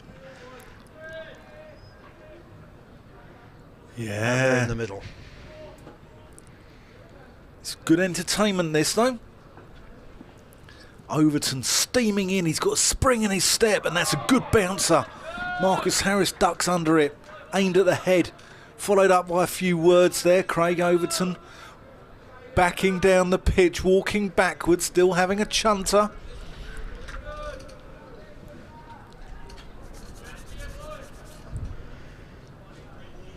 Harris just needs to be the calm head here. I'm sure he's experienced it back home in Australia, this sort of stuff. Water off a duck's back, isn't it? Here's Overton into him, and he just works him onto the onside. Overton still having words. It's still going. Oh. So that, I think, is his last over before tea. So we're at 33. So he will have bowled 5, but as not inconceivable, he might keep going again after a sit down, a tea and a sandwich. There are his figures. None for 19 at the moment. And these two have got to negotiate Josh Davies over and get in for a chat about how they can try and see through the evening session. That's what Denton Harris did against Surrey. Mr. Overton might need a cold shower in the tea interval, I think. Davey to start the last over before tea. That's just strikes Bracey on the thigh pad, rebounds out on the offside. So we're going to be probably about a 6:30 finish tonight, unless, well, even if Jack Leach has a lengthy bowl, which I'm not sure he will at this stage. We're going to be looking at probably 6:30 finish, but I mean the conditions are absolutely ideal. Bright sunshine overhead. Davey around the wicket and defended by Bracey, who I'm sure will be just looking to see out this over. Well, Somerset know what they've got to do to win the game, and Gloucestershire would know what they've got to do to save it. Albeit the target to save it is not a meaningful number, probably until mid-afternoon, even later than that tomorrow. Particularly if the wickets down figure is still reasonably low. Bracey dabs that away. That will make good ground down towards the club office, but they've only taken one. Yeah, no need to take risks. It was never more than one. We've had one run out today, and that, to be fair, the Gregory one didn't look like a run out opportunity. I mean, it was probably not that close a call in the end, but it was just a good throw from Wheel, and turning for the third, Gregory running to the bowler's end, just completely misjudged it. Yeah, he'll be gutted, Lewis Gregory, because he threw away 100 there, didn't he? 33 for 1. Siddle in. Oh, a little bit of a jumpy defensive shot from James Bracey. I think that was actually, is that Harris facing? Yes, it is Harris facing. Yeah.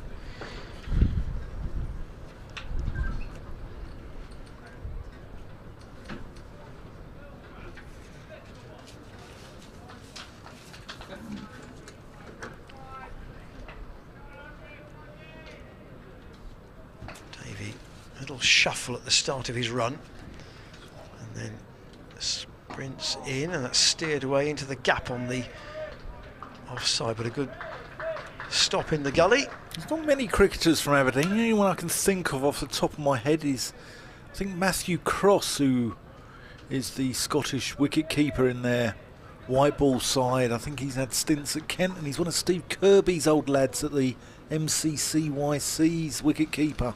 I think he's from Aberdeen. There's not many from that part of the world who've come in, apart from Josh Davey. Here he is, last over before tea, this. Past umpire Long, and that's driven pleasantly up to mid-off, but there will be no run there, and Bracey tucks his bat under his arm at the non-striker's end, and Marcus Harris turns and walks towards the pavilion. 33 for 1 Gloucestershire off 11 overs. They are replying to 591 for 7 declared, and I think Somerset would have been hopeful of getting a wicket in that 11 over period, Dan, and it kind of felt inevitable that after a long period in the field Gloucestershire might lose one. Yeah, I didn't think it'd be first ball though, but you know, they came out steaming and they went hard at Gloucestershire there. This is proper Division 1 cricket. This is almost test intensity, and we're seeing it from Craig Overton. Yeah, the bouncers are flying, the verbals are flying. This is West Country Derby cricket, and it's wonderful to watch. And there's still 2 hours hard batting for Gloucestershire to go here, even tonight. Yeah. Let alone what they might face beyond this evening. But Somerset 319 for 4 at start of play, eventually pulled the plug at 591 for 7, 142 from Tom Abel, and a brisk 89 at a runner ball from Lewis Gregory backed him up. Stephen Davis was out earlier in the day for 37. For Gloucestershire, the wicket takers: Higgins 1 for 97, Zach Chappell 2 for 91, Matt Taylor 1 for 70, Brad Wheel 1 for 122, and Zafar Gahar 1 for 121. It left Gloucestershire 43 overs to bat today, and at tea, with 11 of them gone, they are 33 for 1. George Scott, LBW to a gun barrel straight first ball from Peter Siddle. Siddle 1 for 10. Craig Overton's 5 overs across 19, and Josh Davey 2 overs for 4. Those Gloucestershire batsmen will need a bit of refreshment and to really come out focused for the session after tea. We'll rejoin you at about 4:20 for the resumption on this second day as Gloucestershire try and claw their way back into this game.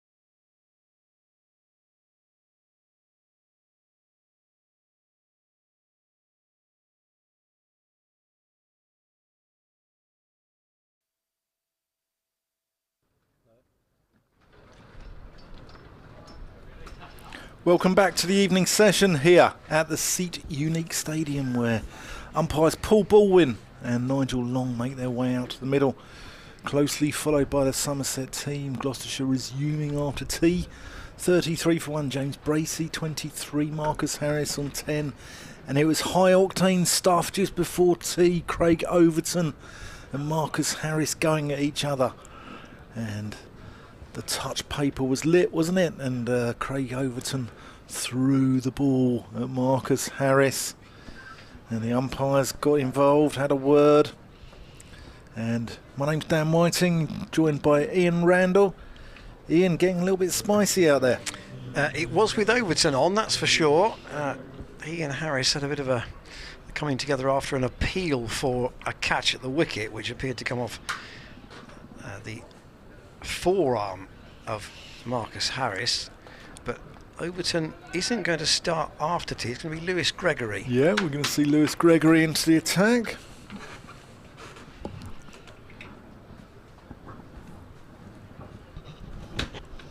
From the pavilion end.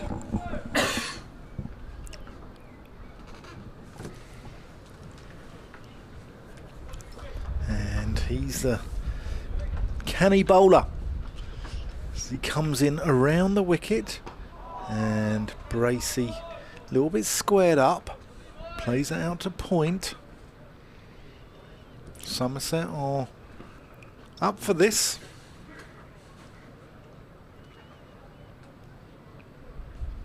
Good to see.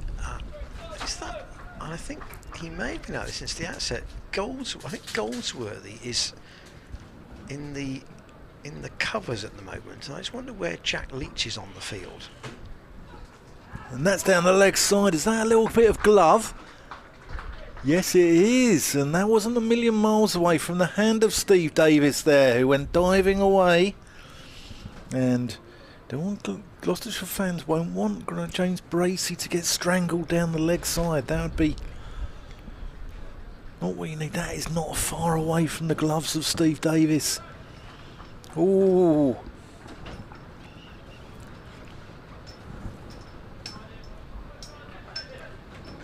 Three slips for Gregory. Yeah, but you've got the runs to play with, so why not?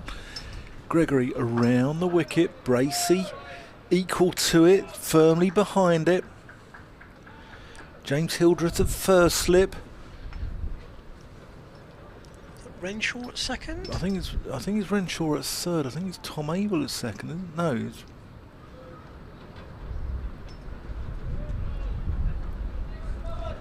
Is it Hildreth, Renshaw, Overton? Where is Abel if that's if that's the case? Gregory around the wicket. No, in fact, Abel is at cover, isn't he? Yes, it is Abel at cover. So I wonder if that is. We've got Banton at cover point, Abel at extra cover. Is that Leach up at mid-off, I wonder? I think it is. Under the cap. Yeah, I think it is. Lammonby at mid-on. And Davey out here at mid-wicket. Davey at sort of, it's like a square leg mid-wicket. It's neither one or the other, is it? And Siddle down at long leg.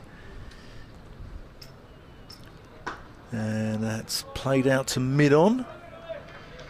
Hearing Lammonby talk last night, he did say in his view it was a tricky pitch, but what he also said, which I thought was interesting, was that he'd had an injection in his ankle.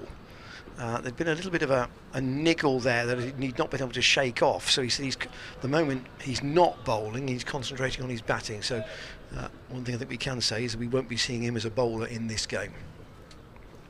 Hasn't bowled, in fact, in first team cricket this season. Gregory, oh, and that's a good delivery. Goes past the outside edge of James Bracey.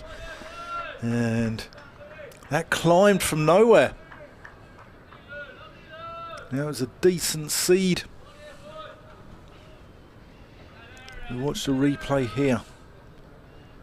Angled in and just holding its line. Going past the outside edge.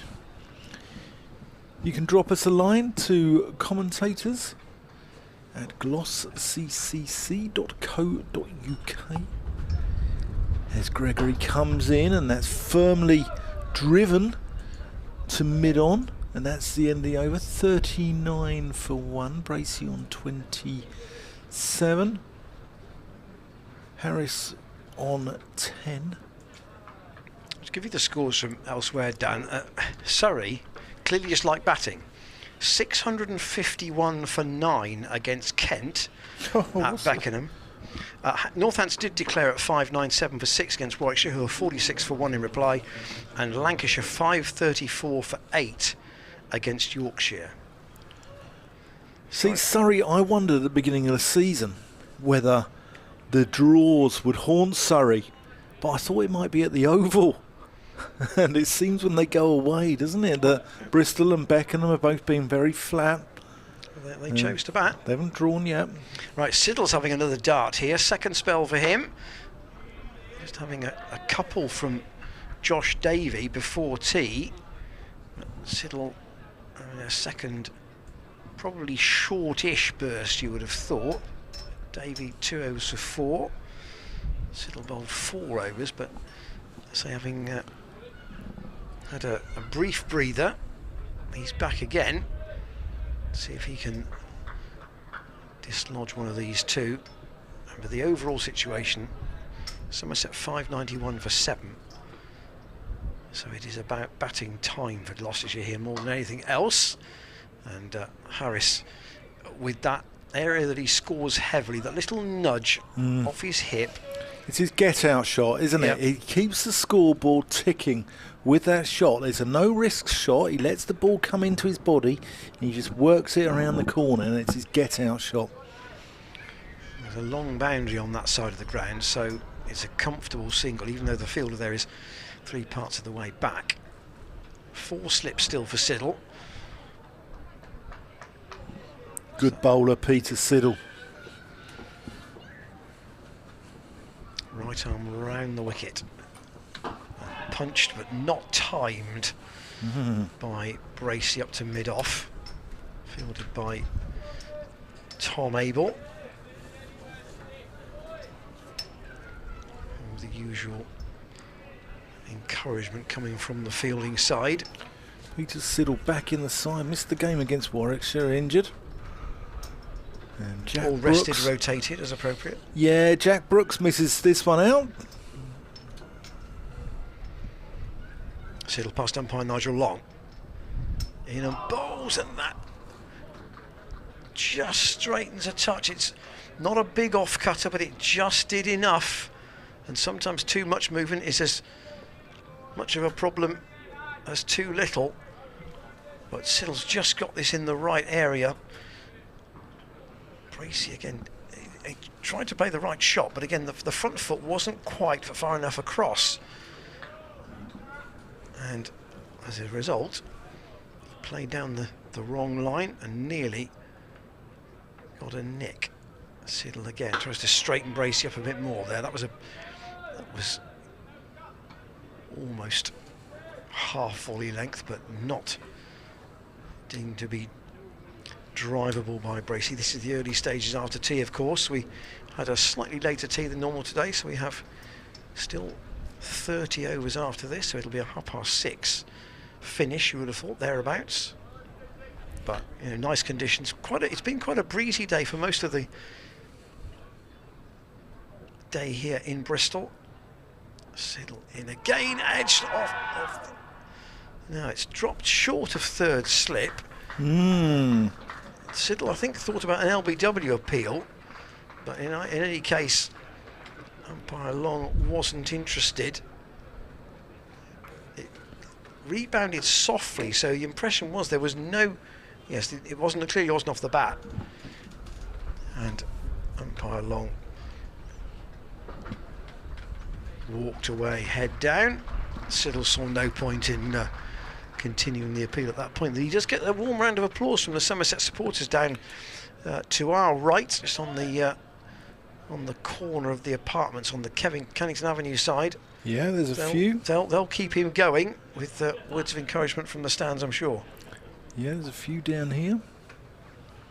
Gregory around the wicket, and that's tickled around the corner there by Marcus Harris, and The throngs in front of the Thatcher's Bar over there.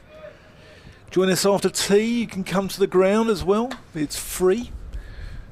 Not many counties, or some counties are doing it free, but Gloucestershire 11 out of 18. It's 11 are doing it free. Gloucestershire are one of those 11. So if you're in the Bristol area, that's just nerdled into the onside, no run. So if you're in the Bristol area, you've finished work for the week, and you fancy coming to join us, have an evening in the sunshine, sip a cider,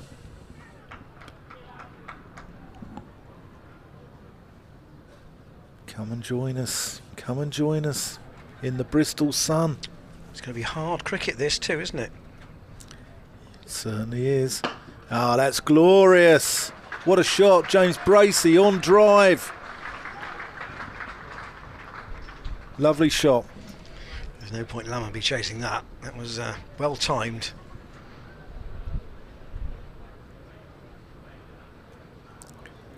A little bit over pitched. Yeah, it was over pitched. But you've still got to put them away, haven't you? Yes, and also it was just almost on that sort of middle and off line, which meant Bracey could get to it without moving the front foot too far. Gregory in, and Bracey didn't need a big stride to get there, did he? No, you know he didn't. Craig Overton just 4 wickets shy of 400 first-class wickets.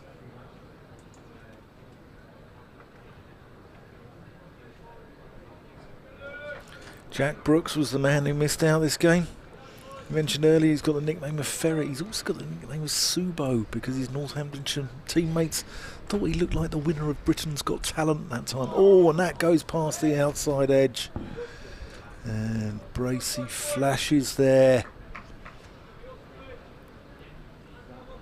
Not the tidiest take from Stephen Davis. I'm not sure this got up very much, actually. No, I don't think it did. I think it tended to scoot along the deck a little bit, and I wonder if we're starting to see it was through the inside edge. That will please Somerset. They've got the runs on the board.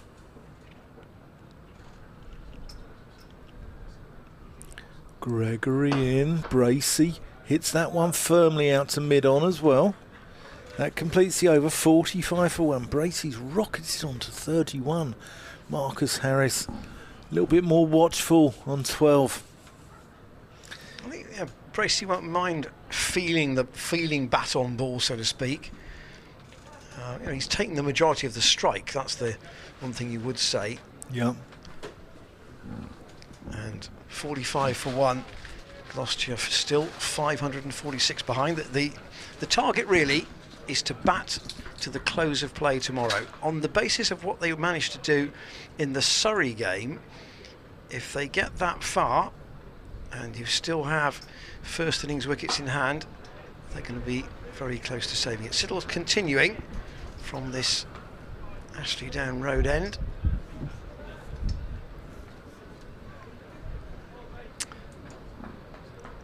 Email from, if I can open it, from Jerry. It's in a large font, that's very helpful. In fact, I know that gentleman. If it's the gentleman, I think it is. Here is Siddle, who bowls an absolute jaffa to Marcus Harris. That almost has done too much. That's beaten him all ends up. That won't worry Marcus Harris though. You just get on, play the next one. This is a lovely delivery from Siddle. We're not right behind the bowls on, but look where it's finished up. Davis is taking that, going away towards first slip. And he's bowling that around the wicket. That's really straightening. And again, Siddle to Harris, who lets that go.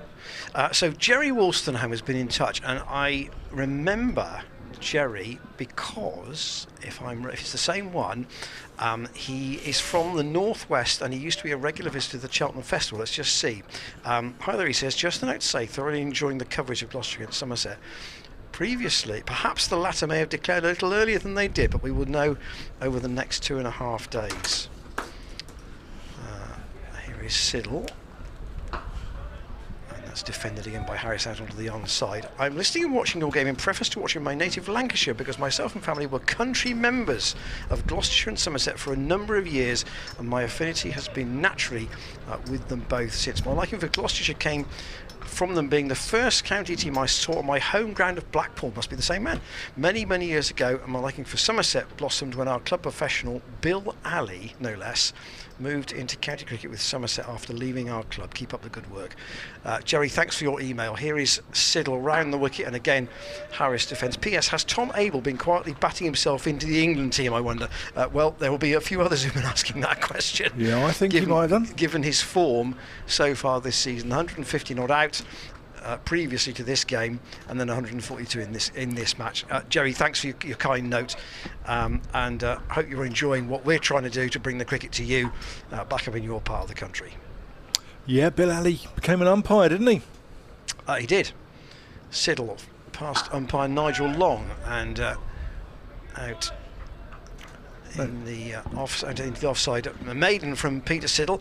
Just to finish the Jerry Wolstenholme link, I would say that I met Jerry probably it's got to be 30 years ago at the Cheltenham Festival. So I don't know how old he would now be, but what I do know is that he's been a cricket enthusiast for a very long time. Yeah, fantastic to have people like that, and this is why the county game must stay alive, because there's a lot of history there. There's a lot of people who put in a lot of hard yards, a lot of years support, and it's fantastic, and we love these emails coming through. Gregory in to James Bracey, defends that into the offside.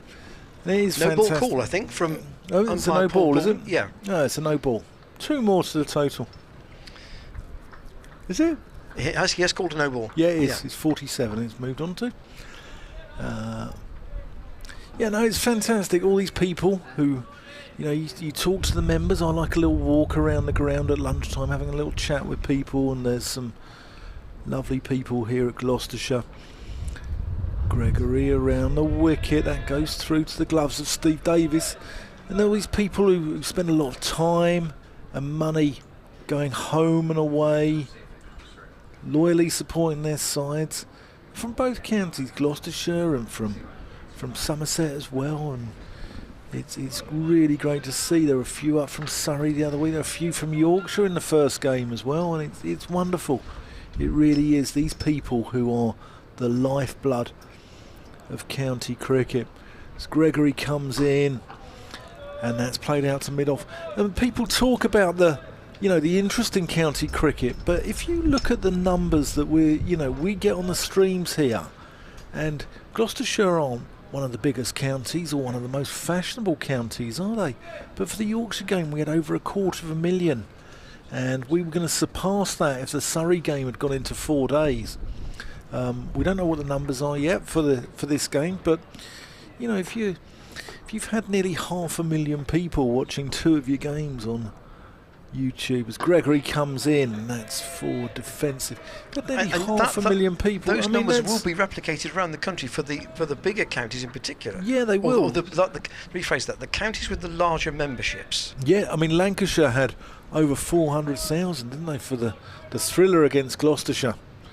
And it's really, really encouraging to see and what people are getting on the live streams, and live streams has revolutionised the county game. As Gregory comes in, and that's just angled into Bracey, comes off his thigh pad, I think, into the onside. But what we're seeing is real interest come in, and we're seeing a real quality standard of overseas player into the game. People like Peter Siddle, and we've had Mohammed Amir here, and Marnus Labuschagne at Glamorgan, Hassan Ali up at Lancashire, Sean Masood at Derbyshire. What signing that's been for Mickey Arthur and his boys there. As Gregory comes in. And although Sussex are playing a very young team in the Championship, albeit in Division 2, they've also Yeah. recruited in terms of names for their T20 side, haven't they? Yeah, and they've also, you look at their county championship side. It's got Pajara and Rizwan. I mean, that's decent. I think it'd be interesting to see how Kent do as well when they get Matt Henry in. He's going to come in, placing Jackson Bird, who looks like he's injured. Gregory around the wicket and just dribbles down the leg side. I think it comes off Bracey's thigh pad. Dribbles through to Steve Davis. Interesting that so far that only Overton has bowled over the wicket. The other three have all bowled exclusively around the wicket at the left-handers. Yeah, and the umpire's just having a little word with Gregory here. I don't know if it's about the no ball, and I wonder if that was a back foot no ball. Because he's looking to the side of the crease. He's looking at the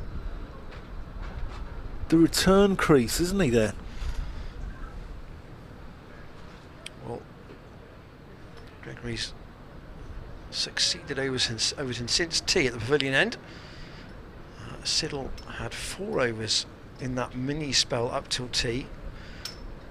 Davey then replaced him for a couple, but now he's back, and that's another very good delivery. It's a good line again from Siddle here. He's not bowling out and out express pace, but it's just very good control, isn't it? Yeah. Harris knows that he's got to get his geography absolutely spot on with that off stump. Yeah, banana man. He's had his bananas. That's where he gets his energy from. Slow release and all that. Settle in. That's let go. Actually, when we got to the ground this morning, Cameron Hastie, who was doing our cameras today, was troughing his way through a bowl of porridge. And of course, the two foods that I know that have a very slow release of energy are bananas and porridge. There are probably others. Blueberries? Blueberries are good for that? Blueberries in his porridge, he said. Oh, there we go. Learn something new every day. About doner kebab. Oh, no. Oh, it's tonight. I've been informed it's tonight. Siddle from the Ashley Down Road end in bright sunshine. Lamb doner or chicken doner? It's got to be lamb doner, yeah. Yeah. Tom Lammonby's up at mid-on. See, I thought Cam was an athlete, you see. Clearly that's mistaken. Not on Fridays. He's playing cricket tomorrow. He won't be with us tomorrow. James Healy back with us tomorrow. And Harris waits here for Siddle. That's a nice drive, and he's got it past Lammonby's dive at mid-on. That will be 4. Not much Lammonby could do about that. But again, nice clip off his pads from Marcus Harris. It's all about shot selection in this position where Gloucestershire is so far behind on the board. But again, it's not power, it's timing largely with Harris, isn't it, Dan? It certainly is, and brings the 50 up. And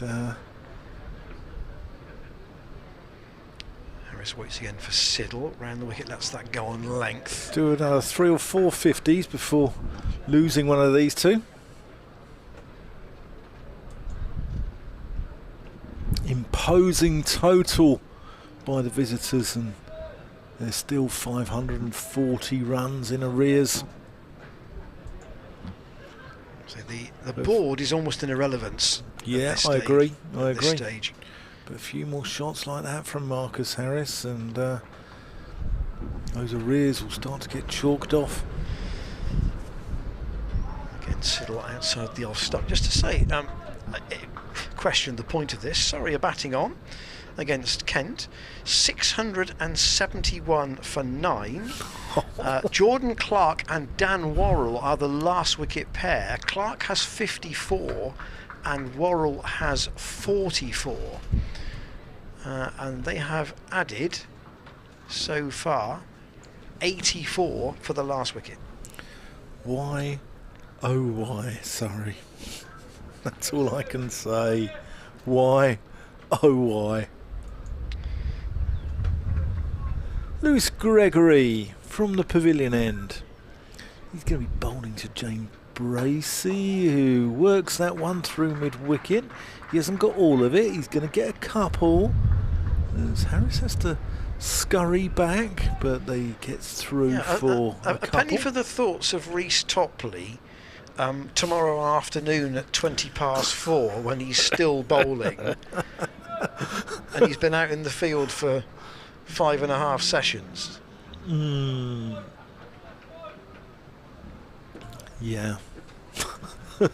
I just can I say no comment?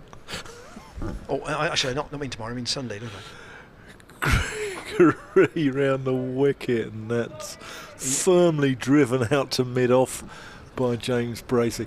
This for those tuning in from Somerset. I'm sure our Gloucestershire players, Gloucestershire followers will know what we're talking about. For those tuning in from Somerset, Reece Topley gave a rather bizarre interview at the end of play on the Saturday when Chris Dent got his 200 here and just didn't really know what to say, did he? Just did not know what to say. Gregory around the wicket, that's a good delivery through to the gloves of Steve Davis. Yeah, I think Topley's ultimate line was the pitch beat us. Yeah, that was the excuse. Yeah, a little bit defeatist, I think, wasn't it? Here we go, lovely, lovely delivery, angled in, holds its line. A little bit of climb too. Not steep. He's got a couple, Gregory, out of nowhere actually, and here he comes. Oh, and that's a good one as well. That hasn't climbed so much, but it's still the lateral movement there's beaten James Bracey. Gregory's on fire here. Probing away, asking questions of this Gloucestershire top order. Oh, nice nut. Bracey was quite a long way inside that, actually.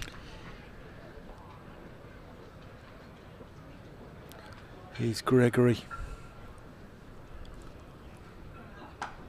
Oh, and that was in the air for a while. He's got backward of square though. Cut away and he's going to get 4 runs, but that was in the air for a while. So is that the sort of shot that you would have said Stephen Davis might have played, or no, Davis indeed got out to? Davis is more drivey. He tends to play in the air off the front foot when the ball isn't quite there, and I don't know if it's a technical flaw where maybe he doesn't bend that front knee, perhaps, but he does drive in the air through point region. And I don't know if he's selecting shots when the ball's not quite there, perhaps. But Gregory around the wicket and Bracey firmly behind that. That completes the over. 57 for 1. Bracey is on 37. Harris 16. 6 boundaries in that, by the way, for Bracey. So 24 out of 37 in boundaries. Marcus Harris just with the 3 boundaries so far, but that's not an important factor as far as he's concerned. Overton is just marking out. I see that's Overton. Is he just marking out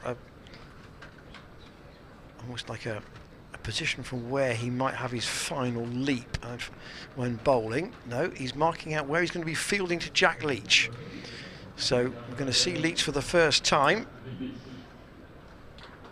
So the spinner into the attack after only 18 overs. But Somerset clearly feel they may have some rough to work with here. Obviously they have a test match spinner as well. So can he extract any more than Zafar Kahar was able to? Dan's laptop is back in operation again. Yeah, I don't know how much I can see with this glorious sunshine. So Leach has got a slip and a short leg for his first bowl of the game. And That was through the air quite quickly, nudged away by Harris for a single. Immediately gets himself down the other end. Overton is at slip to Jack Leach. His wickets, first class wise, have cost him 27 by and large, and he's got plenty of them, 359. Now to Bracey then, with Stephen Davis right up behind the stumps, and that looked to turn quite sharply, to be fair, and he's gone past Overton at slip down towards the Thatcher's bar at the third man boundary, and they'll pick up a couple. But there looks to be some spin there for... Yes, well bowled. It may be out of a foot mark, true, but you've still got to pitch it in the right place. Yeah, there's a little bit of rough to work with. Leach off a very short run. It's literally 3 steps only, and forward comes James Bracey. Steers out on the offside. It's a bit of an in-out field. Man out at long on. Man out at deep square. 2 others saving the single on the leg side. Leach over the wicket. Oh, and that's probably no more than stump height, that one. Bracey got a long way across, but it didn't bounce an awful lot. No, he's variable out of that rough, isn't he? Bracey watches again as Leach just trots in. He gets a long way forward. That seems to be the strategy here. Kind of don't play back, otherwise you risk being in a lot of bother, particularly with those foot marks. Here we are on the second day. Bracey in again, and he's gone. Leach gets Bracey drawn forward, and Overton takes the catch, and Bracey has to tuck his bat under his arm, and Leach gets a wicket in his first over. Overton is quite fine there.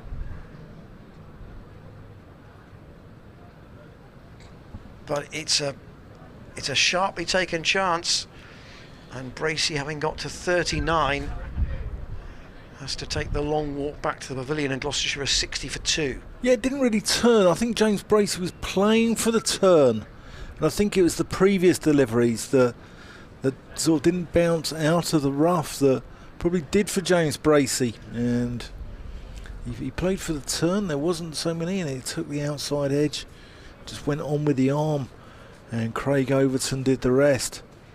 But there's another left-hander coming in here with, looks like Miles Hammond, doesn't it? I think that's Hammond making his way out to the middle. Indeed it is. So there's no right-handers, because you probably want to split the left-handers up, so Leach has to try and turn the ball out of the non-rough, the posh part of the pitch, as they call it. And it'll be interesting to see if that's possible, whether there's any turn there yet. But what we did see was that Leach was immediately accurate. Yeah. And whether that ball got a wicket or not, he was immediately asking questions by finding that rough from effectively the second pace of the follow through. So you've got the foot that drops on the line, and then it's the second pace, or the second stride of the follow through, which I think is the foot mark that he's trying to bowl into. So Hammond out to join Marcus Harris, but he's not on strike at the moment.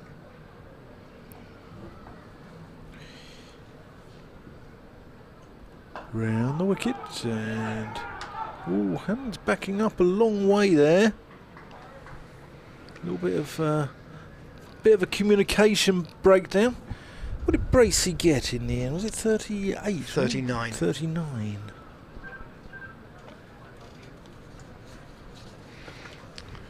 So Gloucestershire, remember, in terms of wickets down against Surrey, they were 420 for 2. Yeah, they did. Indeed, but they also were was at the end of the second day, the openers were still together. Yeah. And here, Miles Hammond has got to really give some good support to Marcus Harris. Gregory around the wicket. Harris, beautiful. Oh, Gower-esque. It's a nice shot. There's a big gap on that side. They're encouraging him to play through that gap, but he's still going to play the stroke. Yeah. Which he did admirably. Round the wicket, and Harris plays him all along the deck for 4. Shortish Through the backlift covers. again. Not a real full follow through. Just a punch, really. Gloucestershire's hopes pinned on their overseas opener. Gregory around the wicket, drops it short. Harris rides the bounce, drops it into the offside. 64 for 2. Just looking at Miles Hammond this season, he's got 3 50s already. Innings against Surrey when he supported Chris Dent on that third day. Second innings at Old Trafford, and I think second innings against Yorkshire here. Gregory in, and that's down the leg side. Steve Davis takes it. Good footwork there, gets him down the leg side.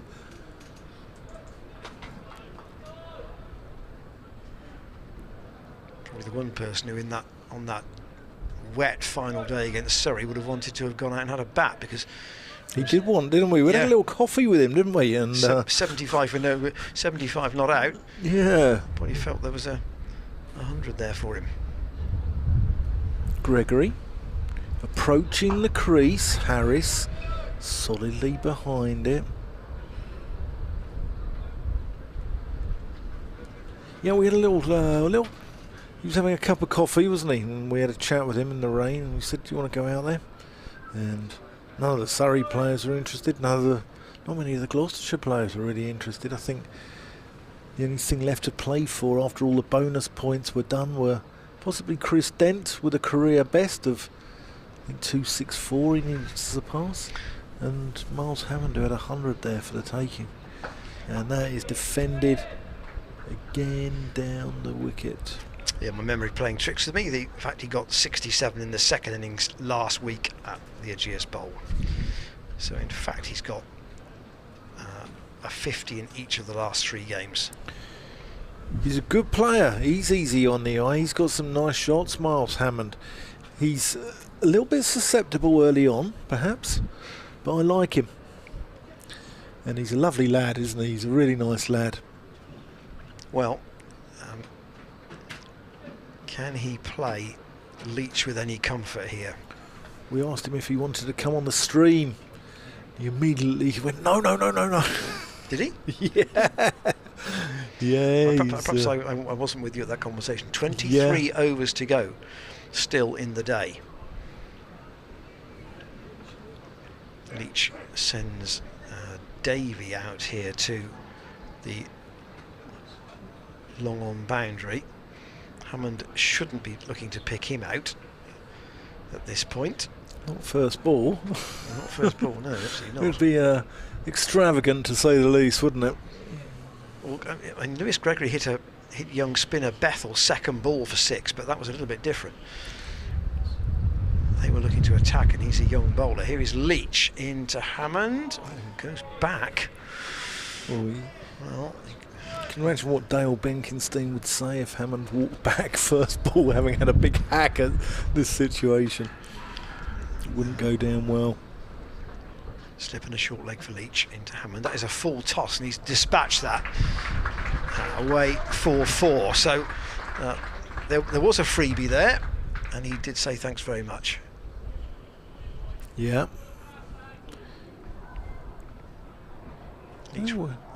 Leach has got the long on. He's got the runs to play with. Bring the man up, tempt Hammond to go over the top. Leach in bright sunshine. He's wearing his dark glasses and bowls to Hammond, who goes back. That's the risk if he can pitch it in those foot marks. If Hammond gets caught long on, then he needs a serious word from his coach in this situation. Quite a square stance, as you can see. He's almost looking down the pitch with both pads visible to the bowler. Gareth Roderick got squarer and squarer with his stance as his career went on and on for Gloucestershire, and Hammond he's almost at that level now himself. Leach into him and he plays it down into the ground to the man at short leg. Kim Barnett was another one who came here in his later years, wasn't he? Who had a very unusual stance. He looked like he was facing square leg at one point, wasn't he?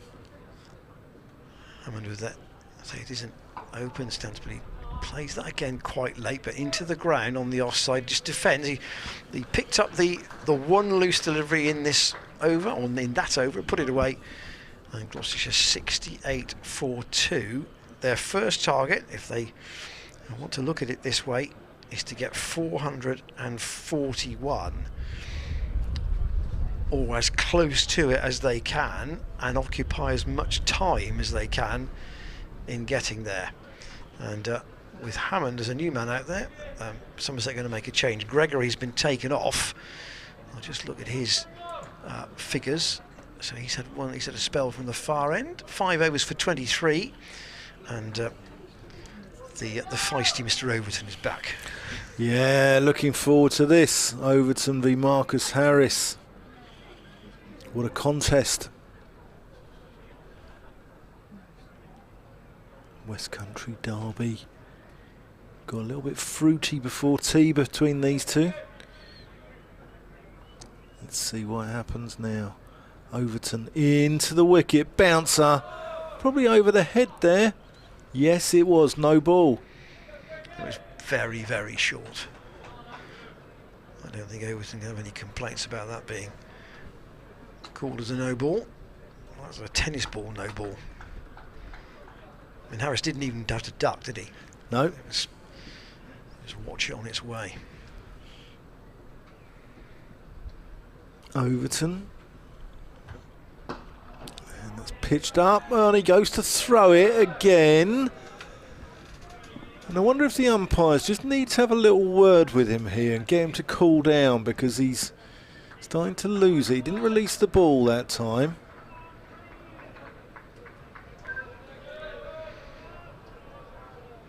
But he's starting to get a little bit...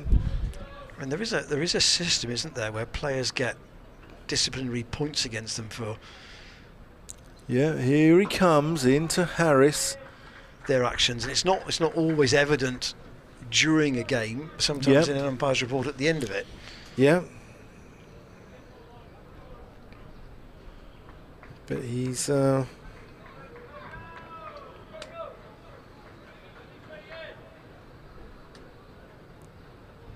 Steve James once described the actions of Justin Langer as Justin Langer was acting like a pork chop. And oh, that's well bowled though. And forgive me, the definition of actions of a pork chop? I don't know, just an idiot, I suppose. But he said it was a great game, but Justin Langer acted like a pork chop. It's sort of one of those sledges that you don't quite understand. No. Actually, if you do know why he would have said that, drop us an email. commentators@gloucestercc.co.uk. Overton in, well hit, and that's a good bit of fielding there by, looks like Tom Lammonby at mid-on. Yeah, you get sort of people referring to people as food when they've been a bit silly, don't you? You get people saying, oh, he's acted like a bit of a prawn, or Ellis Genge called him a silly sausage. Declared. Oh, Surrey have declared. Wow. It's taken them a long time. Oh. 671 for 9. Overton in, and he's still having a little word with Marcus Harris, gives him a look. In fact, now we've got a situation where all 4 games in Division 1, the first side batting first have declared. So Somerset 591 for 7, Northants 597 for 6, Surrey 621 for 9, Lancashire 566 for 9. Outside the off stump, Harris has nothing to do with it. Words again. Good contest this. But the question is, can any of those teams now take 20 wickets? That's the crux of the matter. That's the nub of this round of games, isn't it? Yeah, yeah.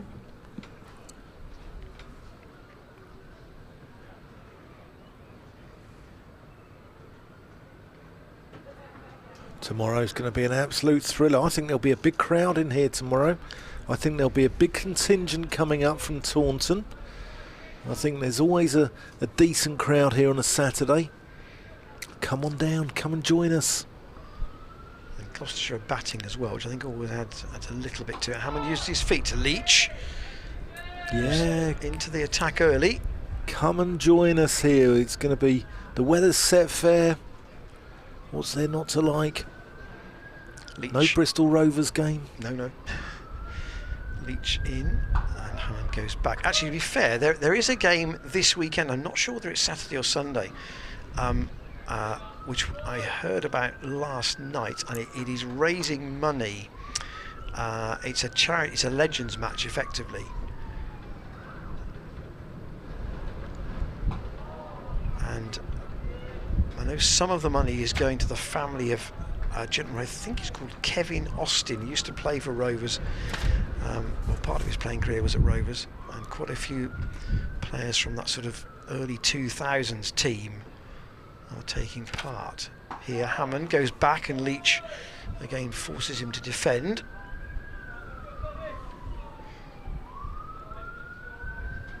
Slip on a short leg for the England slow left armour. Spins himself a catch, trots in, and again Hammond forward, bat and pad pretty close together. I think the yelp was because Somerset thought they got through there, but didn't do so. Hammond on 4, faces Leach again and again, forward, and defends out on the offside. At the moment, the one bad ball he's been given, he's put away. Other than that, Hammond's been concentrating on defence, and you can't blame him for that in this instance. He's just trying to get used to whether there is anything there for Leach. And actually, Bracey obviously was out playing forward, and it does look as if playing forward is probably the right thing to do, but Hammond has just got to judge the length. If Leach varies his length, he's got to go back or forward as appropriate. But our good friend Ed Seaborn says he likes the way Hammond plays the spinners. I'm trying to find some wood here, because wouldn't want to put the mockers on him, but he quite likes the way Hammond plays the slow bowlers. Yeah, he gets big striding. He's Overton. Oh, that's a delivery. Goes past the edge. And this is an absolute contest. It really is. Somerset's premier bowler at Gloucestershire's overseas star signings, and a brilliant start to the season. What a contest. It's a real battle, both going at each other hard. Harris is batting deep in his crease there too, isn't he? Yeah, he is. His front foot is quite a way behind the line. Here's Craig Overton. That's wide of off stump. Nothing doing there. I mean, it all gives him just the extra 0.001 of a second to judge. Yeah, it does. It gives you that little bit of extra time. I didn't mean to be flippant about that, but it is all tiny. It's tiny fractions, isn't it? Oh, and it makes a difference. It does make a huge difference. Here's Overton in to Harris, who gets up on his toes, defends that out into the backward point region. Yes, Tom Banton there.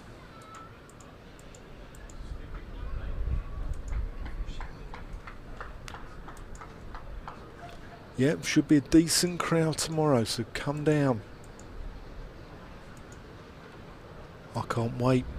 Saturday. Do like a Saturday here. Overton in. Short ball to Harris, who controls that. I wonder whether Hammond might have preferred to be facing Leach rather than Overton. So there's a single there to Harris. Two balls left in the over. Yep, so Hammond is going to face Craig Overton.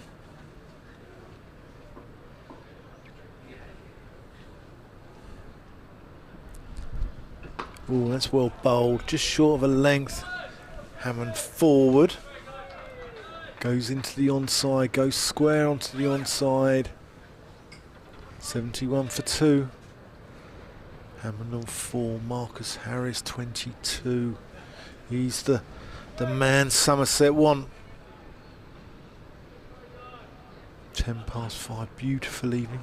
So we'll see a hot air balloon in the distance at some point. Overturn, and that's quite a tight leave there from Miles Hammond, who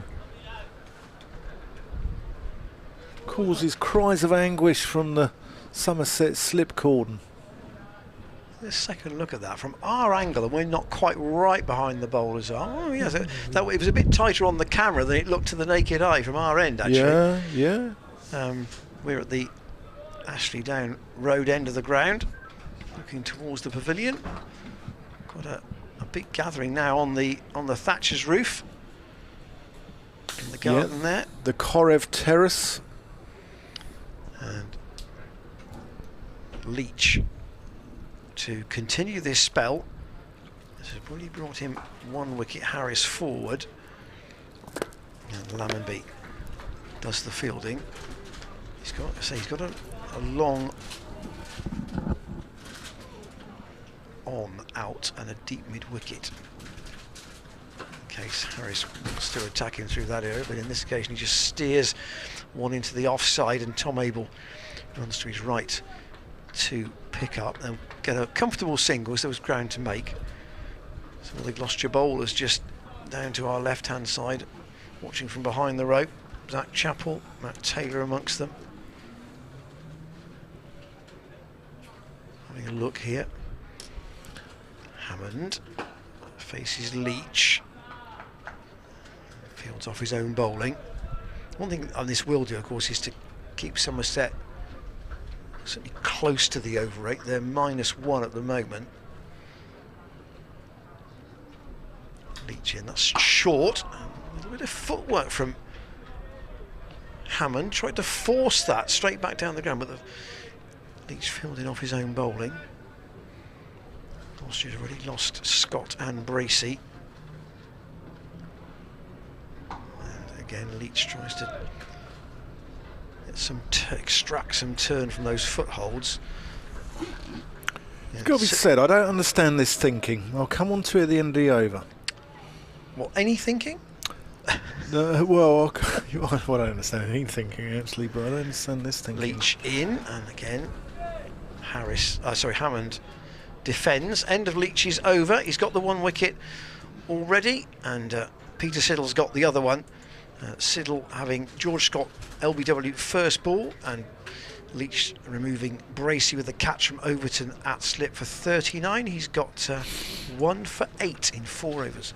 You've got 591 for 7 on the board. You've got the runs in the bank. Jack Leach is bowling flat darts with a long on and a deep mid wicket. Bring the men up, tempt the Gloucestershire guys to go over the top and get them out that way. But don't bowl defensively, firing it in. I don't understand it. I really don't. So he would be bowler. So I'm going to show my age here. If you look at the relative pace that someone like David Graveney or John Child sort of bowled slow left arm, Leach will be far faster than those two. Yeah. So. Here's Craig Overton. And Harris plays into the offside. They think about a single. Charles, of course, was a Devonian who didn't play it. Where did he get? Went from Essex. Went to Essex from Gloucestershire, didn't he? He did. Charles? Yeah. He had a very long run for a spinner, didn't he? Yeah, yeah. As did Peter Sudge.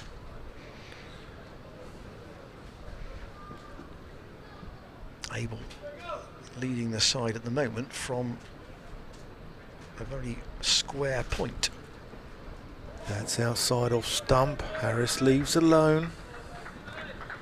A few of the boys just walking around there. Tom Lace having a little stroll. Can't see who else is there actually. Yeah, Matt Taylor and Zach Chappell. Well, Chappell's now sat down to our left. Yeah. On the rope. Is that Brad Wheel with him, I think? Might be.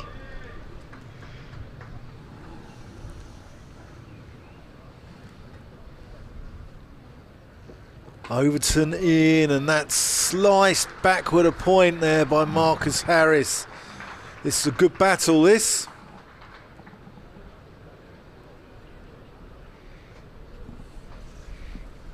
On to 27. 4 runs to the Victorian. We've not had a chance to speak to Marcus Harris. I know the club did an interview with him when he arrived initially. He's quite a quiet guy. Yeah, I say he strikes you as a very unfussy. Yeah, keeps himself to himself. Cricketer. You know, I play cricket, I bat. What else do you want to know? Craig Overton into him, and he defends. That's the sort of approach I think you'd expect from him. Yeah, yeah. You No, know? it is. He's completely unfussed. But I mean, Dale's like that as well. I mean, I was speaking to Dale last night, and he's won 3 county championship titles. Steve Kirby was there, won 1 county championship. Jack Brooks was there, he's won 2 county championships. There's 6 county championship titles between them, and you know that is it's a cornucopia of cricket there, isn't it? Short ball, and that's pulled, and that has gone to the fence for 4 runs. I don't think Tom Bantam wanted to be in the way of that short leg. He did well to get out of the way. He certainly did. And Harris did well to keep that down. Here's a second look at it. Yeah. He's always in control. Rocked back, got over the top, rolled his wrists, 4 runs. Yeah, so, you're talking to those guys, and there's a real knowledge. I mean, I was like a kid in a sweet shop. You can't fail to learn from people like that. Overton in, another short one, and he's got the man deep now. He's got the deep square. It's Davey out there. Yeah, Banton again, not really enjoying the experience of having one whistling past his ear hole. He's a tall man to be in at short leg as well. He is. Now there's a request for not 2 sweaters. Surely no. Looks like Siddle wants a sleeveless. He's too warm in a long sleeve sweater, Peter Siddle. Yeah. Actually, never rephrase that. He wants a long sleeve sweater. Maybe I think he thinks he's not going to have another bowl for a while. Or maybe even another bowl today. Leach could wheel away at this end until the close if skipper Abel wants him to. Davies is very close there behind the stumps. Talk about standing up. He is literally, if he wanted to be, in the ear of Marcus Harris here. Harris forward as Leach continues from this Ashley Down road end. Dan is completely confused by the long on. And the deep mid wicket. 81 for 2. And he used his feet this time. Marcus Harris gets to the pitch of that, and Leach fields off his own bowling. I don't get it. I don't understand it. Leach in once more, and Harris. That did spin out of a foothold, but Harris was a long way across. It would have needed to turn very nearly square to get him out there. But Leach just showing the batsman that there is some spin. Or some turn, shall we say, whether it's really sharp or fast is a different issue.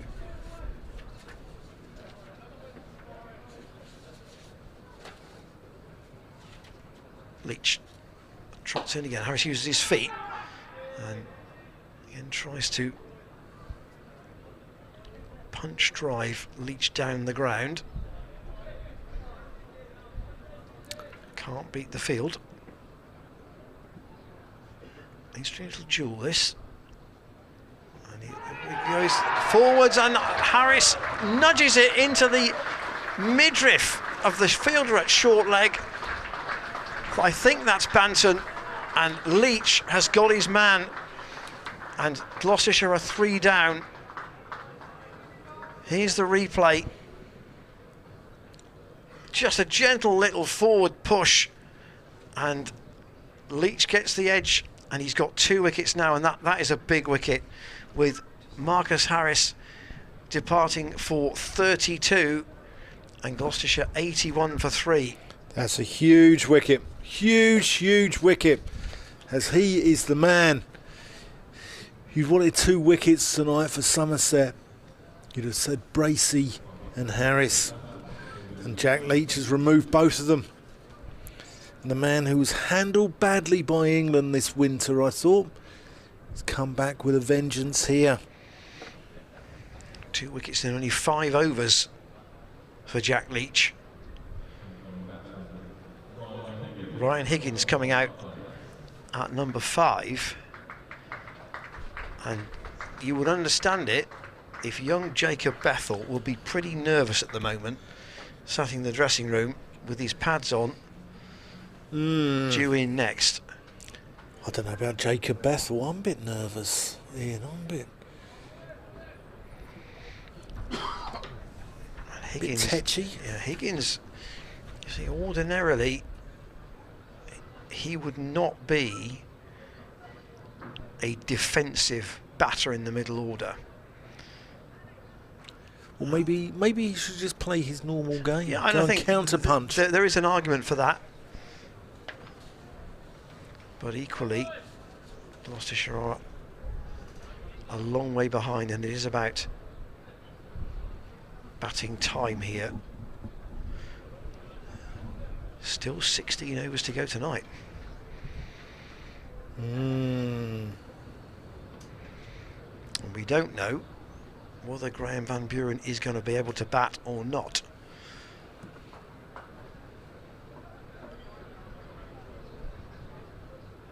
And if so, when? Well, he could bat at 7, but whether he'd be able to bat tonight at 7 is a different matter. Overton to Hammond. Be nice if Hammond got a big score here. He's threatened to. He's been threatening to. I like the look of Miles Hammond. He wandered in. Dale Benkenstein obviously sees something he likes as well. He's stuck with him. Overton into him, and he plays that down the ground. He's going to get just the 1, I think, because Ryan Higgins was slow out of the blocks backing up. He had to. It's one of those where when it's driven straight back at you, the non-striker obviously has to stay in his ground in case of anything. You don't want to be setting off and mid-off comes and runs you out, but yeah, they just get a single. So Ryan Higgins is going to face Craig Overton. It's kind of a similar situation to the one that Higgins faced at Northampton, albeit against a different kind of attack. He got 139 there. Needs a big knock from him here. Overton in, and Higgins rides the bounce, works it back with a square. This is good probing bowling from the visitors. And I don't mean to be disparaging to Northants, but Sanderson and Berg plus support. Sounds a bit like a concert, billing, doesn't it? Sanderson and Berg plus support. Here, Overton, Siddle, Leach, Davey, Gregory. Yeah, it's at you all the time. Jack Leach. Well, here's Craig Overton. Oh, that's a good delivery to Miles Hammond. Goes past the outside edge. But Jack Leach, the man who pushed supermarket trolleys around when he was playing second 11 cricket in his younger years. Looks like being the man here. If they can get another wicket, well, every little helps. Overton in. Oh, that's a good delivery as well. Goes past the outside edge. Getting Miles Hammond. I mean, Somerset would never say, you know, par is any particular figure, I don't think. But if they do finish up with 3 wickets tonight, I think they will say they've done pretty well on a pitch where they've got 591 on the board to play with. Oh yeah, they'll be completely happy with their position.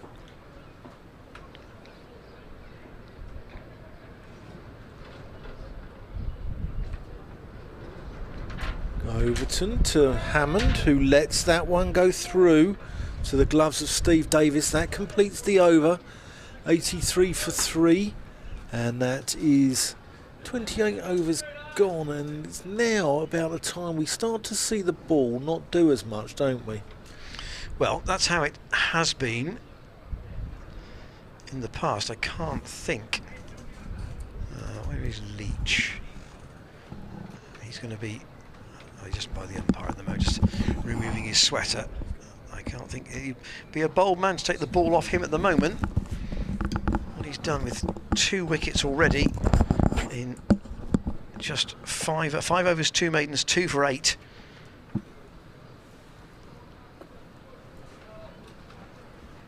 And now Higgins, as the right-hander, gives Leach that different problem down that you were on about. He's got to bowl into an area where the rough is not as rough.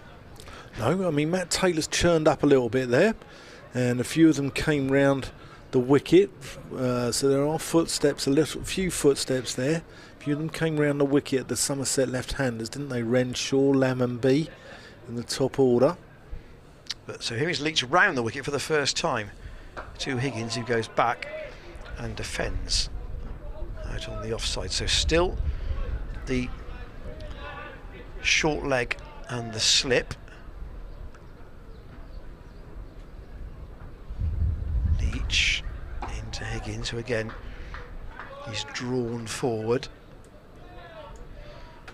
Just to confirm that it was Tom Banton, as we thought, in at short leg, with the catch to dismiss Marcus Harris. Leach wheels in, and there's a big appeal. Was there any bat on that? There obviously was, because there's nothing given from umpire Long. So Leach clearly thought he'd got through there without any bat at all. Umpire Long thought differently.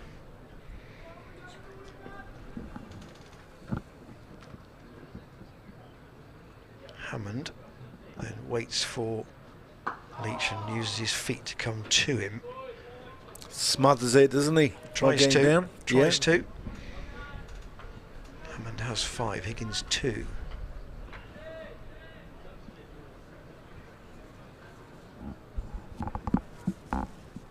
Banton on his haunches, and now tumbles to the floor as the ball goes past him to Lammonby.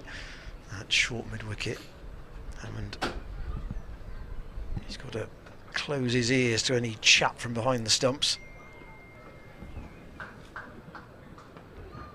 Leach, a very precise run. Oh, and Hammond goes back, and he's beaten by that.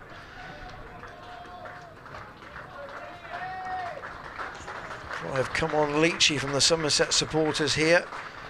That last delivery was a tight one. There are the wickets to fall. Scott first ball to Peter Siddle, and then Harris and Bracey both caught close to the wicket off Leach in his spell from the Ashley Down road end. 14 overs left in the day, and Gloucestershire will be desperate not to lose any more. They'll be feeling if they can take this innings into maybe tomorrow mid-afternoon tea. They're in with a shout of getting a draw here, aren't they? Yes, they've got a bat. They've got a bat long. Whether they get even close to that 5.91 or even the 4.41 follow-on figure, it's more about time than anything else.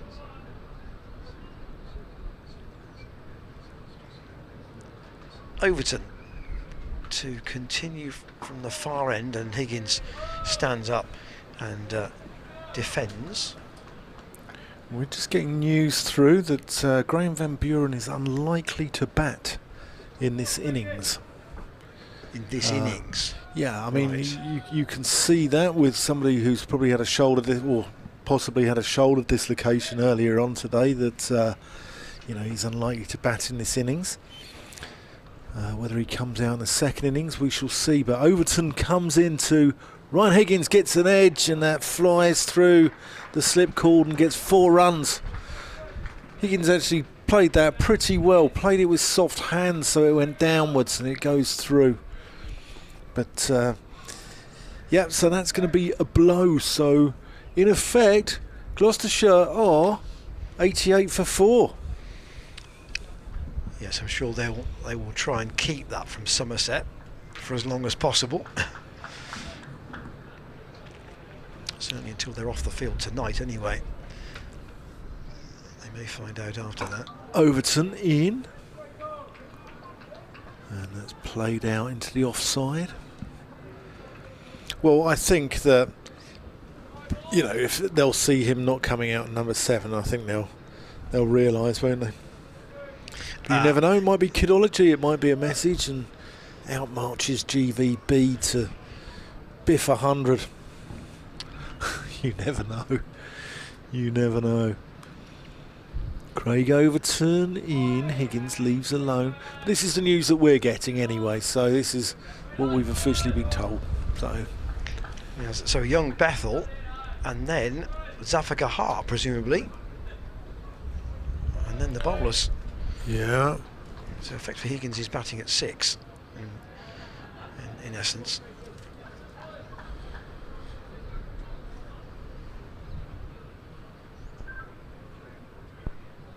Quite a lot have stayed into this last hour of the day. Overton in, Higgins plays him into the onside.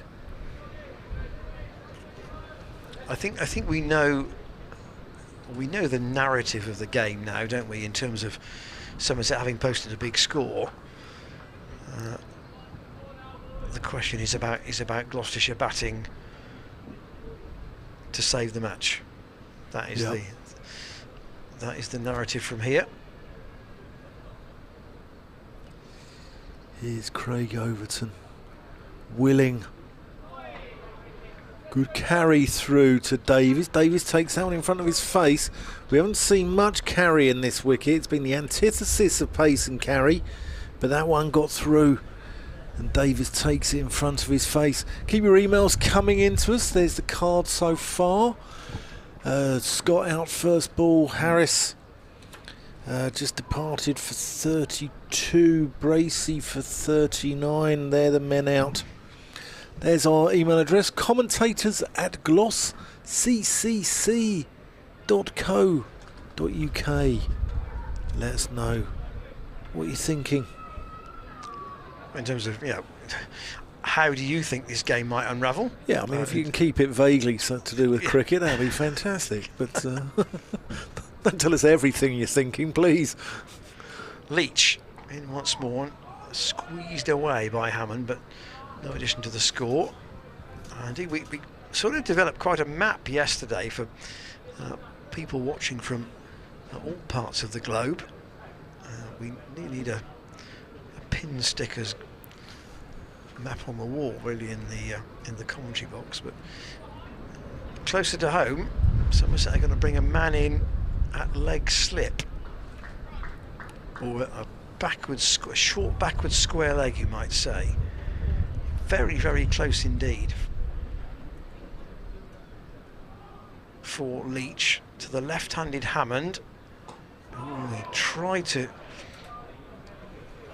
put the haymaker on that. He's got the deep square and the long on. Again to Hammond here. He's got like a split field. He's got 3 men around the bat. He's got 2 in the deep, and then he's just got the sort of normal mid wicket. Gregory is away out at deep square. Hammond goes back, and he is caught by Overton at slip. Leach is causing all manner of trouble here. In a way, it must be said that Zafar Gahar couldn't, but he's bowling into the footmarks, and Hammond goes across. A little tentative prod, really, and another straightforward catch for Overton, and Gloucestershire are 4 down, and in reality 5 down, with Graham Van Buren unable to bat in this innings, or unlikely to bat in this innings, and young Jacob Bethel is going to come out for his first innings in Gloucestershire colours on loan from Warwickshire. And Leach has 3 wickets in 7 overs. Yeah, 3 for 9. Yeah, what a superb display of spin bowling this has been from Jack Leach. In effect, the hosts are 88 for 5. All the top batsmen back in the hutch. A lot of pressure on Ryan Higgins' shoulders. And it's another left-hander coming in the form of young Jacob Bethel. Actually, I'll say that. It is Bethel. I did wonder for a moment. His walk to the middle looked reminiscent of one of the bowlers. I wonder if they took a long time out to bring somebody else in at this stage, but he gets a word from Ryan Higgins, and this is a challenge for the young man. Yeah, it certainly is. Baptism of fire.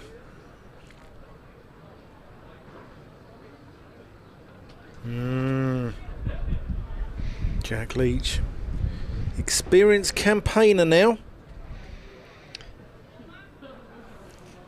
Yeah, it's not quite the spitting Bunsen at Taunton, but he's making use of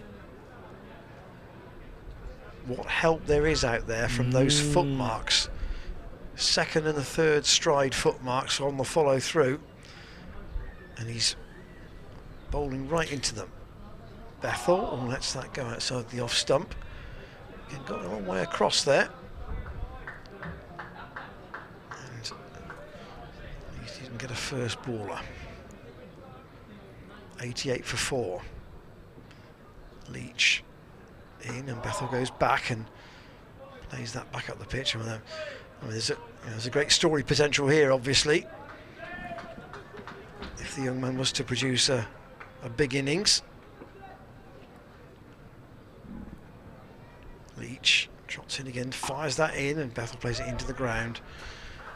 And in a sense, end of the over, he has to forget who the bowler is, and the fact that he's out there batting against an England Test spinner.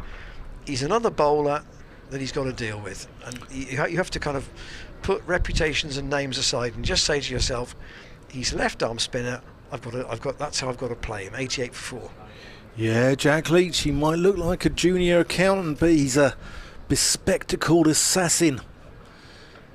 And he's gone right through the Gloucestershire top order here. 3 for 9. And Peter Siddle wants another bowl here. He's having a chat with Tom Abel, and Overton, I think, is going to be taken off. He's bowled 10 overs for 37. Siddle's only bowled 7 overs so far, a 4 and a 3 in 2 spells. There are still 12 overs to go, so this might be another little burst, perhaps another 3 here. He's changed ends though for the first time. He certainly has. And man, he retired from Test cricket 2019. 67 tests, 221 Test wickets, as Higgins goes on the back foot. And that's the difference, isn't it, between the sides? What you know, they can call upon Craig Overton, test bowler, Peter Siddle, test bowler, Jack Leach, test bowler, Josh Davey, international bowler, Lewis Gregory, international, one-day international bowler. Siddle in, and that's short and wide, and banged into the ground to backward point, who was just hidden to me by a stanchion pole here. So I was expecting the ball to hit the boundary boards with a resounding thump. I was wondering why there's no applause from the crowd.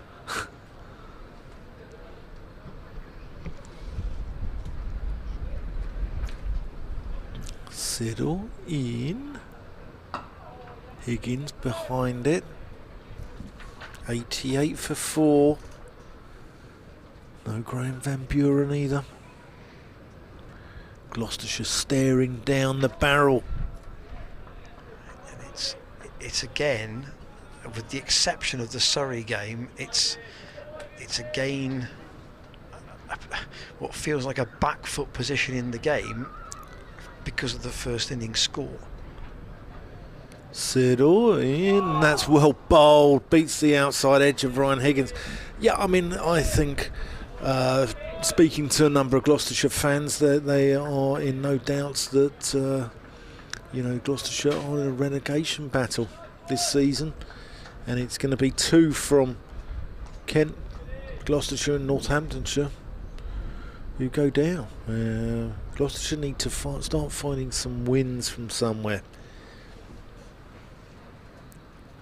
Peter Siddle in, Higgins defends that. And I think I'm right in saying, so this is round 6 out of 14. In the remaining 8 games, they only play Kent once. Yeah. And Northamptonshire once more. Yeah. And that's it. So there are only 2 out of those 8 against the bottom sides. It's not as if they if they hadn't played either of those teams yet, and they played both twice, you might have a different view. Yeah, here's Siddle in, and Higgins, that drops short of Overton there. No, it's not Overton. I think it is. Yeah, it's Overton. Yeah. Third slip. Tell me the way he gets slowly to his feet. Somerset in the cable net. Here's Siddle. Let's have a look at an action replay. Yeah, just drops short there.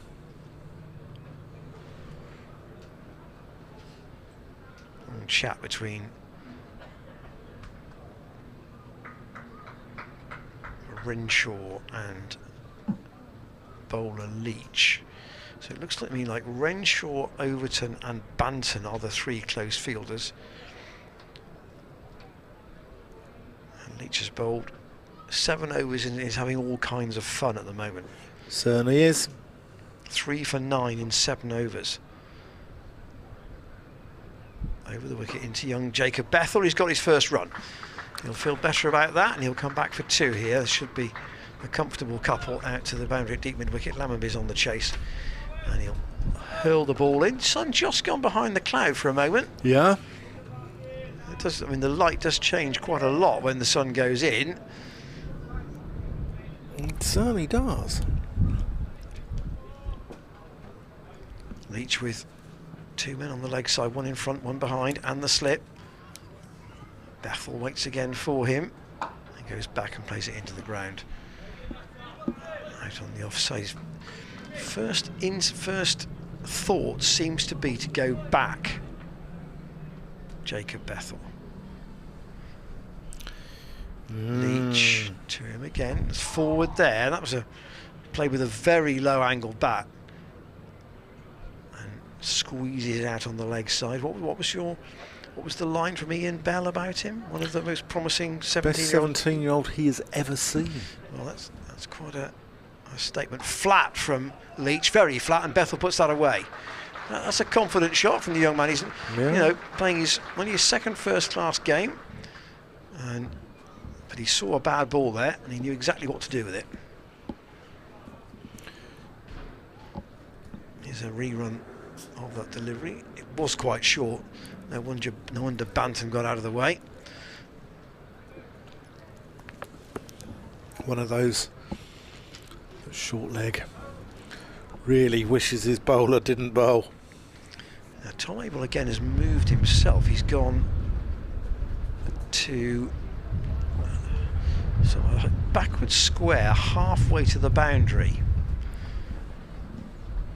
Leach in again to Bethel, who again comes a long way forward and kills all the spin, or any spin there might be, and fielded by Banton.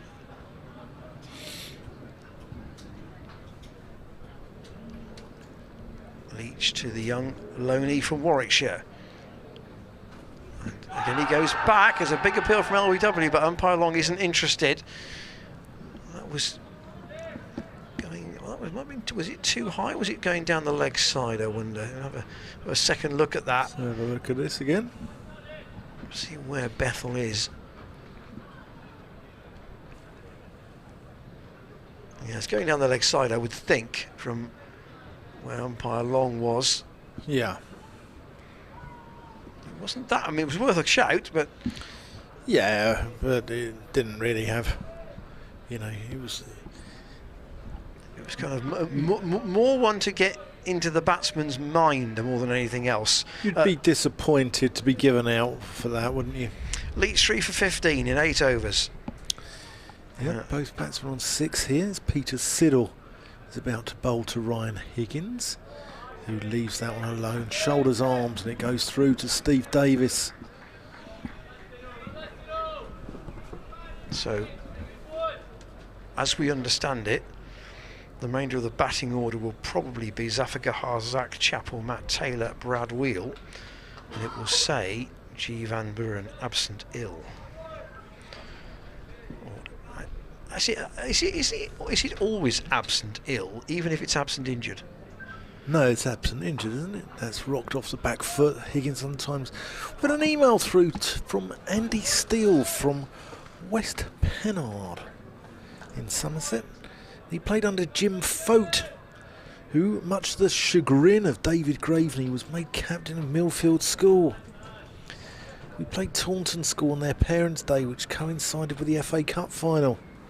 As an avid Aston Villa supporter, Jim instructed us to have the game over before the 3 o'clock kickoff. Settle in, and good Yorker. Higgins digs it out. Bob Dudley Jones obliged by knocking Taunton over for about 70, and Jim and Peter Roebuck took us past their total.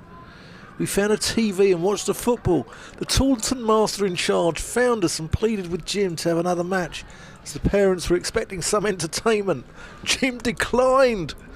Not a great example of sportsmanship, but a memorable day. Well, tomorrow is cup final day.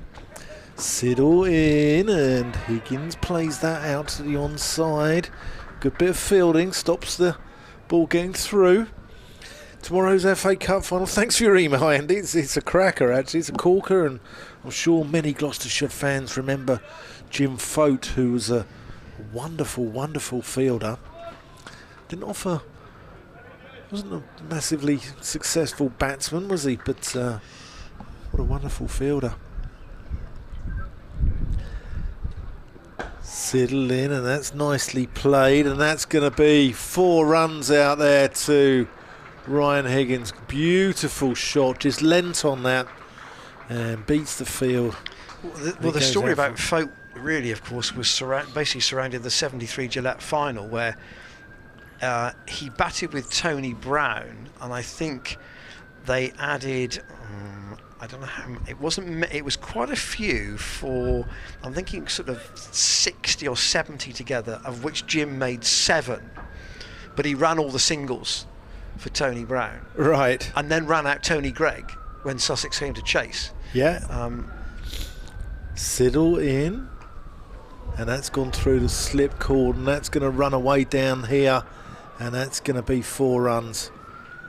4 more. 100 up. 100 up. And Higgins moves on to 14. Yep, Jim Fote, who was bespectacled. Peter Roebuck, who was bespectacled. And I'm going to hand you over to my bespectacled co-commentator to commentate on a bespectacled slow left armour.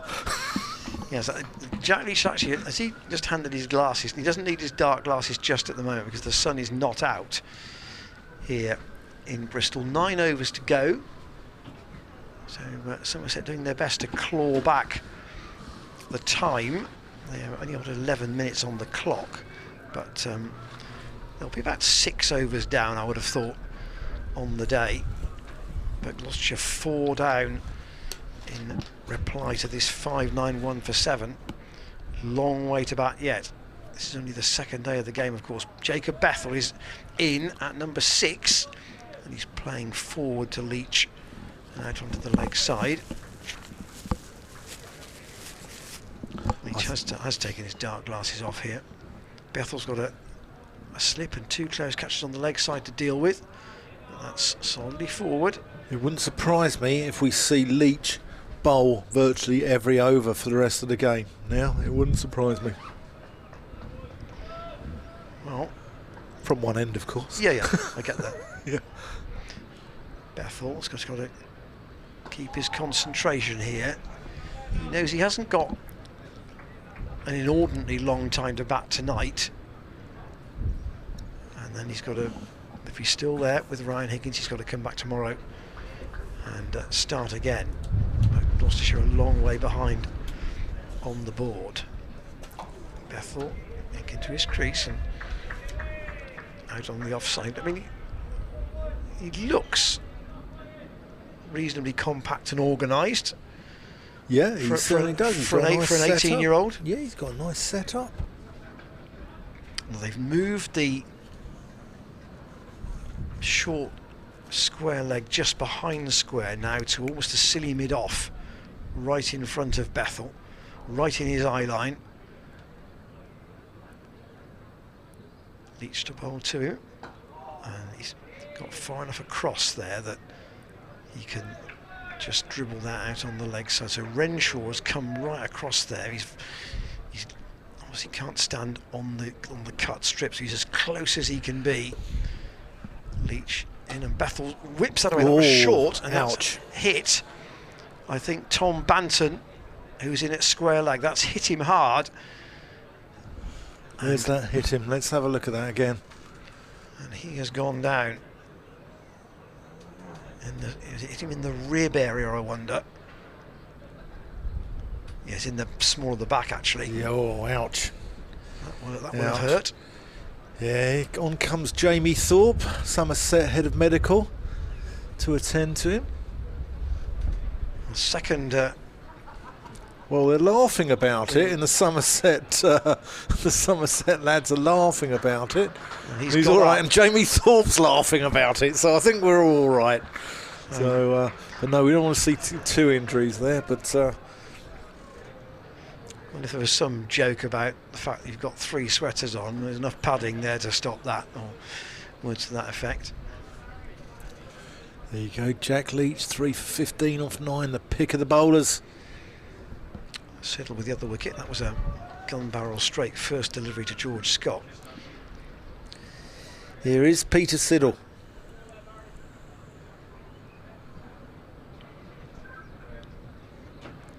To Higgins, who defends that one stoutly. Yes, it could be a marathon stint for Leach, couldn't it? I think so. I mean, I was wondering what other slow bowling they've got. I mean, they left Roloff van der Merwe out of the 13 that they picked in the squad. Renshaw does, in theory, bowl some very gentle off breaks. Siddle in, and leading edge there from Ryan Higgins. Doesn't play that completely comfortably, but I think that is the only spin option, isn't it? Because I mean, we've got Lammonby and Abel who bowl. Lammonby bowls a bit of left arm over, doesn't he? But he doesn't bowl at the moment because of his ankle. Okay, yeah. And Tom Abel bowls a little bit of seam up, and he's underutilised actually, Tom Abel. Here's Siddle. And Higgins comfortably in behind that.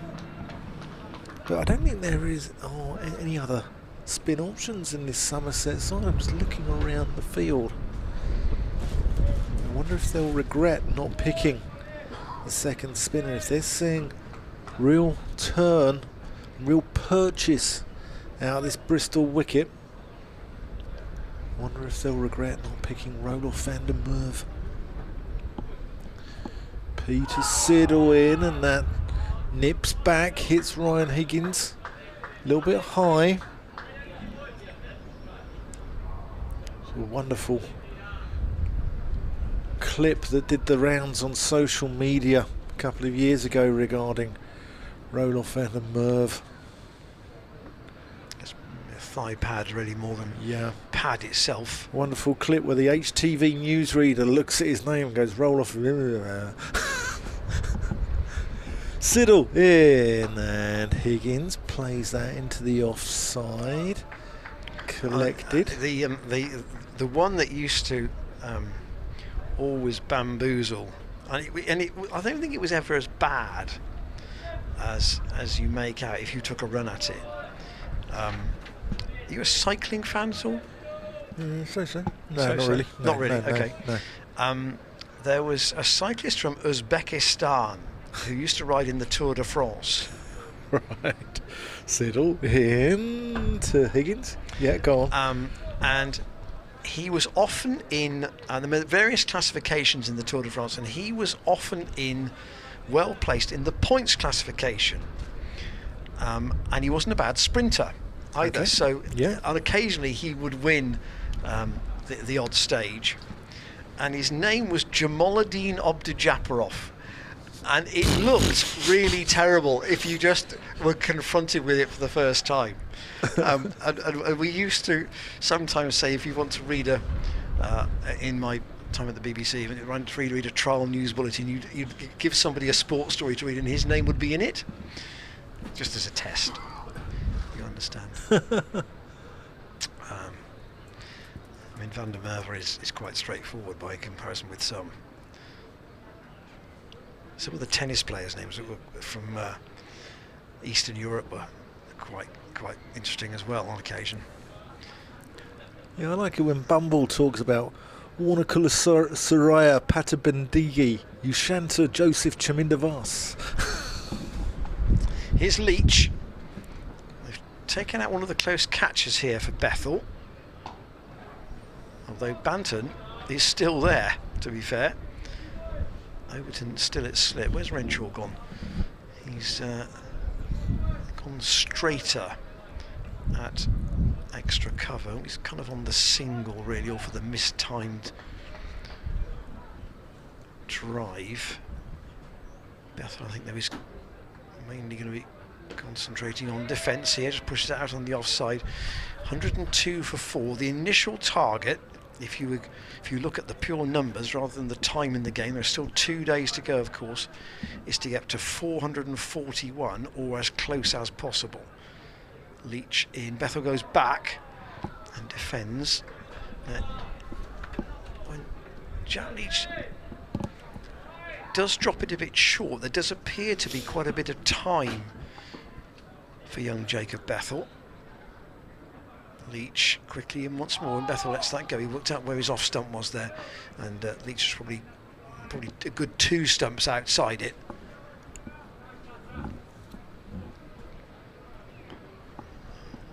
He's trying to hurry the youngster. We're really whipping through these overs, and Bethel cuts that. That's a good shot, and that'll be out for 4. He's picked the gap there. That was short, but he's got into position really quickly and played a very nice shot away, not towards the Kennington Avenue boundary for 4. Yeah, latched onto that really quickly. Glorious. He's got a nice setup, hasn't he? Look at his on the replay. Gives himself a bit of room, rocks onto the back foot and carves that away through the offside. 106 for 4. Bethel into double figures. Leach into bowl 2, and that's steered away. He'll want probably only 1 there. There isn't a second run. And Leach continuing, though, to be the go-to man for Somerset. I mean, his figures stand out against the rest. He's bowled 10 overs and he's taken 3 for 20 Siddle 10 overs, 1 for 23. Overton 10 overs, no wicket for 37. Lewis Gregory and Josh Davey relatively lightly used so far. There are 3 overs left at each end. I wonder whether Siddle might bowl all 3. It's not impossible. Yeah, well, we're going to see Siddle to Bethel. Do you get? Siddle strikes me as he's a proper workhorse of a bowler. Yeah, he is. He'll run through walls for you, won't he? And that's why he's been so popular and kept himself fit. And what a fantastic cricketer. What a great cricketer. Here he comes around the wicket to Bethel, who's equal to him. Nice forward defensive, head over the ball.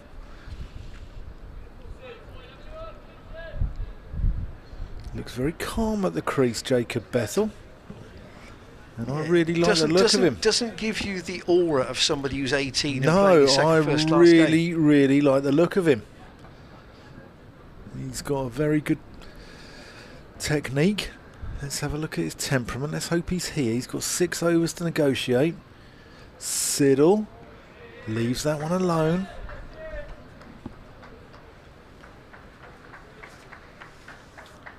Just unfussy cricketer.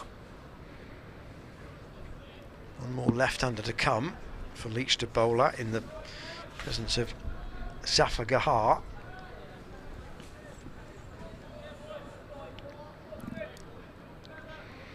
Gloucestershire side stocked with left-handers. Yeah. Siddle into Bethel. Plays that off the back foot to backward point.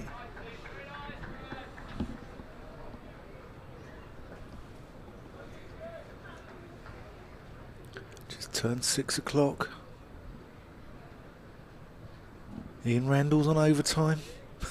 Oh, and you, Dan? Oh, I just get a rate. I just Do get you? a flat rate. Oh, Yeah, you're on overtime. You're on an hourly rate. No, we're not. We're not. We're joking. Peter Siddle. And that's outside the off stump.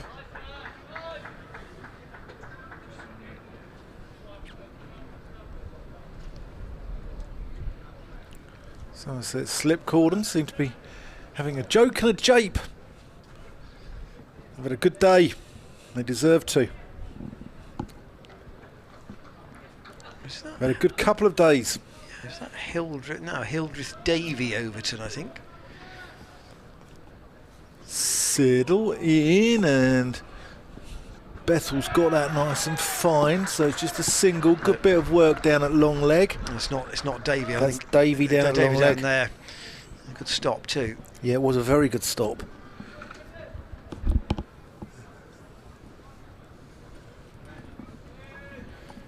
It'd be Hildreth or Renshaw Overton, I think. Yeah, it is, yeah. Big boys, Renshaw and Overton. Siddle to Higgins, who leaves that alone. 5 overs left in the day. Yeah, the cloud cover's just wheeling in again. Yeah. The sun's been pretty warm for most of the day, but Dan's gone back to the 2 layers. Yeah, gone back to 2 layers. The microclimates of our position overlooking the ground here. Well, thanks for your all your contributions on the emails as usual today. James Healy will be back in charge of those tomorrow. It'd be good to have Cam back with us on loan for a day. Tomorrow might be nicer though. We've got a bit of cloud in the morning, and then from midday onwards it's going to be a whopping 20 degrees. Well, that's kind of what they said today, actually. Leach from the Ashley Down Road end to young Jacob Bethel, and he just works that on the bounce into the ground. Davey just doing a little bit of limbering up, as if there might be a couple of overs from him at the far end before the close.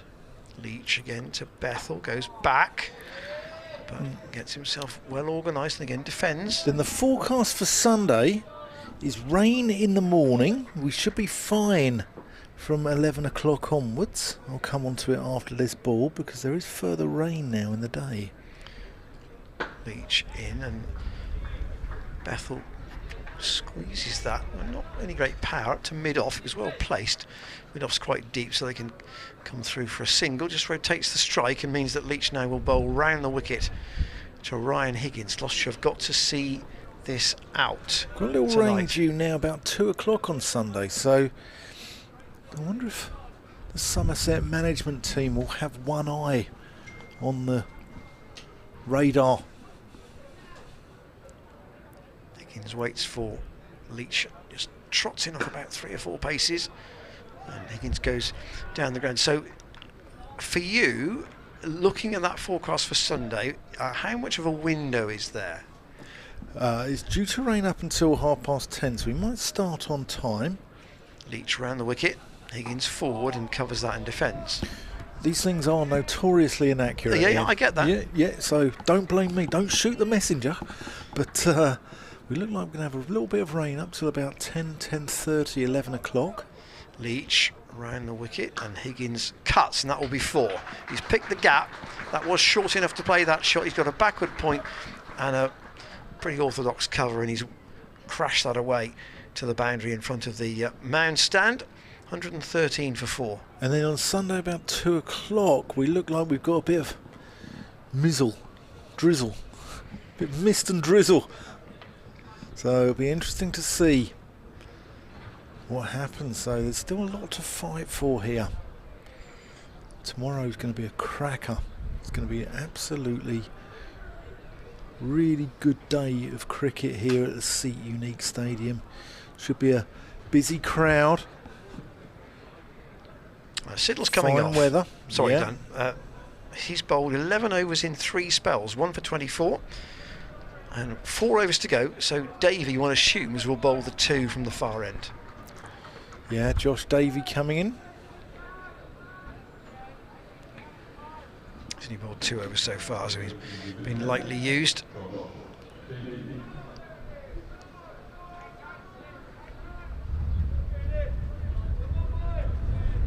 And from Aberdeen. Said earlier Matthew Cross is from Aberdeen. As Davey comes in to Bethel, who defends that despite the cries from the Somerset slip cordon, trying to unsettle the youngster. Doesn't flinch. The only other man I know any connection to Aberdeen to do with cricket is Aberdeen Sikande of Leicestershire, but that's his name, and it's not spelt like the Scottish city, the Granite City. So you'll know this. Where was Mike Denness born? Oh, don't know. Was he Aberdeen? I'll check that. Davey. He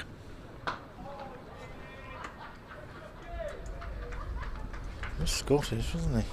Yeah.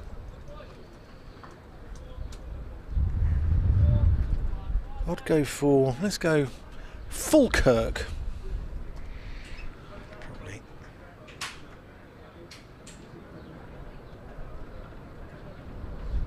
Bells Hill in Lanarkshire.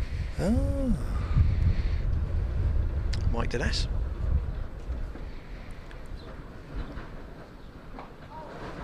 Tucked around the corner from Bethel.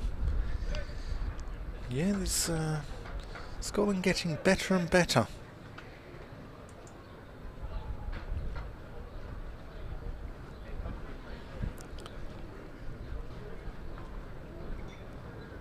Two 30s at the top of the order for Marcus Harris and James Bracey. Someone has got to bat a lot longer than a 30. Gavin Hamilton as well, he was a Scottish cricketer, once referred to. Someone in the crowd once at Lord's, a Scottish scallywag. That's short and wide. Higgins goes cutting, doesn't time it, dribbles out to the offside.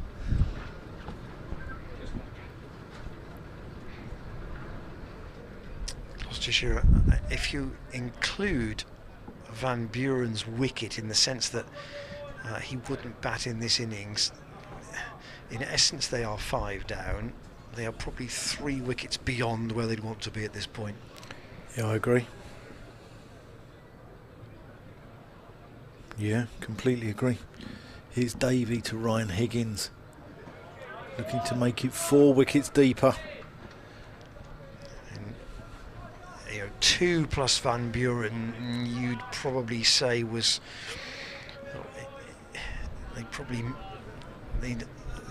I think the early one was kind of inevitable, and then if they lost one other, you just said, well, that's probably about what we might expect with the scoreboard pressure, but effectively they're 2 beyond that.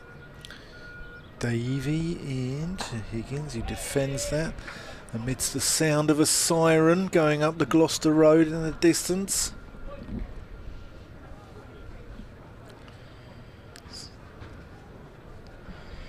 So 3 overs to go, 114 for 4. So more than 300 still needed to avoid the follow-on. Well, that's all day tomorrow taken up. Yeah.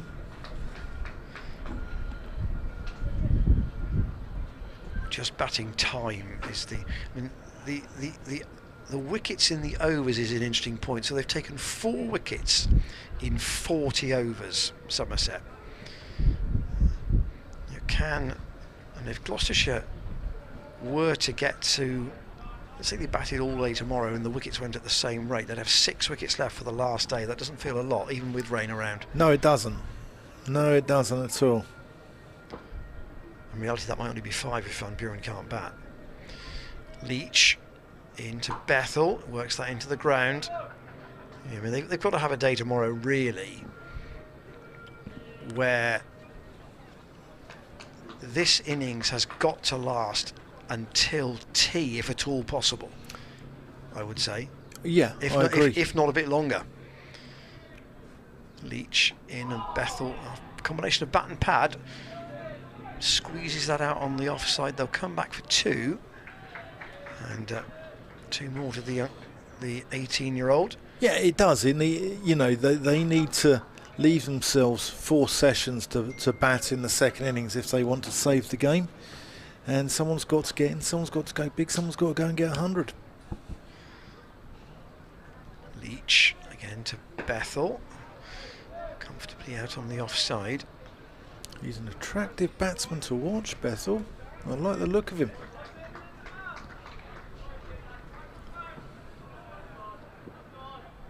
Can he keep out the England spinner tonight? And he goes back and defends. Getting a lot of chat out there as well. He's got to close his ears to that. But I say, just looking at him, he doesn't look like a bat. You're forgetting he's an 18-year-old. Leach into bowl to him, and again, he's going back, but he's just watching the ball. It's a simple concept, isn't it? But if it's not spinning too quickly, then can he play it under his eye line by purely watching it? Leach in again, and again, so he's forward, try and kill the spin. End of the over. Leach has bowled 12 overs, 3 for 27, and Gloucestershire are 4 down with a lot of time left in the game. 2 days to go still, although as Dan said, there is apparently the threat at this point of possibly some rain around on Sunday. But tomorrow's forecast looks good if you are coming tomorrow. Gates open, I'm sure I'm right in saying, at 9 o'clock. And don't forget, we are cashless here at the Sea Unique Stadium as well, so if you're thinking of coming to the ground, do bear that in mind too. Yeah, it's going to be an intriguing day. It's one for the connoisseur. It's not going to be crash bang wallop. As Davey comes in to Higgins, who defends that off the front foot. 11 balls now to negotiate in the day. I mean, this is obviously the 3rd championship game here at Bristol this season. So we've had 10 days in theory of championship cricket. 1 day completely rained out. Other than that, very little, if any, time lost at all. But it does feel as if we've had a lot of overs where Gloucestershire have been in the field. Oh yeah, that's what it feels like. Yeah. And they were obviously away at Hampshire and Lancashire as well. Davey approaches the crease. Higgins plays him off the back foot, wide of mid-off, and they come through for a single. Keep the scoreboard ticking, 117 for 4. Higgins moves on to 19. Bethel's on 16. So just checking how many balls there are to go. 10 in the over. 10 in the day. 4 from this end.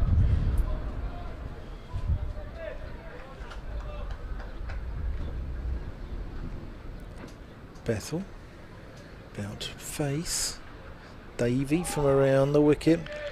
Lets that one go through. It's worth just at this point recapping how Somerset got to their 591 for 7 declared. They started 319 for 4, and the innings glued together by 142 from Tom Abel.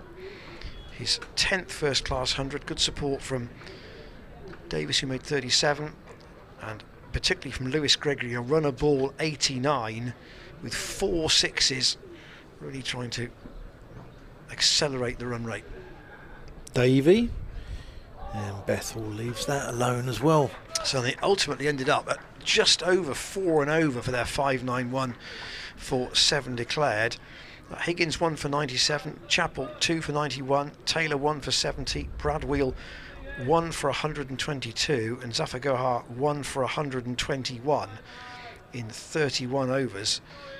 And then Gloucestershire in reply lost George Scott to the first ball, LBW to Peter Siddle, and then it's been the Jack Leach show since then. Yeah, Davey comes in. Bethel defends that. So the bowling figures for Somerset so far. Peter Siddle 11 overs, 4 maidens, 1 for 24. Craig Overton 10 overs, 1 maiden, none for 37. A little bit expensive by his standards, but what a battle between him and Marcus Harris. It was high octane stuff. Josh Davies about to complete his 4th over. He's gone none for 6. Lewis Gregory's bowled 5 overs, none for 23. But the star man for Somerset, Jack Leach, 12 overs, 4 maidens, 3 for 27. As Davies about to complete the penultimate over, and Bethel defends that. Back down the pitch. So Davies' work done for the day. But it is a contrast, isn't it? You know, Leach is a slow left armer, Zafar is a slow left armer. He's bowled, he's had a long bowl, and Zafar 31 overs, 1 for 121, and Leach 12 overs, 3 for 27. What's the difference there? Is it the revolutions on the ball? Yeah, I mean, perhaps is Leach bowling a little bit. I know you said you wanted to bowl a little bit slower. Is he in fact bowling a little bit faster than Zafar was? Yeah, I think he's got the pace right. Actually, I think I was wrong. I don't think I was wrong about his field.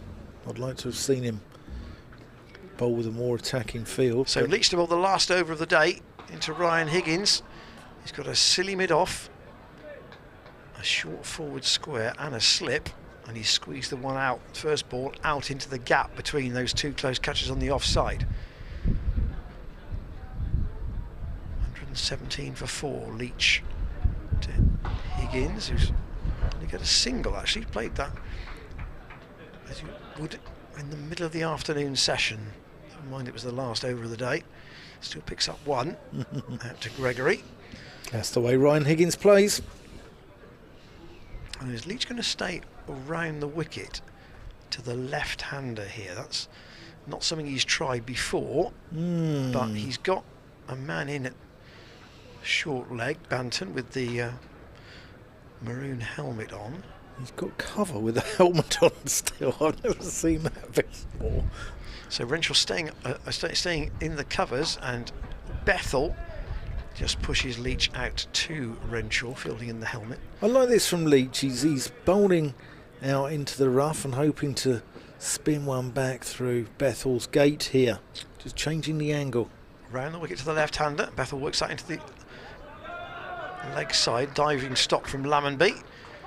Keeps the young man on strike. Last over of the day.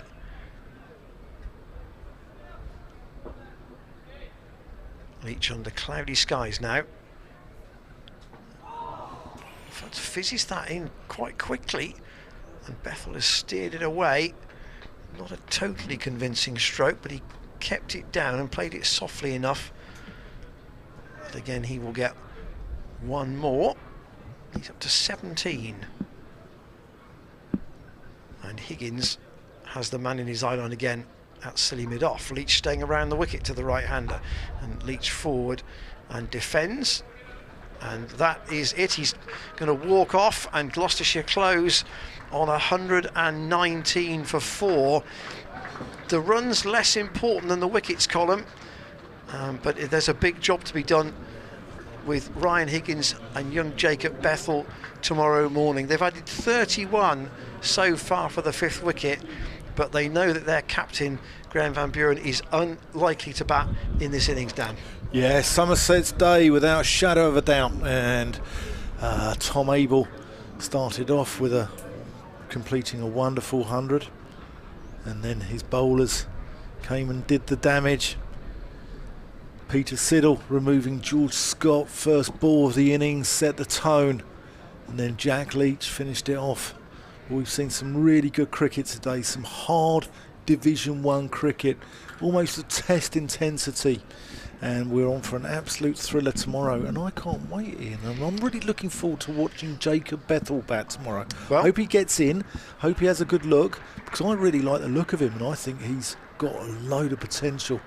Well, he's acclimatised himself well for 45 minutes tonight, and not an awkward time for a young man to come in, and he is 17 not out. That's where he'll start tomorrow with Ryan Higgins. And just to complete the Graham Van Buren picture, if you haven't been with us for part of the day, Graham injured his right shoulder trying to dive for a ball going towards the boundary rope. He didn't collide with anything or anybody, but it was the impact of his fall.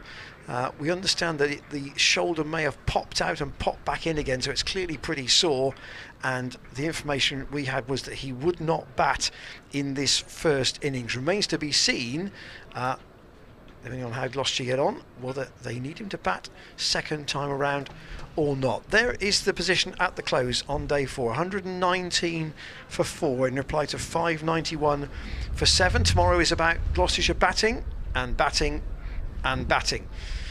Join us on the stream at 5 to 11. Thanks to Cameron for his work on the cameras today. I hope you have a good game for Blagdon tomorrow, and we'll join you hopefully for your Saturday company here at the Seat Unique Stadium for day 3 of Gloucestershire against Somerset. From Dan and myself, see you tomorrow.